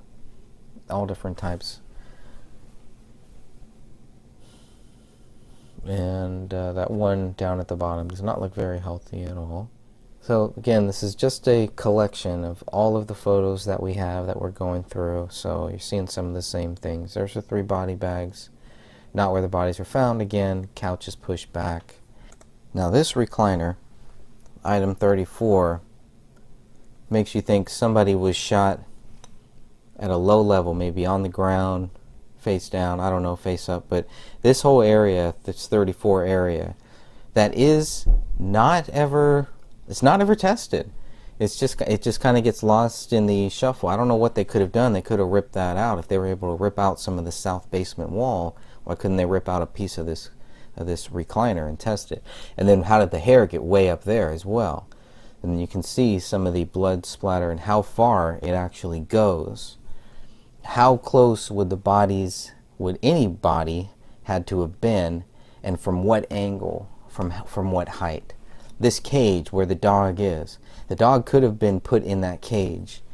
It was left out purposely. Maybe the dog at some point was in that cage, and you can see how far some of this stuff goes, or that item, that number 32, and how far that goes out there, right next to where the dog cage was. This stuff travels. It's going very, very far. How does it get way over here? It has to go past the Christmas tree, past that recliner. It's very interesting, unless something was dragged here. That was kind of my first view of how you could see in the upper right corner where the yellow marker is. Kind of looks like something might have been dragged. And they're going to find another casing there. It's interesting the way that they label. I guess they're labeling them from just walking from everything from the back door in number 2. I believe this is going to be number 3. Yep, number 3 there. You can see David's shoe. That was a shoe that I was talking about to compare to the one that they had for his footprints in the snow. Nothing came of that. So there's number 19. More blood. And just spots, right? But what angle? From what angle? Where is it going? It kind of looks like multiple, right? We got 2 different angles here. It's an interesting one right there. 22 is kind of like, was something dragged? I was wondering, was anything dragged here? And if it was, why did it kind of stop here? Or was this where the dog just kind of walked right into it? I'm not sure. I don't know what this is. That little the little water spot, though, I believe is from the authorities when they came in through the back door from the snow on their feet. Just a guess. I don't know. or else that doesn't make any sense either, because that definitely is not going to be there for 3 weeks. But by this time they had marked everything, so I think it was just from their shoes. And there's 20. 20 is an interesting one because it almost looks like a finger. Almost looks like a finger. So I don't know. Maybe it was somebody grabbing there. I'm not sure. And on that Voss, you can see how far up it goes. And what is that? 29. You see number 29 there is all of these drops. They tweak the camera. That's why the wall looked very different there. It looked pink almost. So let's look at the front closet here. Not really a whole lot here. You can see there's a military jacket. I kept this way. I did not tilt it like I could have because it did not look right. It made the photo look kind of weird. So just want to give you a view of everything that is in that front closet. This is one of the more recent ones that we got. I did not have this, and this closet was closed. And again, just shoes, really not much there. No blood. I think somebody said there might have been blood in that front closet on one of those jackets there. There shouldn't have been, unless somebody took it off or something. And here's more of the photos of that front door.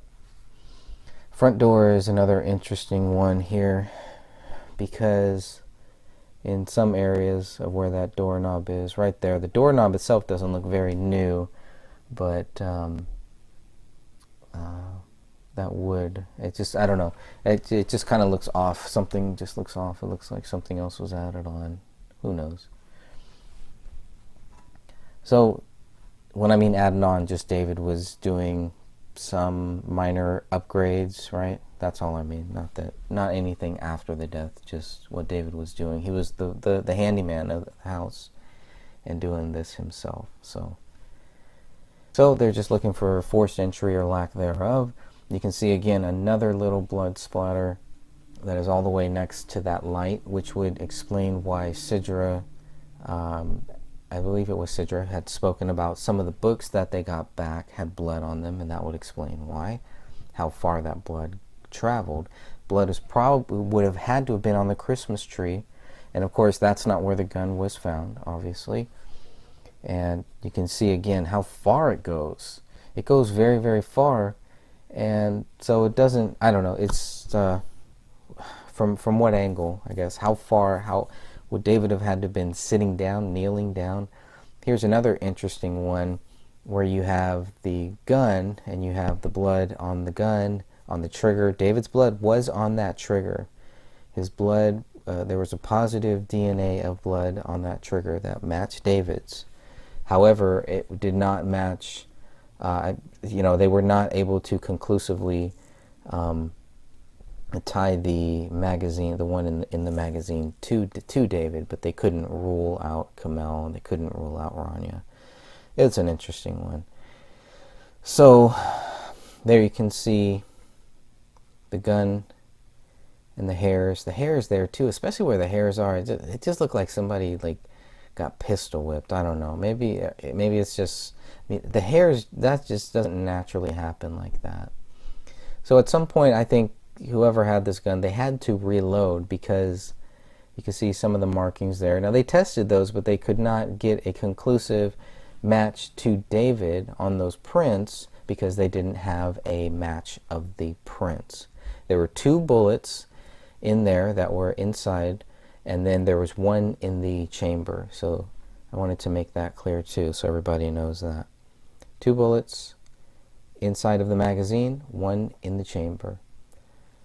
They could not conclusively tie this to David. They could put his blood on the trigger. I do want to make that clear.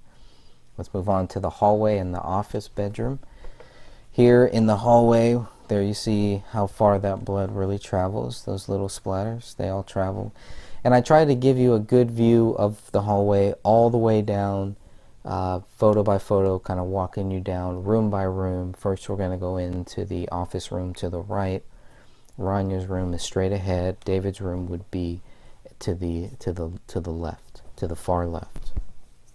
And kind of in order down the hallway, here are the photos that we have here.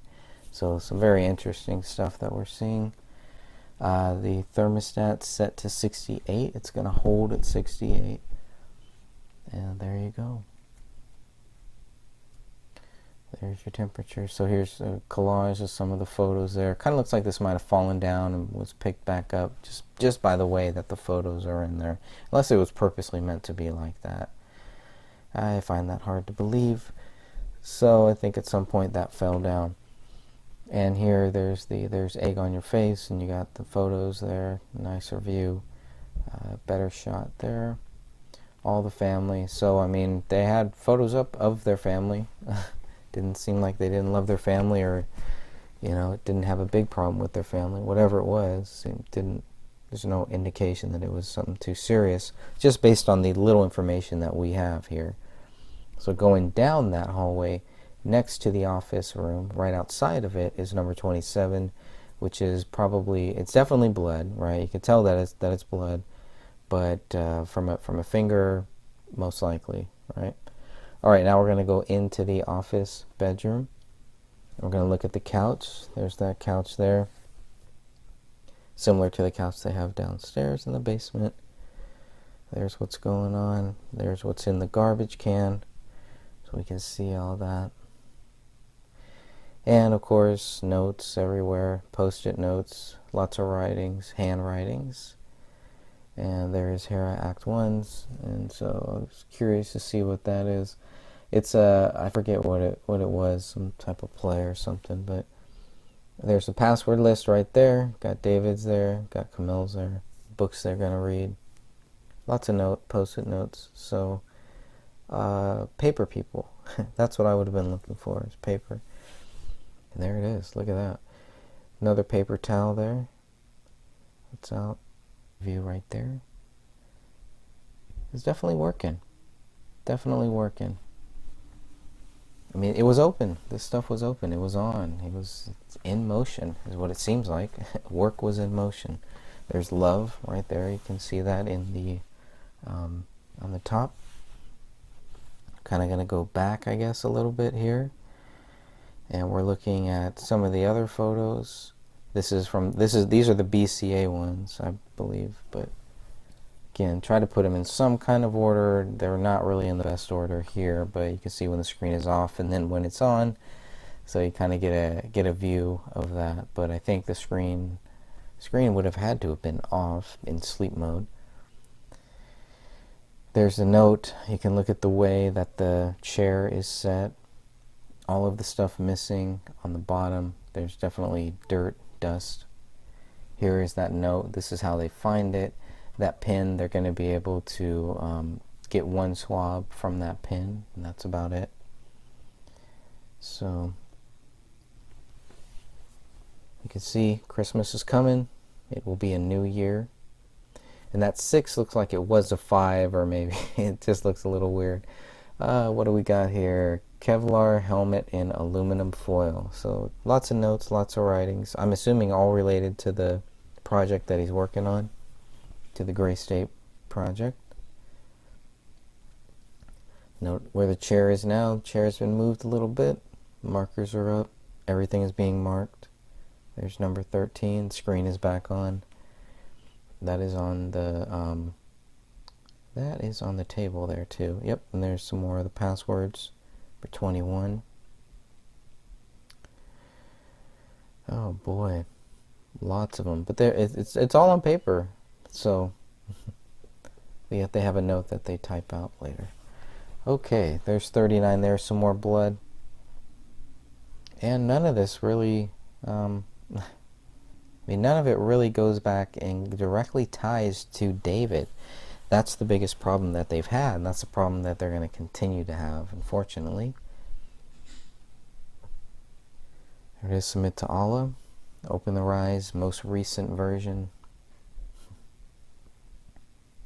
Some blood there, and it's flipped open. It's flipped open on the back side, actually. I thought that was interesting.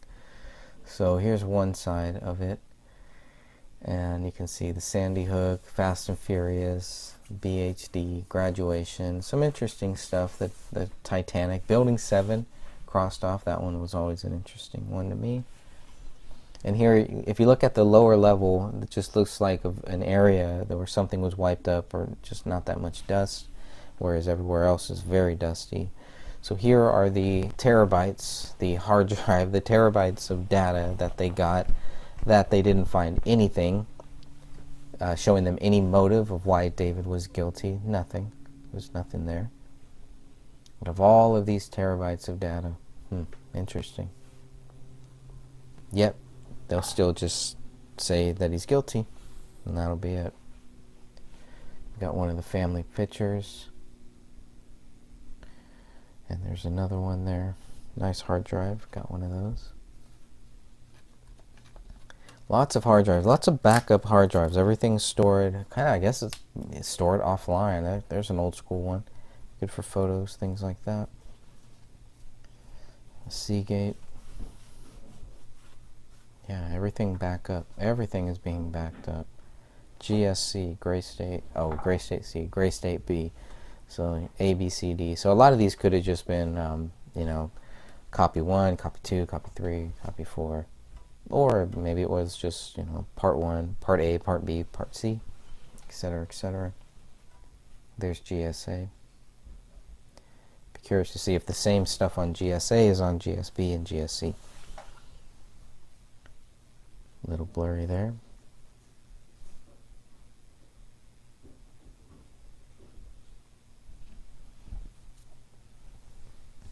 Number 18, BX. Number 19, HHP, Hothead Productions.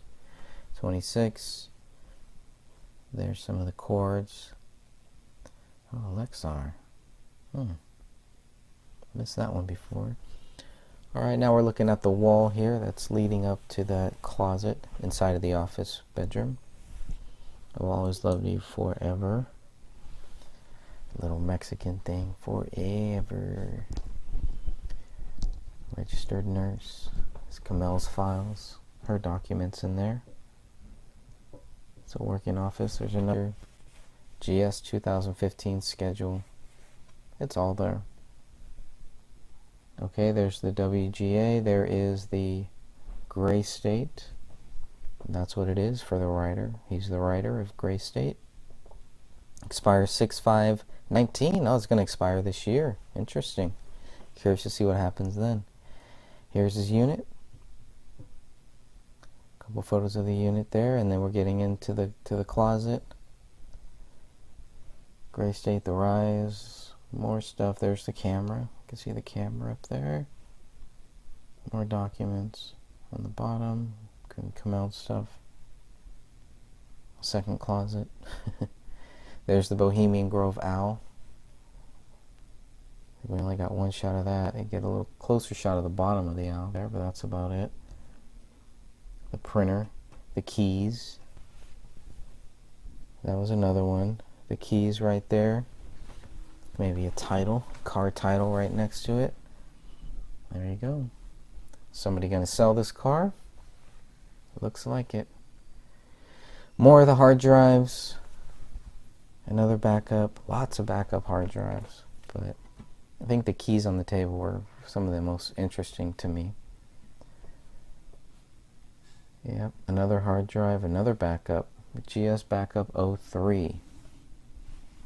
Look at this, the Rise. Oh, more stuff about the Rise. I mean, definitely doesn't seem like someone who's coming to an end. It seems like just someone who's storing things, stacking things, having databases, having backups for backups, and there you go. Everything is backup. CT backup. The keys, a little closer view of the keys there. Another archive, 003. They're labeled. Everything is nicely labeled, so he knows what's on them. That would make sense. There's a Seagate. Another little hard drive there. Again, they have all of this stuff and nothing there. Now this one's interesting because it does look like maybe there could have been some blood on that. This hothead one, this is on the couch. I'm not sure where that number 35 came from, but there's more backups. There's a lot more stuff in there as well, more hard drives. Now the printer, number 36 here, And we're going to see it was, and there was another lighter at the bottom of this desk too. But here is the contributor list. I believe this was from the Democratic Party, 2007 maybe. I always forget what year exactly, but David had that list in there, and he also had, there's their marriage certificate. But yeah, it was curious that David had that list, and it was curious that that list was inside of the printer. It's not very likely people leave it in the printer. That's probably another hard drive there, number 37. And now we're looking at the wall. We're going to look at some of Kamel's accolades.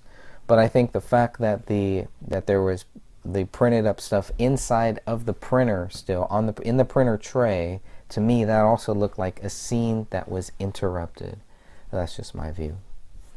And there's some more of the Kamel, the University of Minnesota, Master of Public Health. Very cool. Now we're going to look at the daughter's bathroom, the second bathroom inside of the house. Here are the two sinks. You can see one is used, the other is not. Used by the daughter, by Rania. I don't know if she had to use like a step stool to maybe get up there, or I'm not exactly sure how tall she was, but there's a sponge next to it too, almost like it was going to be cleaned.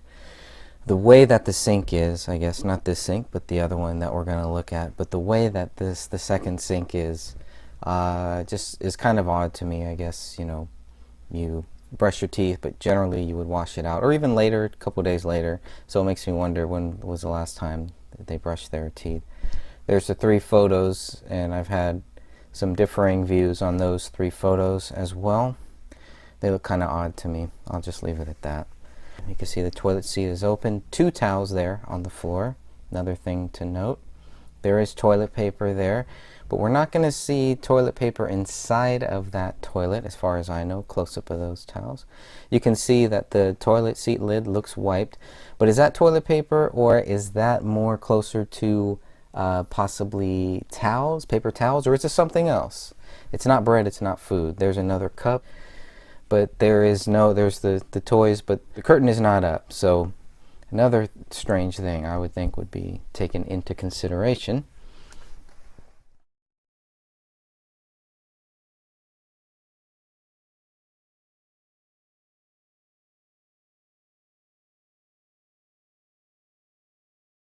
Now we're getting into the toys here. And of course, that's not how they were found. So you'll see multiple photos with toys next to the door, and then other photos where the toy isn't next to the door. So, of course, you had 2 entries. You had the Apple Valley Police Department, and then you had the BCA team. And the detectives, Apple Valley Police Department detectives too. More toys all over the ground. Doesn't this look like a scene interrupted? I mean, obviously it's a child's room. It could just be a regular child's room, but I would also look at signs of maybe not signs of a struggle, just signs of weird stuff, I guess. But you can see that the curtain is open. The child's room curtain is a little bit open there. Here's some of the photos. Lots of photos of everybody, not just of David, not just of Kamel, but all 3 of them. Lots of photos of all 3 of them together. They're focusing on that bed. They're just taking photos of how they found that bed. Seeing what's on this wall here. Into My Little Pony. Now we're getting closer to the closet. And no blood, nothing like that was found. Nothing of value, pretty much, from what they're telling us, was found here in this. This is all just normal. Just a regular child's room. And nothing suspicious, no signs of intrusion, no signs of a struggle, nothing like that in this room. There was also another world map at the top that we kind of missed, but there was a world map there as well in the upper left corner. How things move around as the investigation continues. You can see the gun safe in there is open, but as it continues, you'll start to see things on the bed moving around here. Of course, you can see the dog feces there. You can see which rooms the dog feces was in and which rooms the dog feces was not in. There's the socks. There's a little notepad, a little piece of paper. Anybody could have written a suicide note right there if they wanted to, but I guess didn't do that. Getting a close-up view here. Nicer view of the pin and the paper. Nothing on it, nothing of value. They don't mark it, they don't take it in for evidence or anything, so I'm assuming there's nothing of value on it. You can see the number 38 on the gun safe in the back. There is a magazine, a full magazine inside of that gun safe there. You can see it looks like it's plugged in somewhere too as well. You can see right above the Vicks Vapor Rub. And you'll see in some of these photos the vacuum is out, and other photos the vacuum is in. So we're going back and forth a little bit here. And if you look at that bed, looks like some of the bed sheet might have been cut a little bit on the right side. So again, one of the windows, both of the windows look like they were just open just a little bit at the bottom of the curtain. Of course, right there, they're not. You'll see some of that stuff that is underneath that gun safe at one point. Some of that stuff will be on the floor. It does look like a gun holster that is in there. You can clearly see a marijuana pipe, some wristbands there.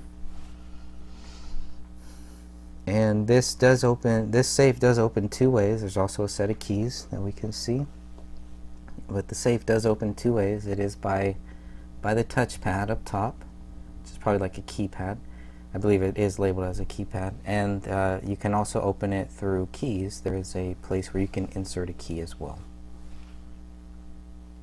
And there you see it right there. Unless you got to do both. I don't know. Be good to find out. There's that lamp. Full mag inside. Mag looks black, but it's actually silver. And they'll give us some close-up views there. It's number 44 and one of the evidence tags. It's from another angle. Almost looks like there's something at the bottom, like a S at the bottom. It's interesting too. Safe is number 38. The safe is taken as evidence, whereas number 34, the recliner, at least part of the recliner, is not taken. Of course, big difference in the size, but still. Some things are taken, some things aren't. There's no blood on that gun safe either. It's just touch DNA, and it only matches Kamel. Another close-up view. It definitely looks like a 5 at the bottom in that view. And here you can see that this is loaded. There are 11 rounds in this one. That was made clear. At first I thought this was tied to the murder weapon, but it's not. This is the second one. This is the one that's found in the gun safe. Has hollow points as well.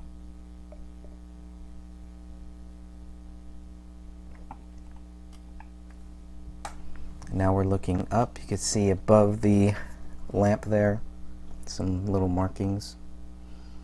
David's pants on the ground, other stuff on the ground, a blanket on the ground. Kamel. So it was always a question of what side is this? Was this David's side or Kamel's side? Also looks like there's a knife, another knife right there. I'm not sure if that's a knife. Hard to tell. It's something though. The watch, Sharpie, some books. All this stuff just right here. So I'm not sure if this was the side that David slept on or the side that Kamel slept on. Hard to tell. There's the holster on the ground. Somebody brought up that the jeans look kind of wet, so let me know if you see that. If you look at those jeans in the past photos, if they look wet to you. I'd love to hear your guys' view on that. And now you can see the vacuum is back inside. Of course, the vacuum was inside of the closet at first, and then in later photos the vacuum was pulled out, and I'm assuming that's when they went behind the vacuum. There's another large trunk case. Never did find out what was in that trunk case, but it'd be good to know.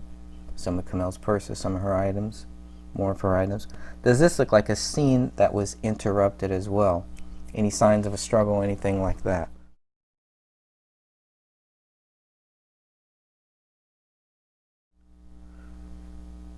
Looking at more, I see the wire going up next to where the books are. I was curious what that is, just a set of lights or something else.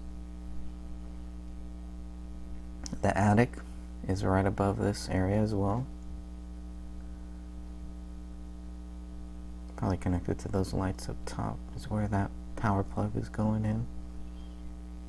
Let me know if you notice anything on that bookshelf as well. Some interesting books over there, I'm sure.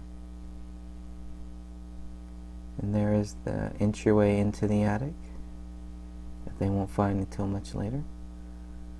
What else do you see here? What do you see of value here? I'm not seeing too much, but still curious. And of course, weed out on the table. Kids around, but just gonna leave the weed out on the table like that. The weed out on the table, the way that it is, looks to me generally like a scene that was interrupted. Somebody got interrupted doing something. Nobody just, puts this stuff out there and then decides to go kill their kids. You can see right now the credit cards are not out there in the image before they were. So they're pulled out there and then they're all photographed. But right now, this is what you're looking at right now is how it was found. And that's probably Kamel's cell phone.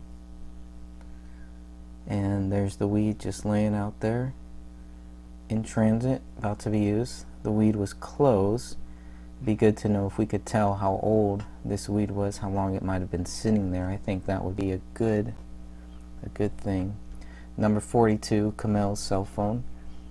And you did see those credit cards and the debit cards that were out there, but those were not out there like that. They were put out there by the police and photographed.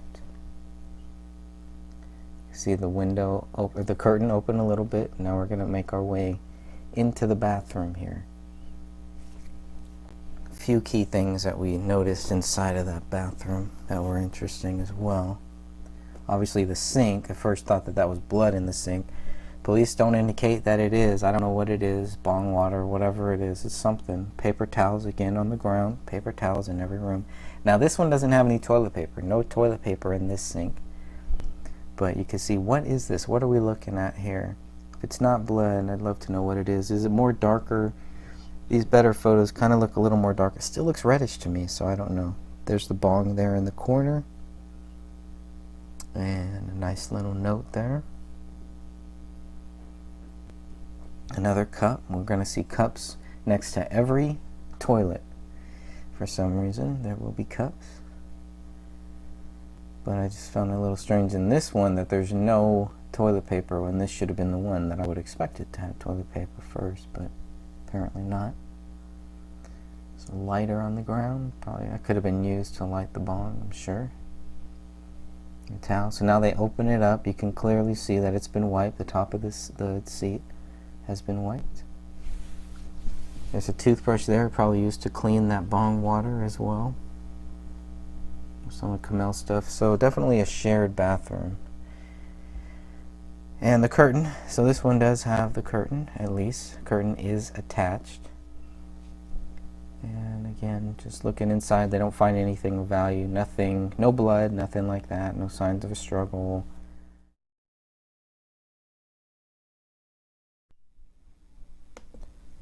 We're now looking at the Crowley garage. We're going to see the two cars in there.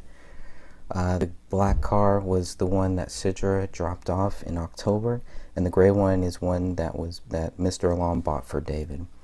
Here's David's little tool shed area. You can see all the nice tools there.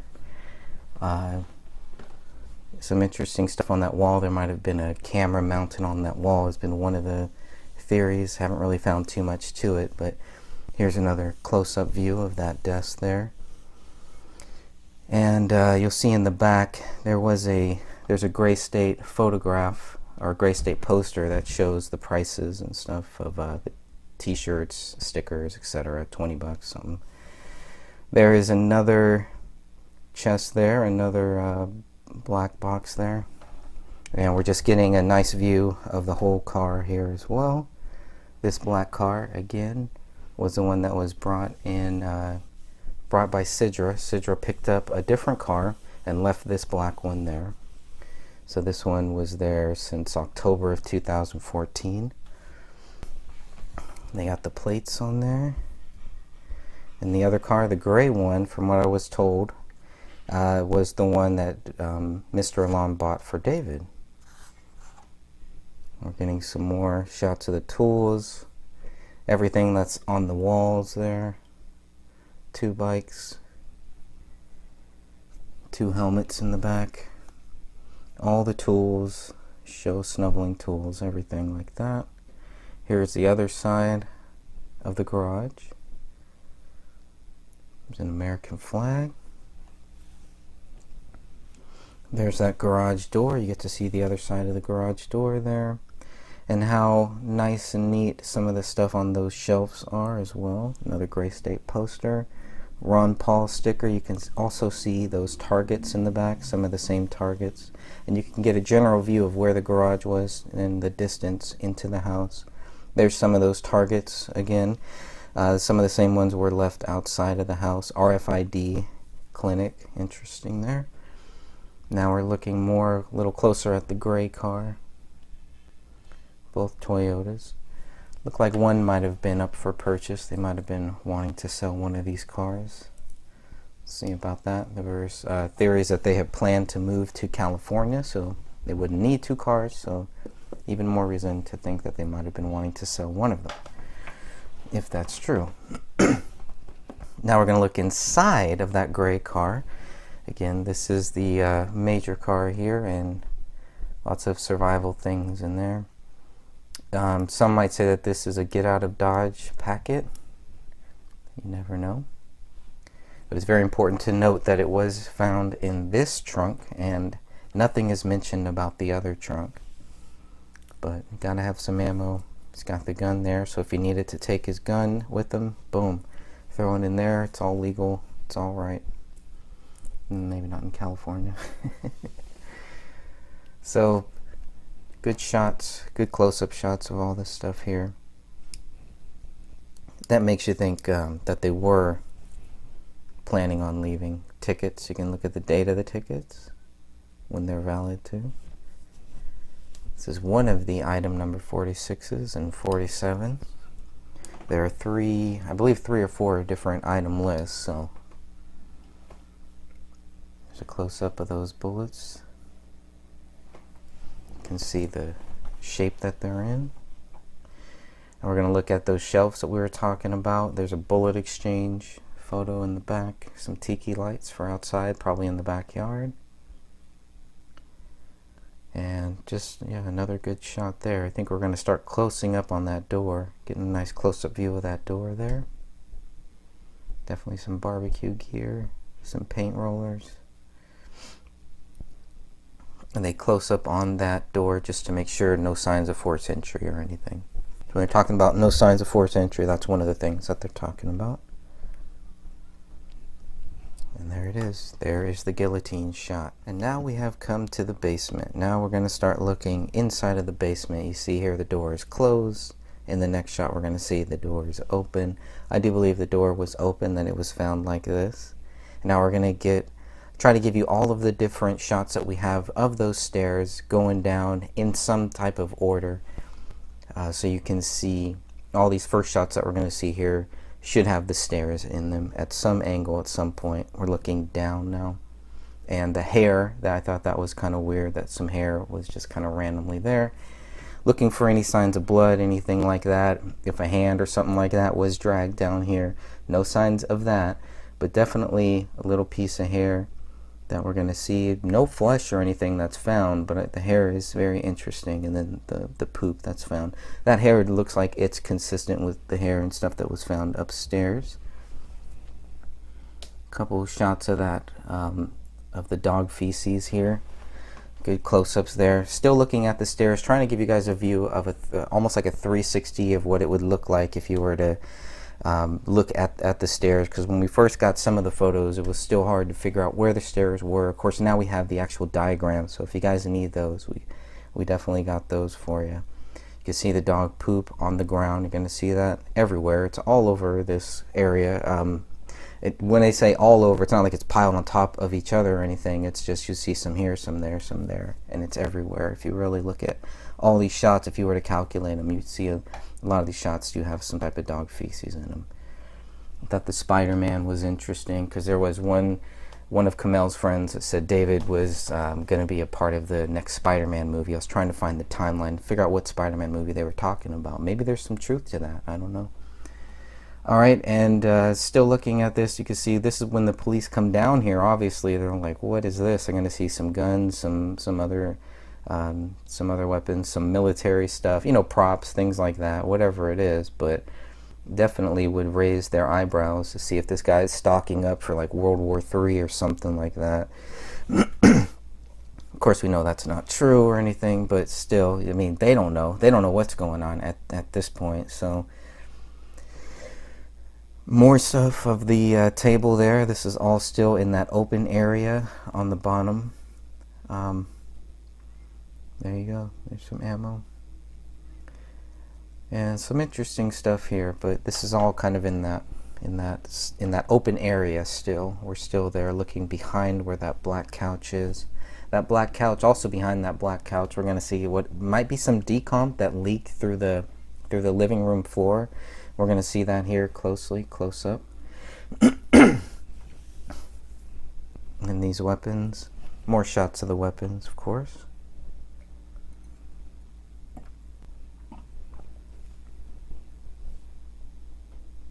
Yeah, I mean, props, whatever, dummies, paintball stuff, whatever it is, to the cops it must have looked kind of strange. It must have looked strange to them to see all this stuff here. But it wouldn't take them long to figure out that this was a soldier, right? And why is all this stuff here? Were they packing up? Were they getting ready? I mean, was this part of their move? It's, you know, there's movies on the ground you can see over there too as well. So, I don't know what that pipe is. Oh, like a bong pipe. Oh, I didn't notice that before on that black case there. It's always something that I don't notice. Why I keep going over these and making sure everybody has them, because another set of eyes might see something that I missed. So, with the drum set, you can see how old that drum set was, how new it was. You can see David's U.S. military bag there on the ground. We can see the "Don't Tread on Me." That's a big one. I believe the flag was a Pakistani flag. I believe that was, took a little while to figure that out, but a quick search and someone was able to quickly figure that out. The head there, the white head, I think that is part of, there's a scene in the trailer that shows this guy's head turning white with blood, and I think that was used for that prop. The Muse, I don't really know that much about them, so you guys probably do, I don't know. Not really into that, but Patriots Rise, getting another close-up of the Gray State photo here. Where those pillows were is where one of the windows are. You can see the one of the boards on the ceiling is now out. David's equipment, all of his music gear, all right down here, still in this open area. Some more posters. Some more shots of that.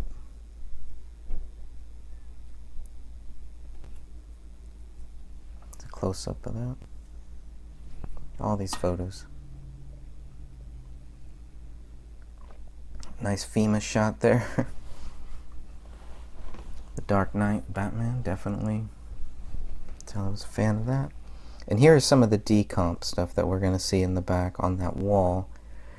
You'll start to see what I first thought was blood. I don't know what it is, but definitely if it's not blood, it's decomp, a mixture of both, etc. It's something, but I questioned maybe it was some type of leak or something. That could be too, I guess, but I just found it kind of odd that this is also in the same area where the bullet will go into the south wall. So this is all on the south wall here. Is where it's all going to be. And now we're going to get into that bullet shot. This is F from the living room. So this is the bullet that goes down, shoots into the south wall and is lodged there. Getting some good close-up shots of that. Hey, this bullet travels. It travels pretty far. Goes through wood. I believe that's real wood. Goes all the way down through the paneling, and lodges into that south wall. So interesting. And of course, nothing ever comes of that bullet. There's no blood. There's nothing tied to it. They don't even have lead that's tied to it. So that was kind of odd. But when they cut it out, you can see that's at this point they've cut it out to kind of preserve it as best as they can. They've taken out some of those boards on the top. This will give us a better view, a better angle of where that bullet went, where it came from, because it's a very important one. This is a missed shot, whatever it is, whoever did it. somebody missed. They shot at the ground and missed. I don't know. That's the way I took it. So that's the other side of F that we're seeing there. This is what it looks like. We saw this in the living room when the carpet was pulled back. Now we're getting a shot of it from what it looks like on the basement and where it's lodged there. I think is also interesting. You can get a very good shot there of how big that bullet hole is. And going down, now it's a little wet. If you look at where F is, in that last shot when it was labeled, it looked a little wet, a little different. There's another shot there. Some of that side wall goes right into this lens right on top of here. That was interesting too. That drywall just lands right in the drywall there. Getting some other shots, and they're just kind of. And again, these are from 2 or 3 different sets of photos, maybe from a combination of 3 or 4 different cameras. So that's why it looks kind of different. But here it looks a little wet. If you look at F the way it is, it looks a little wet to me. And you don't see the bullet there. And that just shows kind of how deep it went in. Wow, look at that. That's really deep. And that's where it's lodged. So they cut that out. This is F. This is number 45. Item number 45, bullet number 45. And if you look up number 45, they don't find anything. They can't rule anybody out, but that just means they don't have any way to tie it to any of David, Kamel, or Rania either. And they're cleared to note that. All the documents note that as well. All right, you can see a lot of dog feces there. Now we're going to go into the bathroom. We're going to start to make our way into that bathroom. It's very easy first looking at the photos to get kind of confused of where the layout, what the whole layout of this house is, unless you've been there, unless you've seen it. Now we're moving into this bathroom. This looks like a built-in bathroom.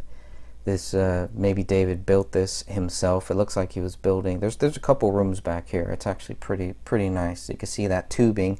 That's still a question that I have. Also, the sink is plugged. Definitely good to look inside of that toilet. Even though we're looking at the sink here, really nothing there. You're not seeing anything similar to what we've seen in the sink in the master bedroom. This looks just like a sink that hasn't been cleaned. This looks like a man sink. This is like a man cave. This is all part of it. These circle things are actually insulation.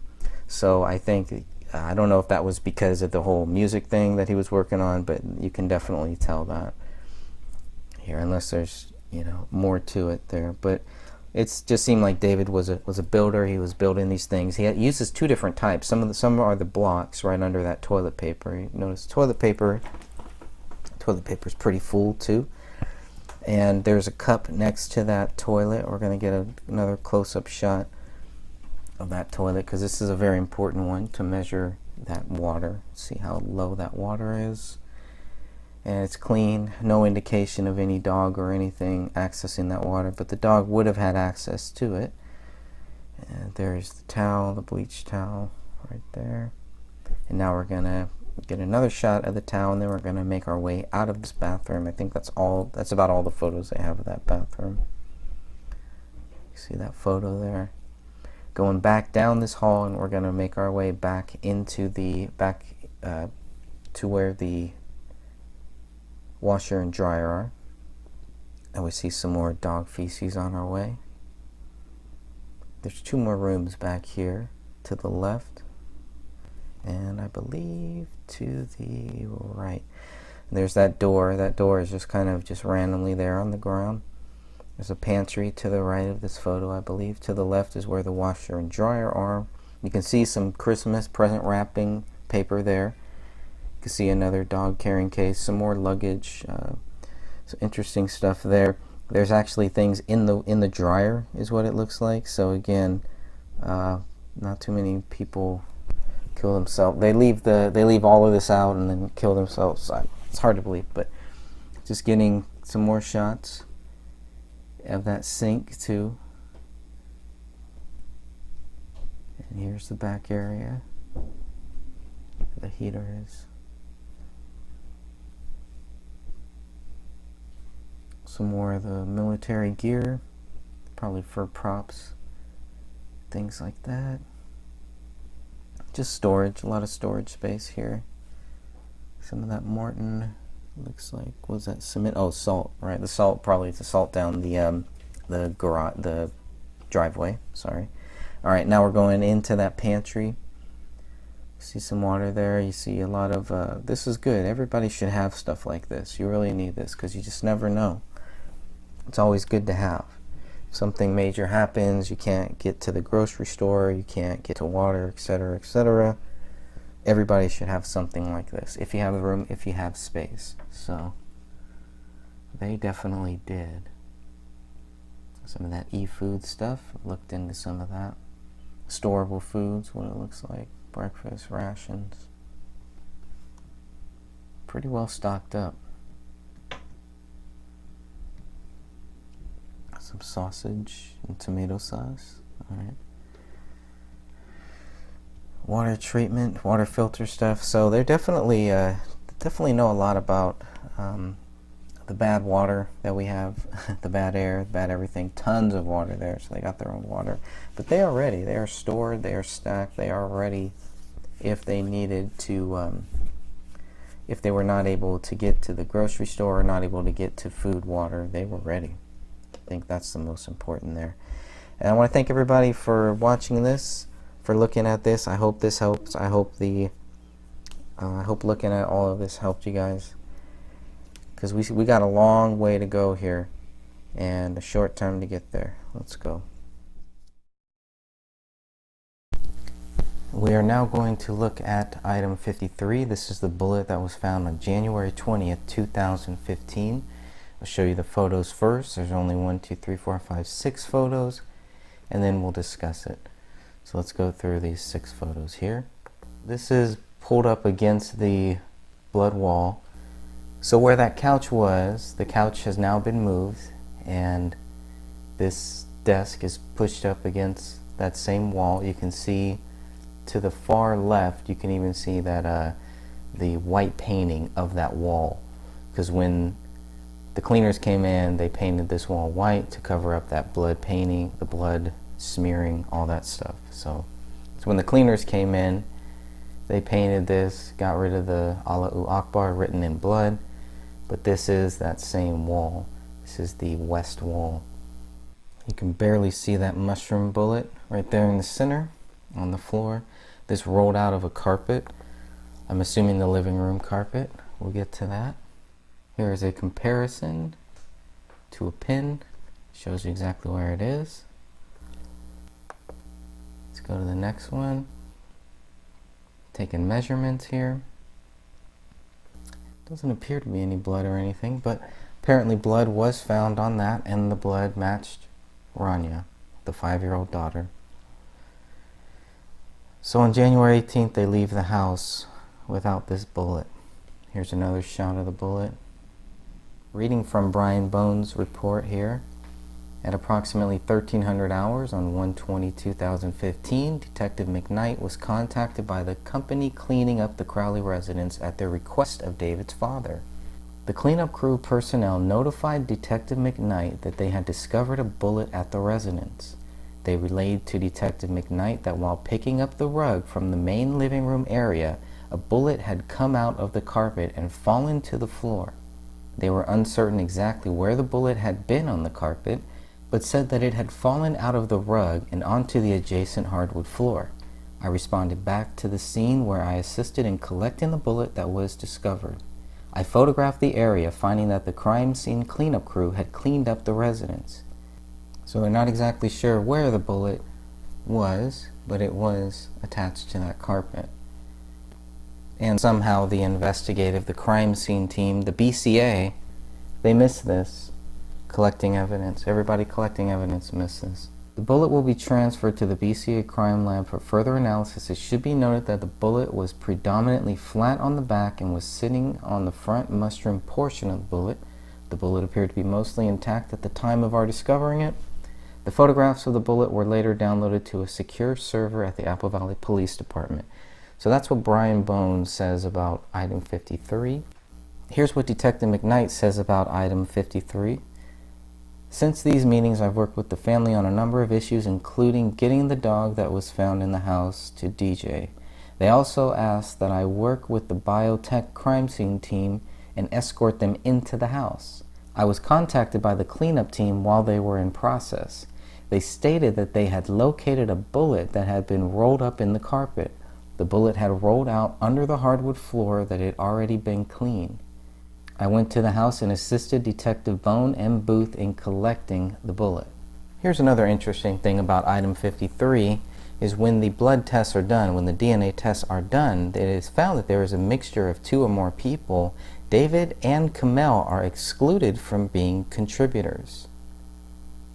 So we have another person here, another person that contributed to item 53.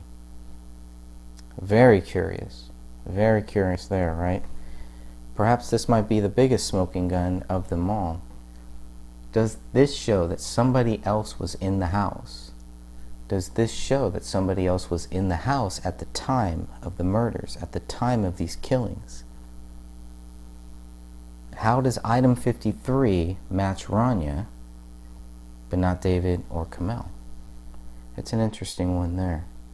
There's also mention in the BCA report that item 53 was shot from item 1. So if they believe that item 1 shot item 53, yet item 53 is showing 2 people's DNA and David and Kamel are excluded, could that mean that somebody else fired item 53 from item 1? Whatever the case, it is 2 or more DNA profiles that were found on item 53. One matches Rania. It does not match David and Kamel. Let's now look at item 57. Item 57 is also a bullet that was found on February 18, 2015. No blood is found on this bullet, but the DNA profile does match David Crowley. In all of the photos that we have, there is one that shows the ceiling where the bullet should have been on January 17th. Let's look at that one. And here is the only image that we have so far that would show whether or not a bullet hole was in the living room ceiling when the police first entered this house on January 17th, when these photos were first taken. This photo is included so that way you can see what it looked like 1 month later, what the house looked like there. In the second image, we're pulling back a little bit. You can see that the marker on the south wall is still there. I'm not sure if blood is still there or not. Let's look at the third image here. Getting another shot. And you can see definitely some things look white there. 2 different types of curtains, both red, not matching at all. The shoes are still there on the ground. Let's look at the next one. Now we're getting a closer image. So hard for me to say exactly if that's before or after Joe Cooksley puts his finger through this hole. So the reason that this hole might look a little big to us right now is because by this point Joe Cooksley has already put his finger through it. Alright, here's another angle of that hole that you can see there. They don't mention any traces of blood or anything like that here, so let's go to the next one. An even closer image. This is going to lead up into the attic. Let's go to the next one. Now we're pulling back a little bit so we can see where somebody would have to be standing or sitting, kneeling, etc. for the bullet to enter in this way. Let's go to the next one. It's going to give us a little more close-up view here. It's a pretty big hole. Obviously you're not going to miss that one right there. So I'm assuming that is when, definitely after Joe Cooksley put his finger through it for whatever reason. Here's another image, scrolling to the next one. We get to see that hole and the distance from the light for one last time. That'll be the last one at this distance. Let's go to the next one with the marker there, and you can see. Now, if the marker is up, I would hope that this was taken before Joe Cooksley put his finger through this hole. Hard to really tell. It would be good to follow up on that for sure. Here's from another angle, same one. You can see the distance. It's a big hole at this point. Now we're going into the attic. This is from the master bedroom. You can also get to the same attic from the garage. And I believe one person went up this way, and the other BCA crime scene team person went through the garage, and they scattered the attic. They looked through the attic. What you'll notice here, though, in the next photo right here, is that there is a ladder there. And this ladder was not there when police left this house on the 17th. Not clear if it was there when the police left the house on January 20th or not. But that's how they got up there, or that's how somebody got up there. So somebody was up there, and we know that that was Chris Klein, Mason Hendricks, and that cast of characters, a group of them. Depending on who you ask, you might get different stories about who exactly was in the house on January 19th. We'll get to that later. And here's another shot to show the distance, how far back it was. Let's go to the next one. We're now in the attic. Okay, so hard to see there where it is, but it's kind of in the upper left corner is where the bullet is. Let's go to the next photo. Getting another angle so you can see the drywall. The bullet goes up through this attic. Skip to the next one. Hits this top paneling here. You can see by the white marks there. Let's go to the next one. And lands right here. You can see exactly where the bullet lands.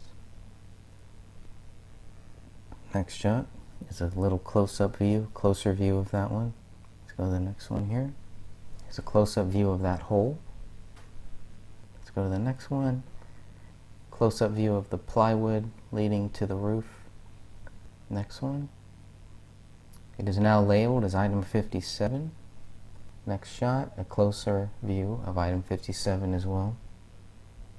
Next one gives us item 57 still, but now we're pulling back a little bit so we can see exactly where the bullet went into the attic and then bounced back down. Hopefully that will help somebody give us some clear indication of where the bullet was coming from here. Here's an even further view, a little pulled back a little bit more. These are all DSC, by the way. Next one. Now some of these were included in the BCA photos that we got later on, unlike item 53. And let's go to the last image here, and you can see where the white markings are and where the bullet probably ricocheted. But in order for it to ricochet here, to land back down where item 57 is found, how far away would someone have to be? Would someone have to be literally on the ground? And none of that answers the question of why police missed this either. So let's read from the police reports. This is Brian Bones' police report about Chris Klein. This is where it gets very interesting. Okay, on 2/17, I spoke to Christopher Klein, who identified himself as a friend of the Crowley family. I had been trying to locate Klein to learn why he had been at the Crowley residence on 1/19, as a neighbor had called in about a suspicious person at the house. Klein received my business card at his residence and called me back at approximately 1700 hours on 2/17/15. Klein wanted to ask me questions about the status of the investigation and was speculating about how many rounds had been discharged at the house. He indicated to me that he had been in the house since the discovery of the Crowley family at the residence. He said he had been there with David's father and brother and had seen there were 2 shot rounds in the floor and roof. Prior to this conversation, I was unaware of a round being shot into the ceiling roof. Detective McKnight assisted me in contacting David's father and to ask for consent, to enter the home to look for the damage to the ceiling. On 2/18/2015, Detective McKnight spoke to Daniel Crowley and obtained permission to go into the house. At approximately 1500 hours, Detective McKnight and I used the house key and the front door lockbox to gain entry into the house. We immediately found what appeared to be a bullet hole in the ceiling near the front door and adjacent to the living room. From my initial looking at the hole in the ceiling, it appeared that the bullet may have come from the living room area. Based on the angle, the bullet appeared to have traveled through the sheetrock. We looked for access to the attic area of the house and found that the attic access from the master bedroom room closet was open. This had not been open at the time of our initial search of the house on 1/17/15.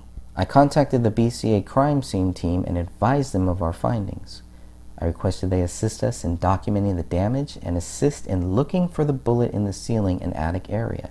We secured the house, and Detective McKnight maintained security on the house while I obtained a warrant for the house. I prepared a search warrant for the house to recover the bullet believed to be in the ceiling or attic area. On 2/18/15 at 16:25 hours, the Honorable Judge S. Moynihan signed a search warrant granting us access to the house to recover what was believed to be a bullet from the ceiling. Detective McKnight and Tietz assisted me in executing the warrant with the assistance of the BCA crime scene team and Special Agent Olson with the BCA. During the warrant, they found what is believed to be a bullet in the attic area of the house. See the BCA crime scene team's report and photos for more information on the bullet. The BCA crime scene team collected the bullet and completed a property receipt, which was left at the house. Here's where it gets interesting. On 2/19/14, I viewed photos taken from the initial search of the house. In viewing these photos, I could see the hole in the ceiling, which we discovered on 2/18/15. So he's claiming the photos do exist. This is still Brian Bone. The photos do exist that show a bullet hole was in the living room ceiling on January 17th. But he also states here that he did not see it. He was not aware that a bullet hole existed on January 17th. Nobody was. Nobody was. Detective Gummert was a little more evasive in his answer about that. He said that he did see the bullet hole, but he wasn't sure when. And I think what it comes down to is nobody saw it on January 17th, and nobody knew about this bullet until February 18th, a month later. Wow. Detective McKnight writes something similar. He says, on 2/18/2015, I was informed by Detective Bone that there may be a bullet hole in the living room ceiling at the home of David and Kamel Crowley. The party giving Detective Bone the information was Christopher Klein. Klein reported to be a friend of the family and had said he had been inside the home with Dan Sr. and Jr. and had seen the bullet hole then. During the initial processing of the crime scene, we knew that we could not account for several bullets that may have been fired from the gun used. The information given to Detective Bone could not be verified since we could not establish a definite connection between the reporter and the family. I contacted Daniel Crowley, Daniel Sr. I contacted Daniel Theodore Crowley, the father of David Crowley. To our knowledge, he is the next of kin in this case. He told me that he was not aware of the bullet hole and had not gone into the home with Klein. I asked for permission from Dan Sr. to enter the home to verify that there is a bullet hole. He agreed to let us in and provided us with the lockbox code. Detective Bone and I went to the home and found the bullet hole near the entryway in close proximity to where the Christmas tree had been. We exited the home and ensured it was secure. I waited in the driveway until Detective Bone could obtain a search warrant. He obtained a search warrant authorized by the Honorable Judge Moynihan. He also contacted the BCA crime scene team to search for the bullet and document the scene. The bullet was located in the attic rafters under the insulation. The measurements and collection of the bullet was completed by the crime scene team. I stayed at the house the entire time and assisted the crime scene team in locating and documenting the location of the bullet. I was assisted by Detective Tietz. The search started at 1700 hours and was concluded at about 1935 hours. The bullet was taken by the BCA for further examination. And once this bullet is tested, once item 57 is tested, it comes back with one male DNA profile, matches David, does not match Kamel, does not match Rania. The results show that blood was not detected on item 57, so the DNA profile does match David. There's no blood on this bullet. Very curious.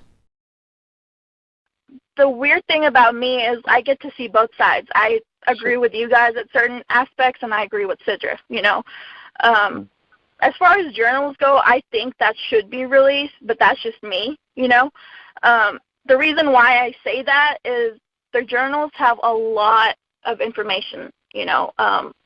David's were a little weird, you know. He wasn't the easiest person to read, but you know, as far as Kamel's go, you know, that's all she spoke about. So I think, like, maybe in time, Sidra would be willing to, you know, release some of the journals, but it really shows you what Kamel was going through. And I don't think she even understood what she was going through. So, yeah, I mean, it started in July when Nyla got sick.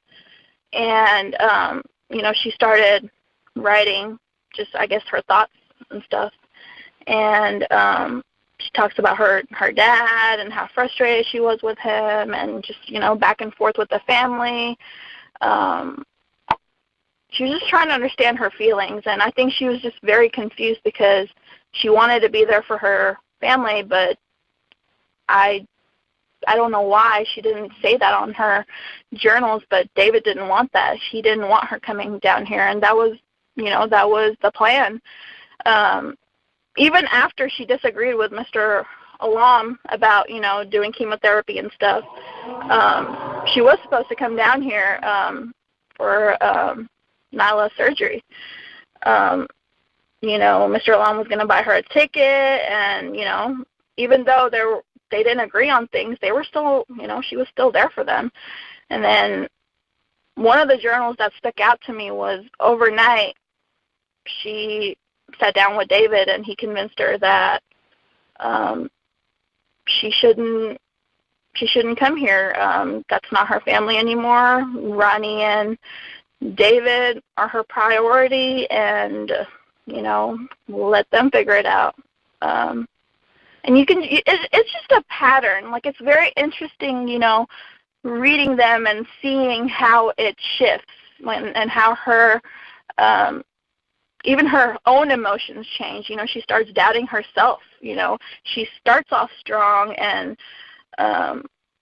you can see a pattern. Kamel's mom, you know, is going through all of this pain, all of this suffering.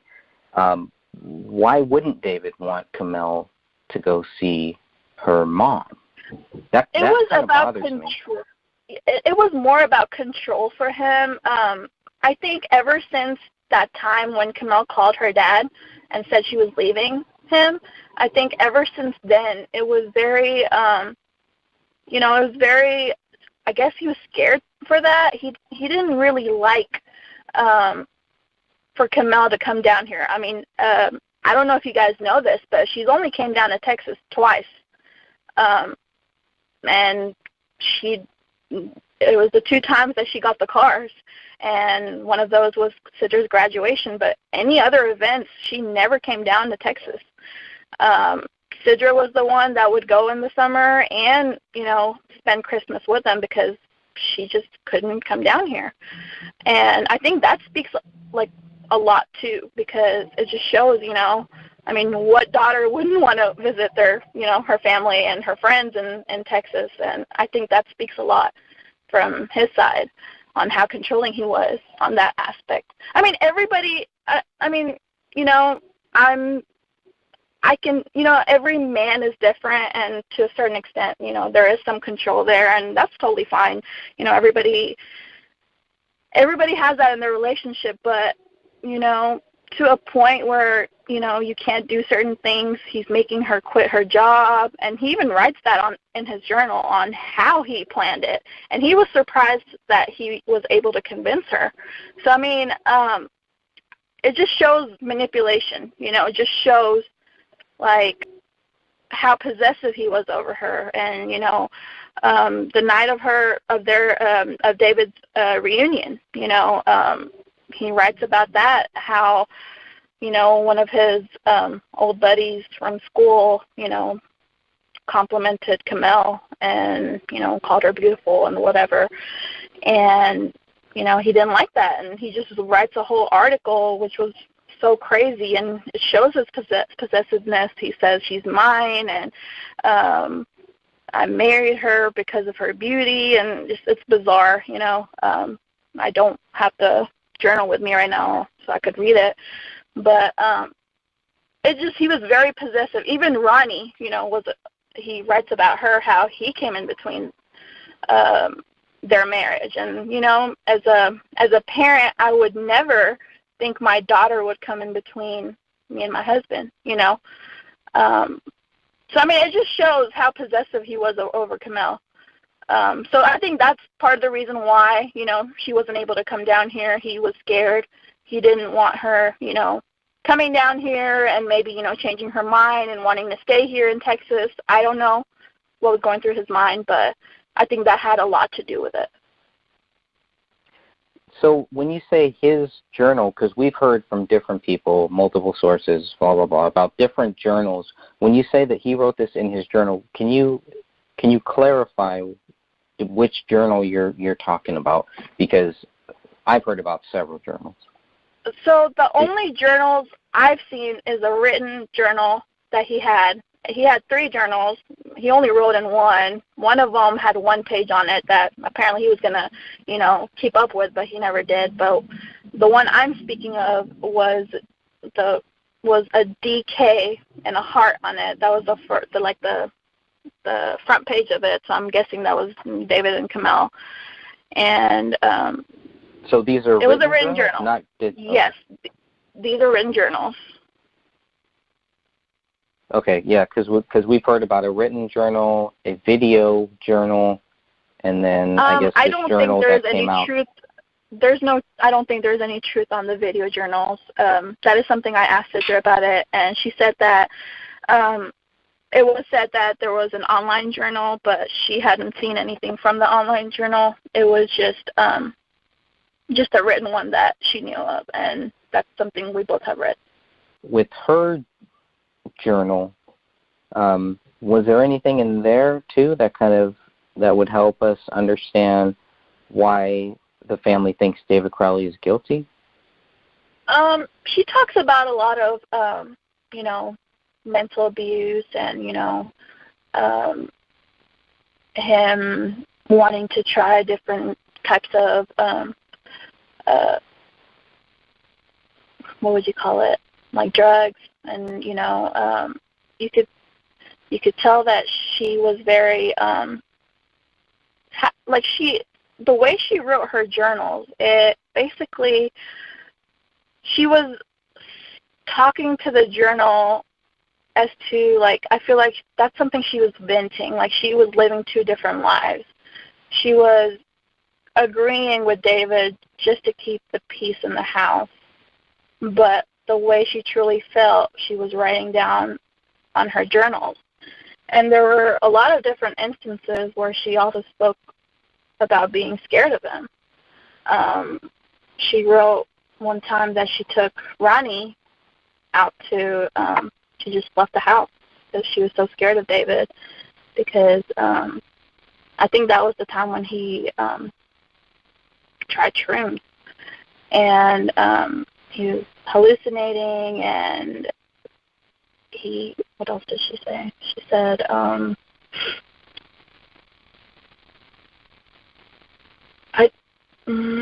I wish I had the journals on me, but she basically just talks about how scared she is, and that's not something that Ronnie should be around, and apparently she didn't even know he was going to do, which she was really angry about. They hadn't, that caused a really big rift between their relationship, because that's not something that Camille wanted Ronnie to see, you know.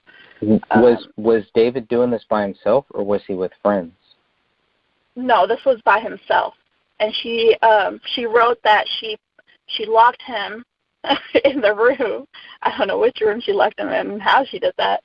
but she said that she was scared for him and she didn't know how to handle it. And she also wrote that she thought about calling his dad, but and she also wrote that he has alienated everybody, and I don't even know who to reach out to anymore. And, you know, just certain things she says, it just shows how alone she felt. And, you know, it shows that she didn't agree to it, you know, most of the things that were going on. It's just, you know, it's just beyond me that she was such a strong, independent girl, and she didn't think I just don't know why she just didn't leave, you know, if she felt that way, you know. Yeah, I can relate to that because I've dealt with a similar thing, and you do kind of wonder that, like, why don't they just leave? But obviously, yeah, I mean, I've never been in that situation, so I mean, I wouldn't, you know, I thought about it, you know, but I've also heard that's, I guess you just get so into it and you feel like you can change them, you know. So yeah, I guess that's why they stay. But do you know who? Go ahead. Oh no, what was that? I was just going to say, going back to the drugs, I was just trying to, do you know who he got those from? Is there any mention of, like, who, because obviously he doesn't just, and really, to be honest, you know, I've never done shrooms or anything, but if I was going to do something like that, I wouldn't want to be by myself, and I definitely would not want to be around my wife. I'd want to be with close friends that I trusted. Yeah. Right. And that was something, that was part of the reason why she was writing in her journal, because she was so that he would do that to her. You know, he would put her in that position where she wasn't even aware of this, you know. So that was part of the reason why she even wrote it in her journal.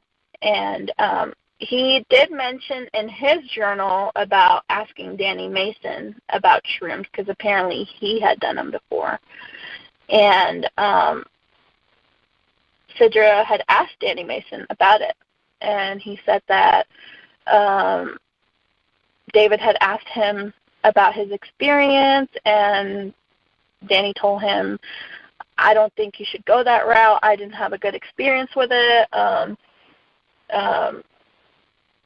And honestly, he also said that, what else did she say? He said that once you get that high, you always want something, you know, more, like something more that will give you that high. So that's not the route he should go.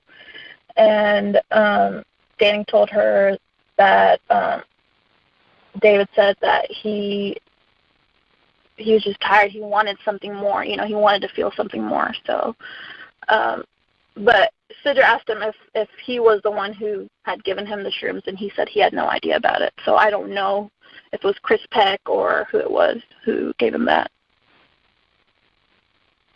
Okay. But she didn't, do you know if if Kamel ever experienced with any of that, or maybe that's not even relevant. Maybe that's. She didn't talk about shrooms. She did talk about, you know, smoking weed. She did say that, you know, it helped her anxiety, and that is something she had told Sidra in the past too, that she did. It helped her her anxiety levels. But, right, and she would know because she was in the medical field, right? Yeah, absolutely. Yeah, so she didn't do it that often, but, you know, whenever her anxiety level was high, that is something that she would do. And she also suggested that for her mom's pain, you know,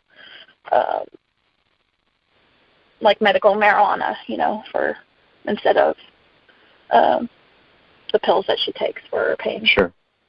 Yeah, they're giving my stepmom CBD oil, I think, for her bones or something like that, and it's definitely working. It's very helpful. Yeah, it's actually helping with Mrs. Alam too. It helps her be a little more hungry, you know, since she's on feeding tube or TPN. You know, it helps her be a little more hungry and, you know, gain some weight and just not be as nauseous, and, you know, so yeah, I believe that helps. Sure. Going back a little bit to what you said about when Kamel wanted to leave David, I'm trying to get a good timeline about when that first happened, when Kamel contacted her dad. And I know it's been mentioned, but just thinking here now, I'd like to have that so people can go back and say, okay, at this time. Don't quote me on this. Sure. Don't quote me on this, but I think it was around 2012. It was summer 2012, I believe. Okay. Or no, actually, no. I think it might have been later on. No, it was actually before that. It was 2011, actually. Yeah, because when Kamel had came down for Sidra's graduation, high school graduation, that is something, Sidra didn't even know about this. Mr. Alam did not tell Sidra about this conversation at all. He kept it to himself and didn't tell his wife or Sidra that Kamel had called him. He didn't, I guess that was their little secret. But Kamel had told Sidra about it, and in 2011 when she came down here, and when we were having lunch, it was brought up, and I was there too. It was a very weird lunch. That is where I saw the disconnect from Kamel. Okay, so all three of you were kind of there? Yeah, David was there too. Who was there? Oh, David was there. Okay. Yeah. But there was something odd? You just felt something weird, or? Kamel was a very perky person, She has a lot of energy to herself, and, I'm sure you guys can gauge that from the videos on how she is.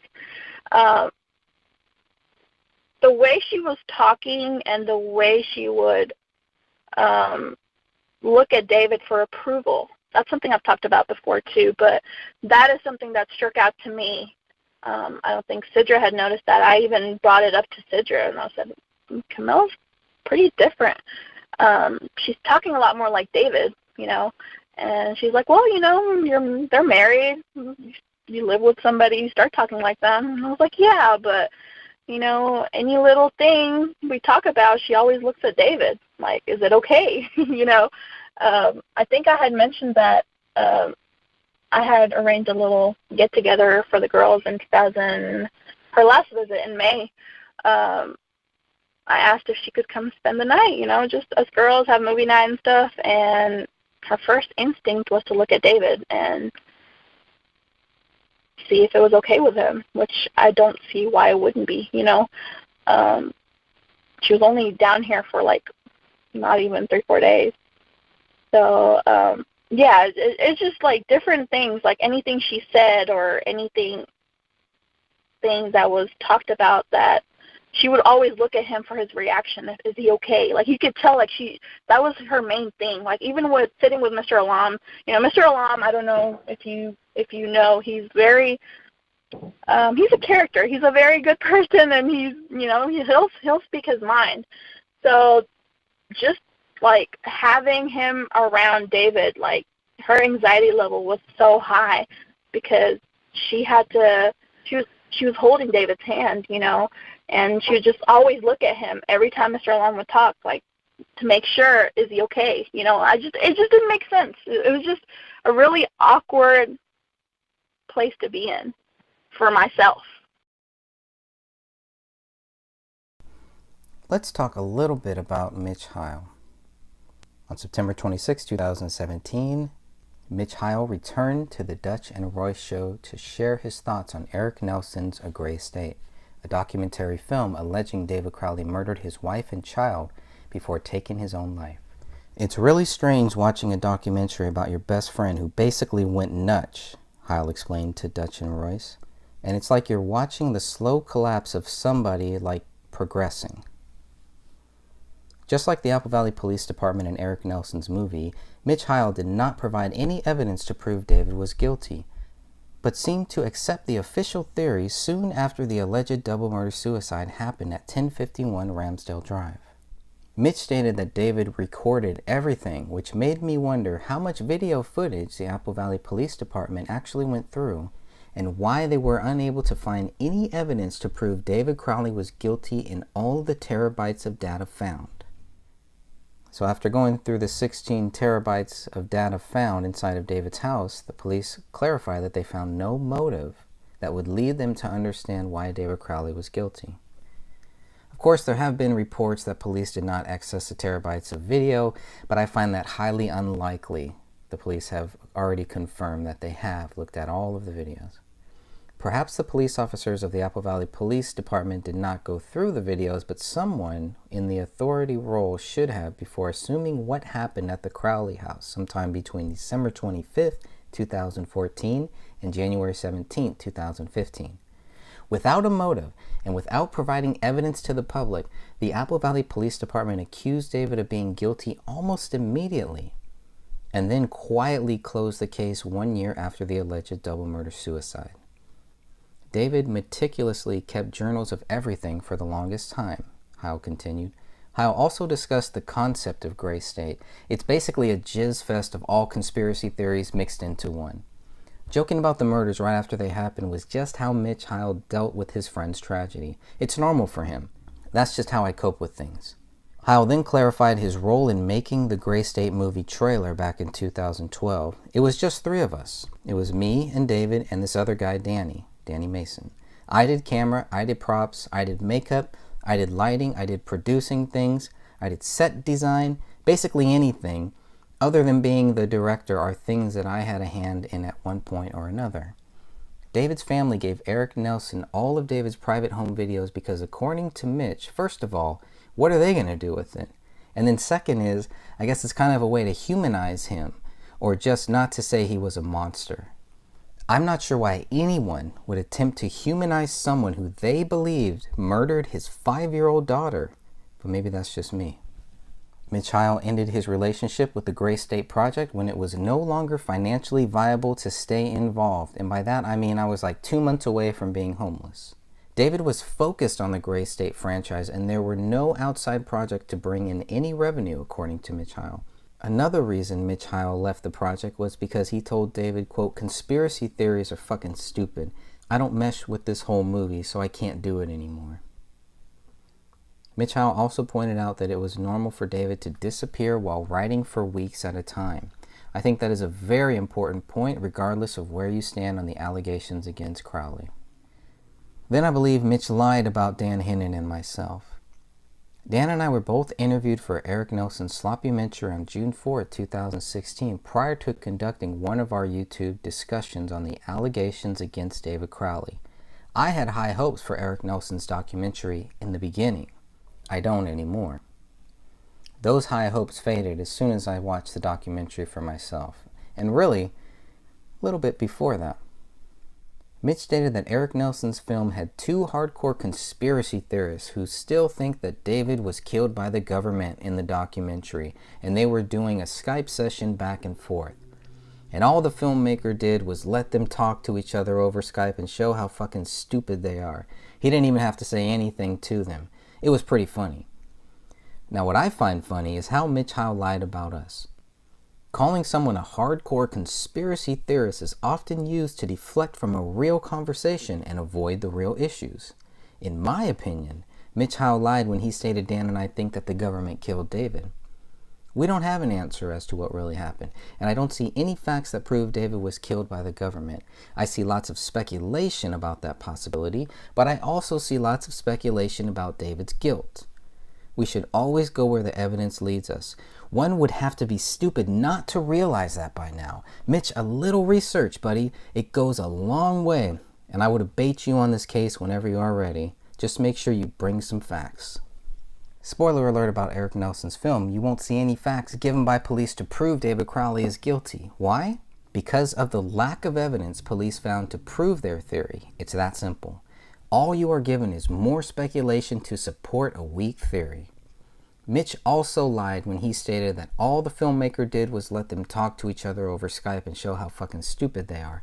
1 hour before the Google Hangout / YouTube session, not Skype, between Dan and myself, we were both separately interviewed by separate film crews, one of which Eric Nelson was present for. Eric Nelson spent close to an hour asking Dan Hinnon questions about the alleged double murder-suicide, and at a family location, Robert Erickson interviewed me in California. So before everyone got to see how stupid Dan and I were live on YouTube, Eric Nelson was inside Dan's home asking him questions. Also, if the intent was to show how stupid Dan and I were, why didn't Eric Nelson include more of the conversation in his documentary?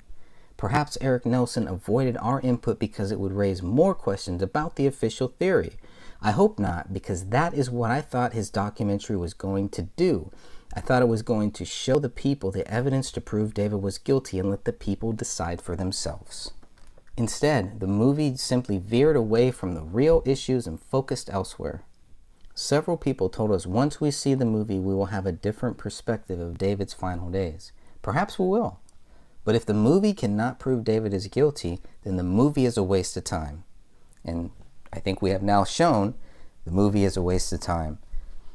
Now, we all know, for all of you who do research, wasting time is a part of that research. So it just comes with the territory. Some of the things that we're researching are going to be a waste of time. You still have to research it, you still have to look at it, but it's still a waste of time. I wonder if Mitch Heil is avoiding the facts, or lack thereof, that supposedly prove David is guilty. What would one have to see to be convinced their best friend was guilty of a double murder-suicide? Mitch, what convinced you David was guilty? You once stated that Gray State killed your best friend. Is there any chance you will be part of the Gray State team moving forward with David's fictional movie? If making Gray State sent David to a dark place, as AVPD Chief John Reichel told Tom Lydon, then perhaps no one should move forward with the project. What do you think? Mitch felt the documentary was done as respectfully as it could be done, adding he didn't feel anything was taken out of context. We'll see about that. Is it respectful to accuse David Crowley of a crime without addressing the facts or lack thereof? When it came to David's meeting with Hollywood executives, Mitch explained that David was concerned about losing certain rights to the Gray State franchise. We know Danny August Mason was not willing to give up his rights to the movie project. We see that now as Danny Mason tried to move forward with the fictional Gray State film. Luckily, it looks like that has failed, although the copyright for the script is coming up in June 2019. The only other interesting thing Heil was asked about was the alleged pack theory, and I felt Mitch chose his words very carefully. He was unsure of how much Kamel believed the conspiracy theories David believed in. Overall, it's an interesting 30 minutes provided by Mitch Heil that is worth listening to. After listening to Mitch Heil's conversation, I felt that he was building a movie while David was building a franchise. Suspicious activity. On January 19, 2015, a neighbor called police and reported suspicious activity at the Crowley residence.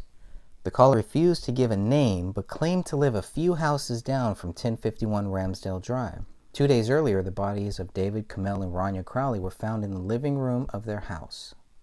15 minutes prior to the call to authorities, a GMC Blazer truck with army paint stopped in front of the Crowley residence. An unknown male got out of the truck and tried to enter the house.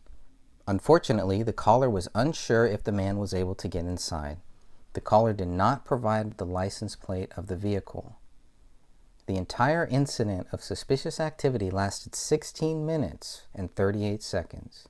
The call was placed at 12:51 p.m., January 19th. At 12:52, Apple Valley Police Units 4949 and 4918 were assigned to the incident. Unit 4943 was also assigned to the incident at 12:53. Unit 4918 was the first officer to arrive at 1051 Ramsdale Drive in Apple Valley, Minnesota at 12:56. Unit 4918 noticed flowers on the front step. Unit 4949 arrived 2 minutes later at 12:59. Unit 4943 arrived at 1300 hours. According to the incident detail report, it was unknown who was at the residence or why. It is not known if the person who tried to enter the house left the flowers. The incident was closed at 13:08.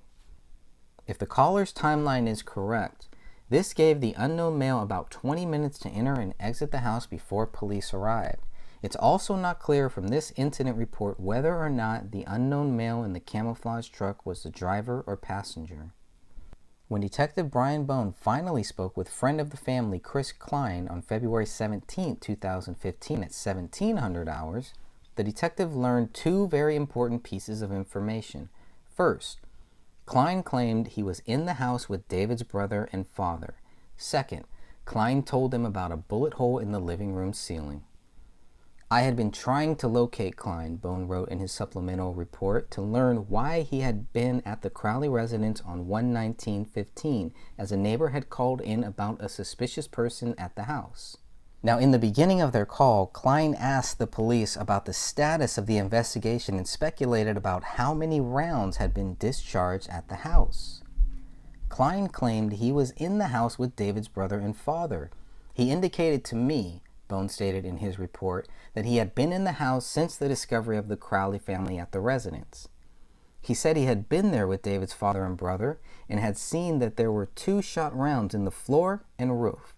Prior to this conversation, I was not aware of a round being shot into the ceiling/roof. Detective Bone relayed the new information to Detective Sean McKnight, who then asked David's father, Dan Crowley Sr., for permission to enter the house to look for the damage to the ceiling. Now, the following day, on February 18, 2015, at 1500 hours, Detective Bone and Detective McKnight returned to the Crowley home. We immediately found what appeared to be a bullet hole in the ceiling, wrote Detective Bone, near the front door and adjacent to the living room. Bone also wrote about the possible trajectory of the bullet, speculating the shot must have come from the living room area. When the detectives looked for access to the attic, they discovered the attic access from the master bedroom closet was open.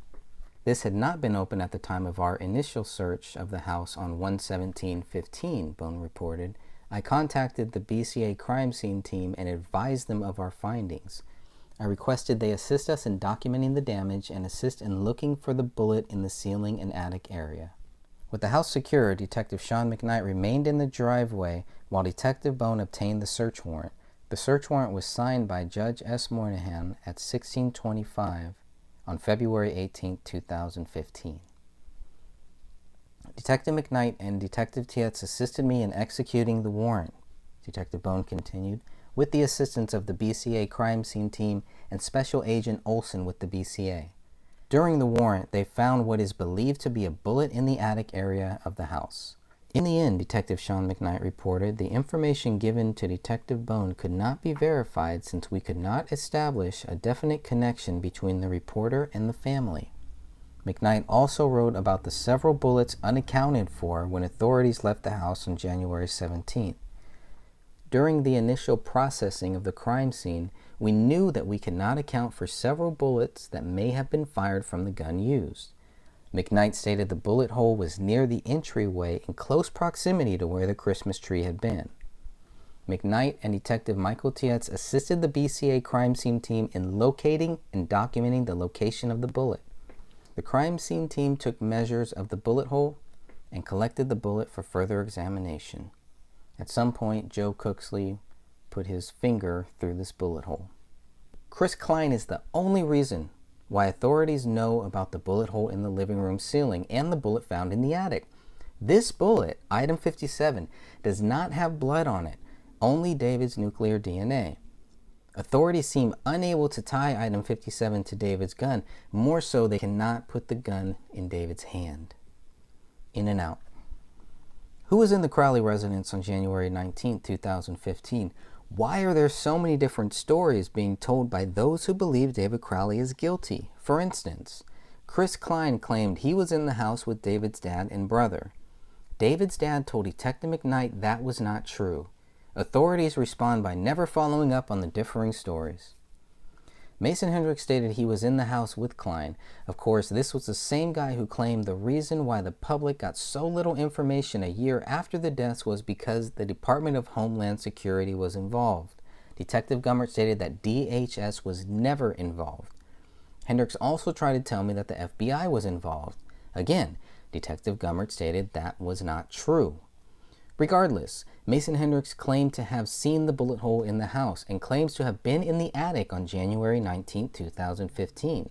Hendricks claimed he walked in the house with at least 2 other people that day. Hendricks looked up in the ceiling and immediately saw the bullet hole. I looked over to another friend of ours, Hendricks told me, and I was like, they couldn't fucking see that hole right there? How did Hendricks know police missed the bullet hole?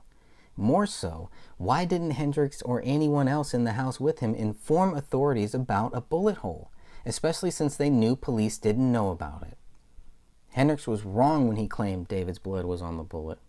He was wrong when he said it was proven item 57 came from David's gun. He was wrong when he said David's fingerprints were on the gun. He was wrong when he stated the bullet hole was blocking the Christmas tree on January 17, 2015. Hendricks was also wrong when he stated DHS and FBI had to, quote, sign off before the public got information from authorities. Was Mason Hendricks also wrong when he stated the pack theory came from one of David's parents? Hendricks stated that the pack theory originated from one of David's parents. I just want to make sure I say that twice. There's no evidence of a pact between David and Kamel to commit suicide and murder their 5-year-old daughter, but that hasn't stopped some from trying to connect those dots, which is fine. But if you're talking about that, then what you're talking about is not a double murder suicide. At that point, you're talking about a double suicide murder.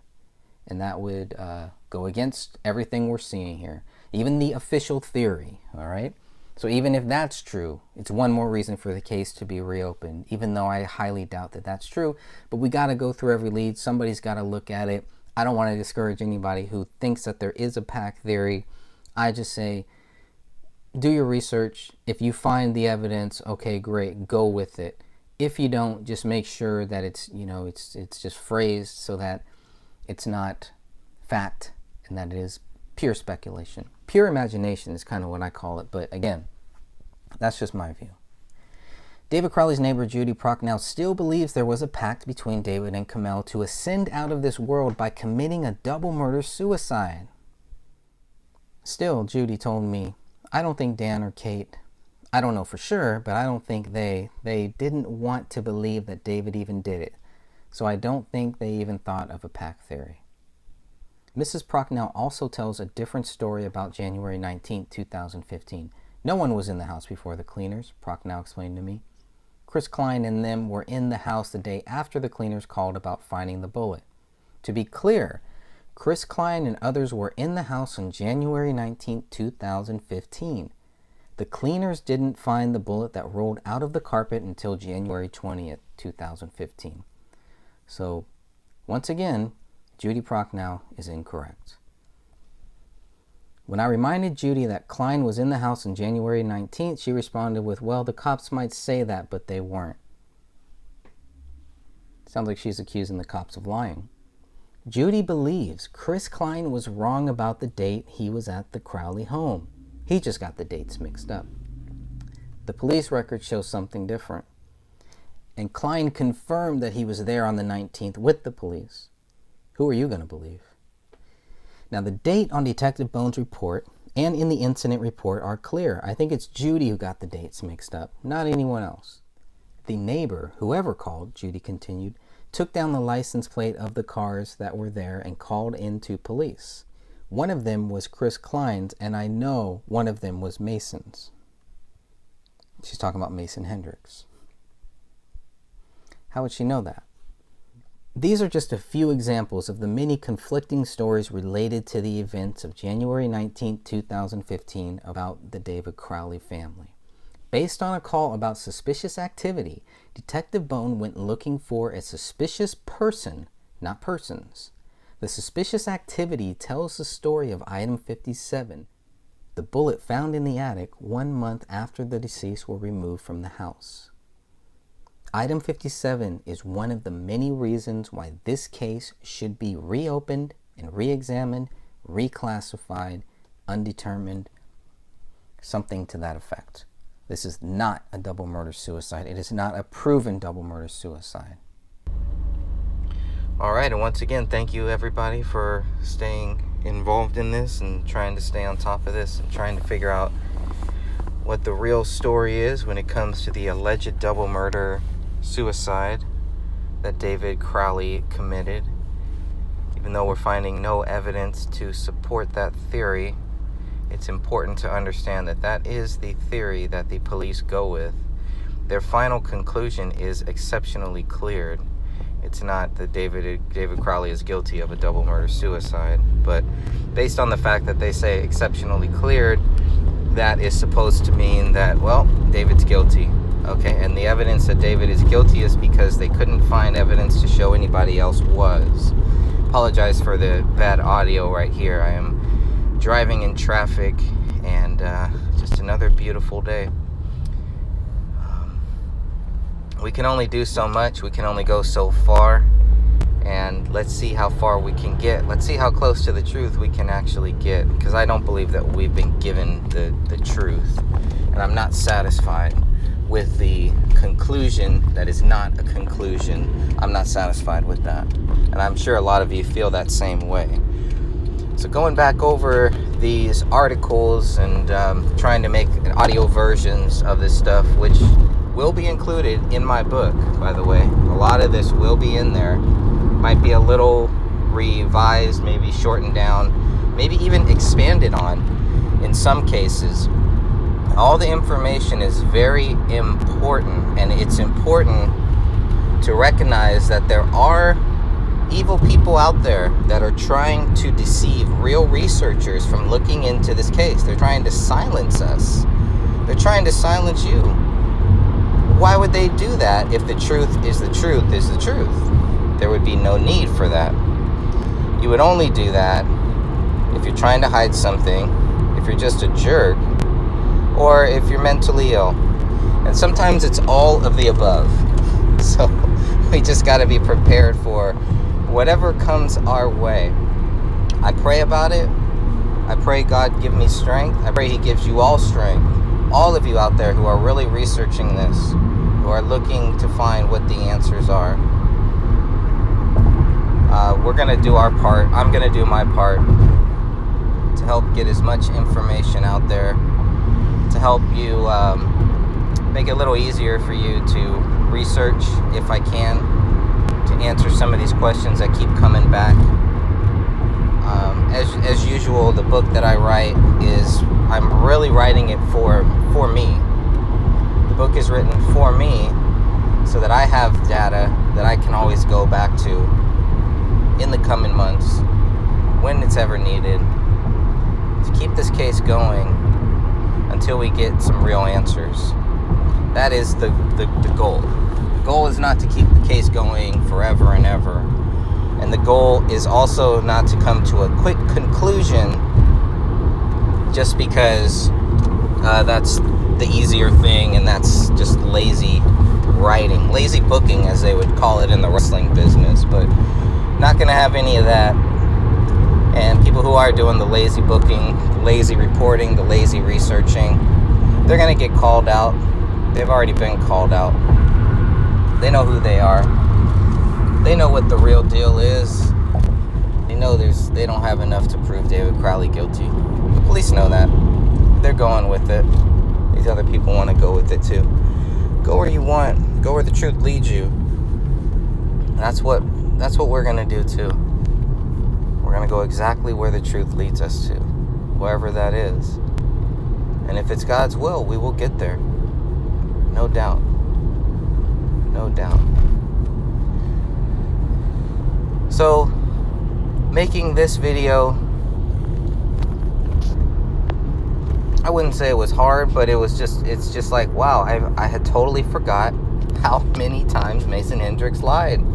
And you can add this to the list of people that have lied, where their stories have changed. Everything changes. They tell one person one thing and tell somebody else a completely different story. So, had a lot of that. And I think they were just hoping that we would just go away and fade off. But it's not going to happen. It's really not. You're talking about a 5-year-old child. Talking about a U.S. combat soldier. Talking about a young woman under 30. These are not things to be taken lightly. This is not something that we should take lightly. This is real stuff here. So, I would just hope that everybody kind of keeps that in mind. Again, sorry for all the loud background noise on this. I know it's a lot different than the audio that was playing, but I think it's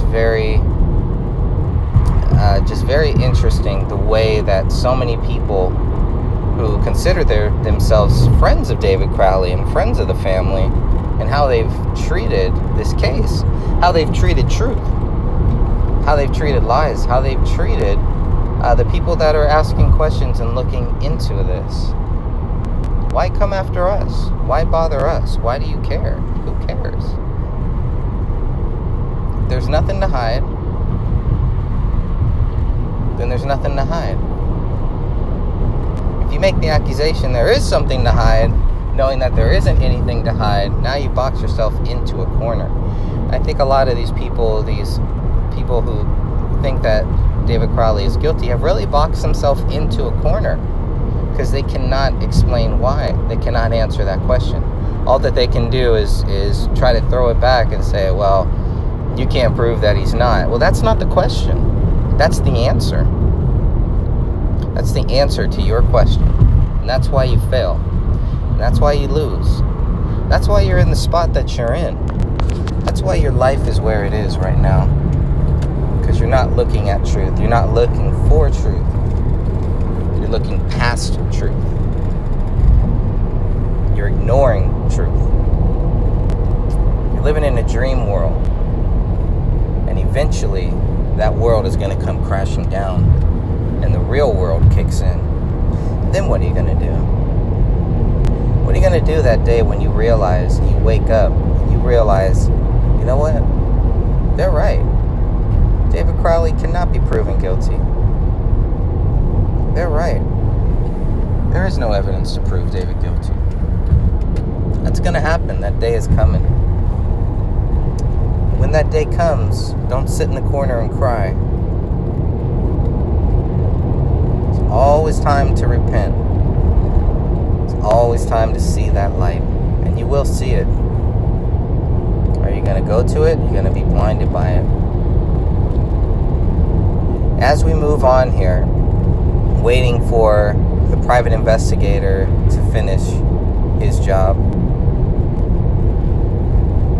we're just kind of waiting on that right now, trying to just let the PI do his thing, whatever he's got to do, go for it. Nobody wants to stand in that way. But I'm very, very curious to see what the private investigator comes up with. What the PI thinks. It doesn't mean we're only going to get one private investigator on the case, by the way. But as you know, it's costly, and Dan Hennon has already put up his own money for this. So there are a lot of other things going on, and believe it or not, we can multitask. We can look into other things. We can have a real life, and we can spend time with our family and friends and look into this case. If other people can't, that's fine.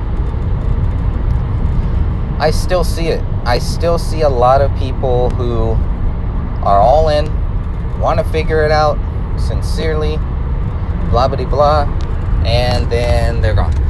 And they're gone. Just like that. We see it a lot. For many reasons, for many multiple different reasons. Not just one reason, but still. We're seeing it. And I just saw it. And we'll see it again. And I hope it's not a game meant to detract other people to say, well, if that person's given up, you know what? I'm just going to give up too.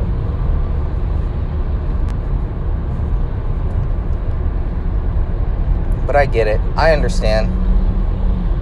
I understand why people wouldn't want to look into this case. That's fine. As long as they're not discouraging other people who do want to look into it or trying to stand in our way, then that's all fine. But this case is not for the weak of heart. You got to have thick skin. You have to be a strong person. And there's no excuse for people to be bullying anybody looking into this case. No excuse to come after them. Those people will be dealt with. No problem there. God's got it all. Don't worry about that. What you reap is what you sow. This is what I know. I've been looking into this for 4 years, pacing myself, letting it age a little bit like fine wine, because I know whatever it is, wherever the truth is going to lead us, I know it's going to be God's will. Spending 4 years to find the evidence David Crowley is guilty. I wasn't looking for the evidence that he was innocent. I was just looking for the evidence that he was guilty. And all I found is evidence of why he's innocent. It's common sense. That's all it is. It's just common sense. It's nothing spectacular, nothing more, nothing less. It's just common sense. And you can see it. And this is how you will know the good tree by the bad tree. By what type of fruit that tree has. A good tree can only bear good fruit. So you'll see the bad fruit.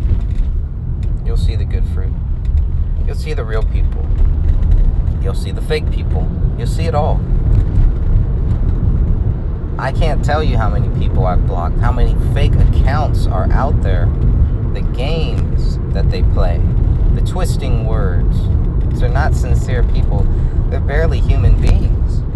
Because a human being, a real human being, would not act like that. A real human being would take this case a lot more seriously. But you just have a bunch of junkies and just a bunch of weirdos who are just, trying to throw shade, trying to cast doubt. Because they know they can't prove David Crowley is guilty. All they can do is spread a little doubt about this or about that. And that shows you that they're not sincere people. Like I said, they're barely even people. The devil has many minions. Many minions. All trying to do his will. God puts roadblocks in their way. Puts us there for whatever reason. To find the truth. To seek this truth. To get justice. You don't have justice by just thinking David Crowley is guilty. It's not justice. You don't have justice for anybody by just accusing a man. Because that could be you one day. And all you people out there who really think that David Crowley is guilty, or who just want to trick other people into thinking that, when the shoe is on the other foot, maybe you'll think differently. When it's you who is being accused of something, maybe then you'll get it. Maybe then you'll turn from an adolescent into an adult. I hope so. I pray for it. So we will continue on. There will be more videos coming out. There will be still working on my book there too. Hope to get some new articles out, going through these old ones here.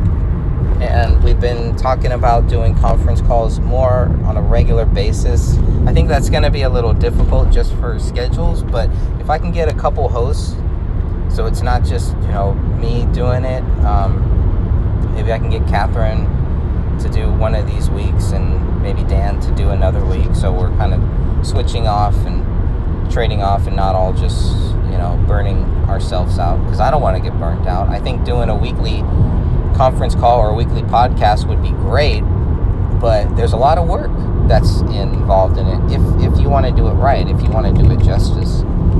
So it's something that I've been praying on. I've been praying about it. I will continue to pray on it, and I'm hoping maybe at least for the month of May we can do a conference call once a week every Friday. So I will keep you posted on that. Generally these will be Friday around 6 p.m. West Coast time, and we'll see how these go. But I would love to have some other hosts, some other people to kind of get involved and You know, that way if I can't make it, if Dan can't make it, if Catherine can't make it, maybe we could get 1 or 2 other people who can help kind of host with that. So may God bless you all. May Christ be with you. I know He is with you. And we'll end with this prayer here. Our Father, who art in heaven, hallowed be thy name. Thy kingdom come, thy will be done, on earth as it is in heaven. Give us this day our daily bread. Forgive us of our sins, as we forgive those who sin against us. And lead us not into temptation, but deliver us from evil. For thine is the kingdom, and the power, and the glory, forever and ever. Amen.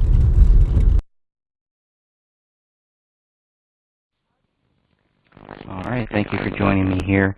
We're going to go over the 21 questions for Detective Gummert. These questions were filled out and sent to Detective Gummert back in 2016. And on May 10, 2016, Detective Gummert sent an email response to the 21 questions. And these 21 questions, from what we were hoping, was going to help us understand why the police thought that David Crowley was guilty. I also want everybody to keep Detective Gummert in your prayers. I think he's out on a medical leave right now. Pray for his safety, because he has been willing to talk to us, and he has been honest even when he was wrong. He admitted that he was wrong. He wasn't trying to hide anything when he told Dan Hennon something different than what he told me about speaking with Kamel's father. And you'll see that here in this article, this brief article that I wrote back in 2017. And I think a lot of this will end up making it into my book here. So let's go through some of this here. Police went to the Crowley residence at 1:04 p.m. on January 17, 2015. Now, the scene was cleared at 5:09 p.m. that same day. After assessing the scene, that's when Detective Gummert believed David Crowley was guilty of a double murder-suicide. Now, police declined to provide us with hundreds of crime scene images. According to Detective Gummert, there were no police reports withheld from the 94 pages. Now, Jim Gummert first claimed that he never spoke with Kamel's father, which turned out to be a lie. And I do believe, I'm still not sure if I really believe that that was a lie, or if he misspoke, whatever it was. I'm still kind of open to that. But the fact is that it was not true what he told me. So at the time that I wrote this, I did believe that it was a lie. Now, Detective Gummert also stated that the Department of Homeland Security was not involved in this investigation, and neither was the FBI. Well, both Sean Wright and Mason Hendricks told me the complete opposite. So I'm going to go with what Detective Gummert told me over these guys. Now, asked if he saw this bullet hole in the living room ceiling on January 17th, Detective Gummert answered that I saw it, unknown of exact date. Alright, so we'll go with that. There's that, I guess. Unknown of exact date. Now, here's the question. Was Chris Klein making it up? Was he mistaken when he told police that he was in the Crowley house on January 19th with Dan Crowley Sr. and Dan Crowley Jr.? Dan Crowley Sr. told police he wasn't in the house with Chris Klein on that date. I asked Detective Gummert if he knew who was telling the truth and who was not, and his response was no. Now, Mr. Gummert believed it was possible that Kamel was shot before Rania. Rania's flesh and blood was not found anywhere on Kamel's body, which is very odd. Asked if there were any latent fingerprints on the blood-smeared wall, this detective simply replied, no. And we're going to get a lot of that because the questions were written so that it wouldn't waste his time, and so that he would just be able to almost give a yes or no answer, which in some cases he did, and in other cases he went on a little more. So, body parts were missing from the scene. They were not found elsewhere inside of this house. They were simply missing, and Gummert implied that the dog ate the missing body parts. That's very, very crucial. Very crucial to note. Okay, so here we go. We sent this off on 3/16/2016. It was returned on 5/10/2016. It should be noted that before the case closed, I had asked Detective Gummert if I could ask him some questions, if he would be willing to answer some questions, and he said yes. When the case was closed, he turned around and said that they're not going to be answering any more questions. And I responded with great disappointment towards that. And I reminded him that he had given me his word that he was going to answer some questions. So he said, send me over those questions and I will answer them. So he's a man of his word. Okay, question number 1. What evidence did you find to prove David Crowley was guilty of a double murder-suicide? MNVCA analysis results. How long did it take to come to that conclusion? It took them several months to send back those results. Now, we've looked at those results, and I don't know about you, but they definitely do not prove that David Crowley is guilty of a double murder-suicide. It is just not there. Let's move on to question number 2. So that was the main question. That was really the only, if I had one question to ask Detective Gummert, that was going to be it. So those results, the answer was very disappointing because at that time we did not have the Minnesota VCA analysis results.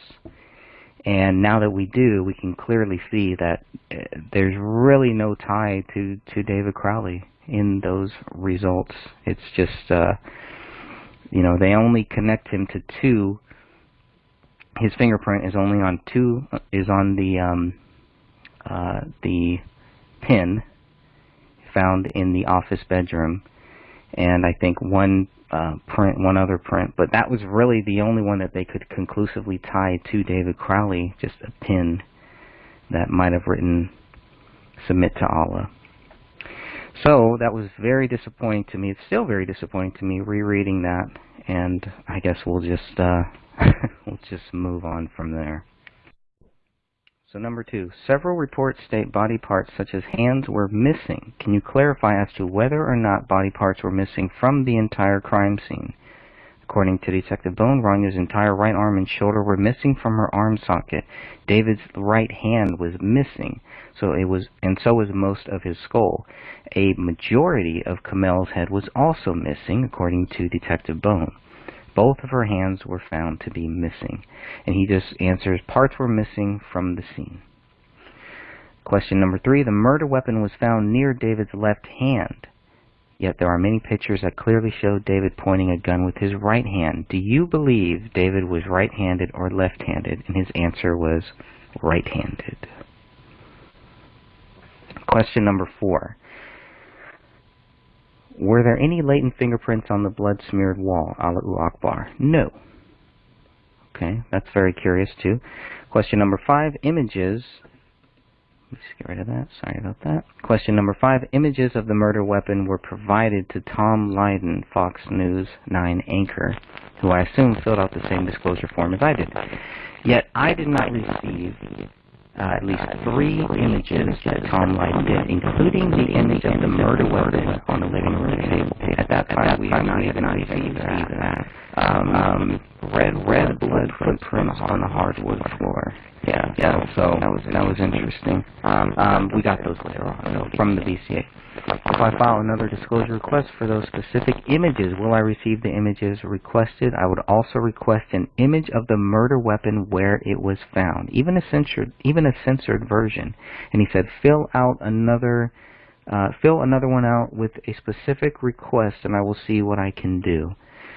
Okay, so I'll have to follow up on that, looking for specifically where the murder weapon was. Just a photo of the murder weapon on that carpet, on the living room carpet. Number 6, is it possible, based on the evidence found at the crime scene, that Kamel was shot first and Ronya was not immediately shot after? He says, it is possible. Was Ronya's blood or flesh found on Kamel's body? No. Number 7, early media reports suggest Daniel Crowley Jr. went to David's house on December 26 or December 27, 2014. However, in police reports, it is clear Daniel Crowley Jr. stated that he was at his brother's house on December 28th. Was Daniel ever asked about the various dates as to when he went to the Crowley residence? And the answer is no. Number 8. Is it true that police went to the Crowley residence on 3 separate occasions, once after the bodies were discovered, a second time after a mushroom bullet was found discovered, and a third time on February 18, 2015? And the answer is yes. Just wanted that confirmed. Nothing that the police reports don't state. I just wanted him to just confirm it and just give a yes or no answer. Number 9. Was water found in any of the toilets in the Crowley residence? How did the family dog, Paleo, survive for 3 weeks? Yes. See answer to question number 2. And so question number 2, just to be clear, is that the body parts were missing from the scene. So, how did the dog survive for 3 weeks? The dog survived for 3 weeks on the missing body parts, on the parts that were missing from the scene. Kind of vague, but that's okay. It's a clear answer to me. They all believe that the dog ate all of these body parts, and that's how the dog survived for 3 weeks. I don't know about the water. It doesn't really address the water. So, number 10, Chris Klein, because his name was spelled 3 different ways in two different police reports.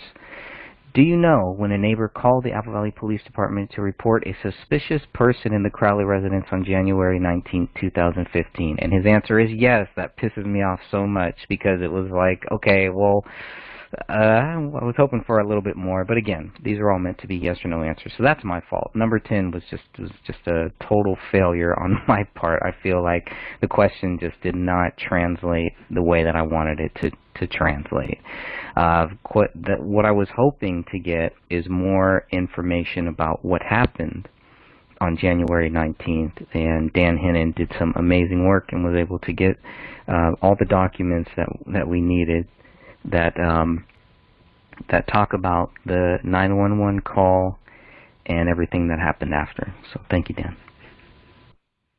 All right, let's move to number 11.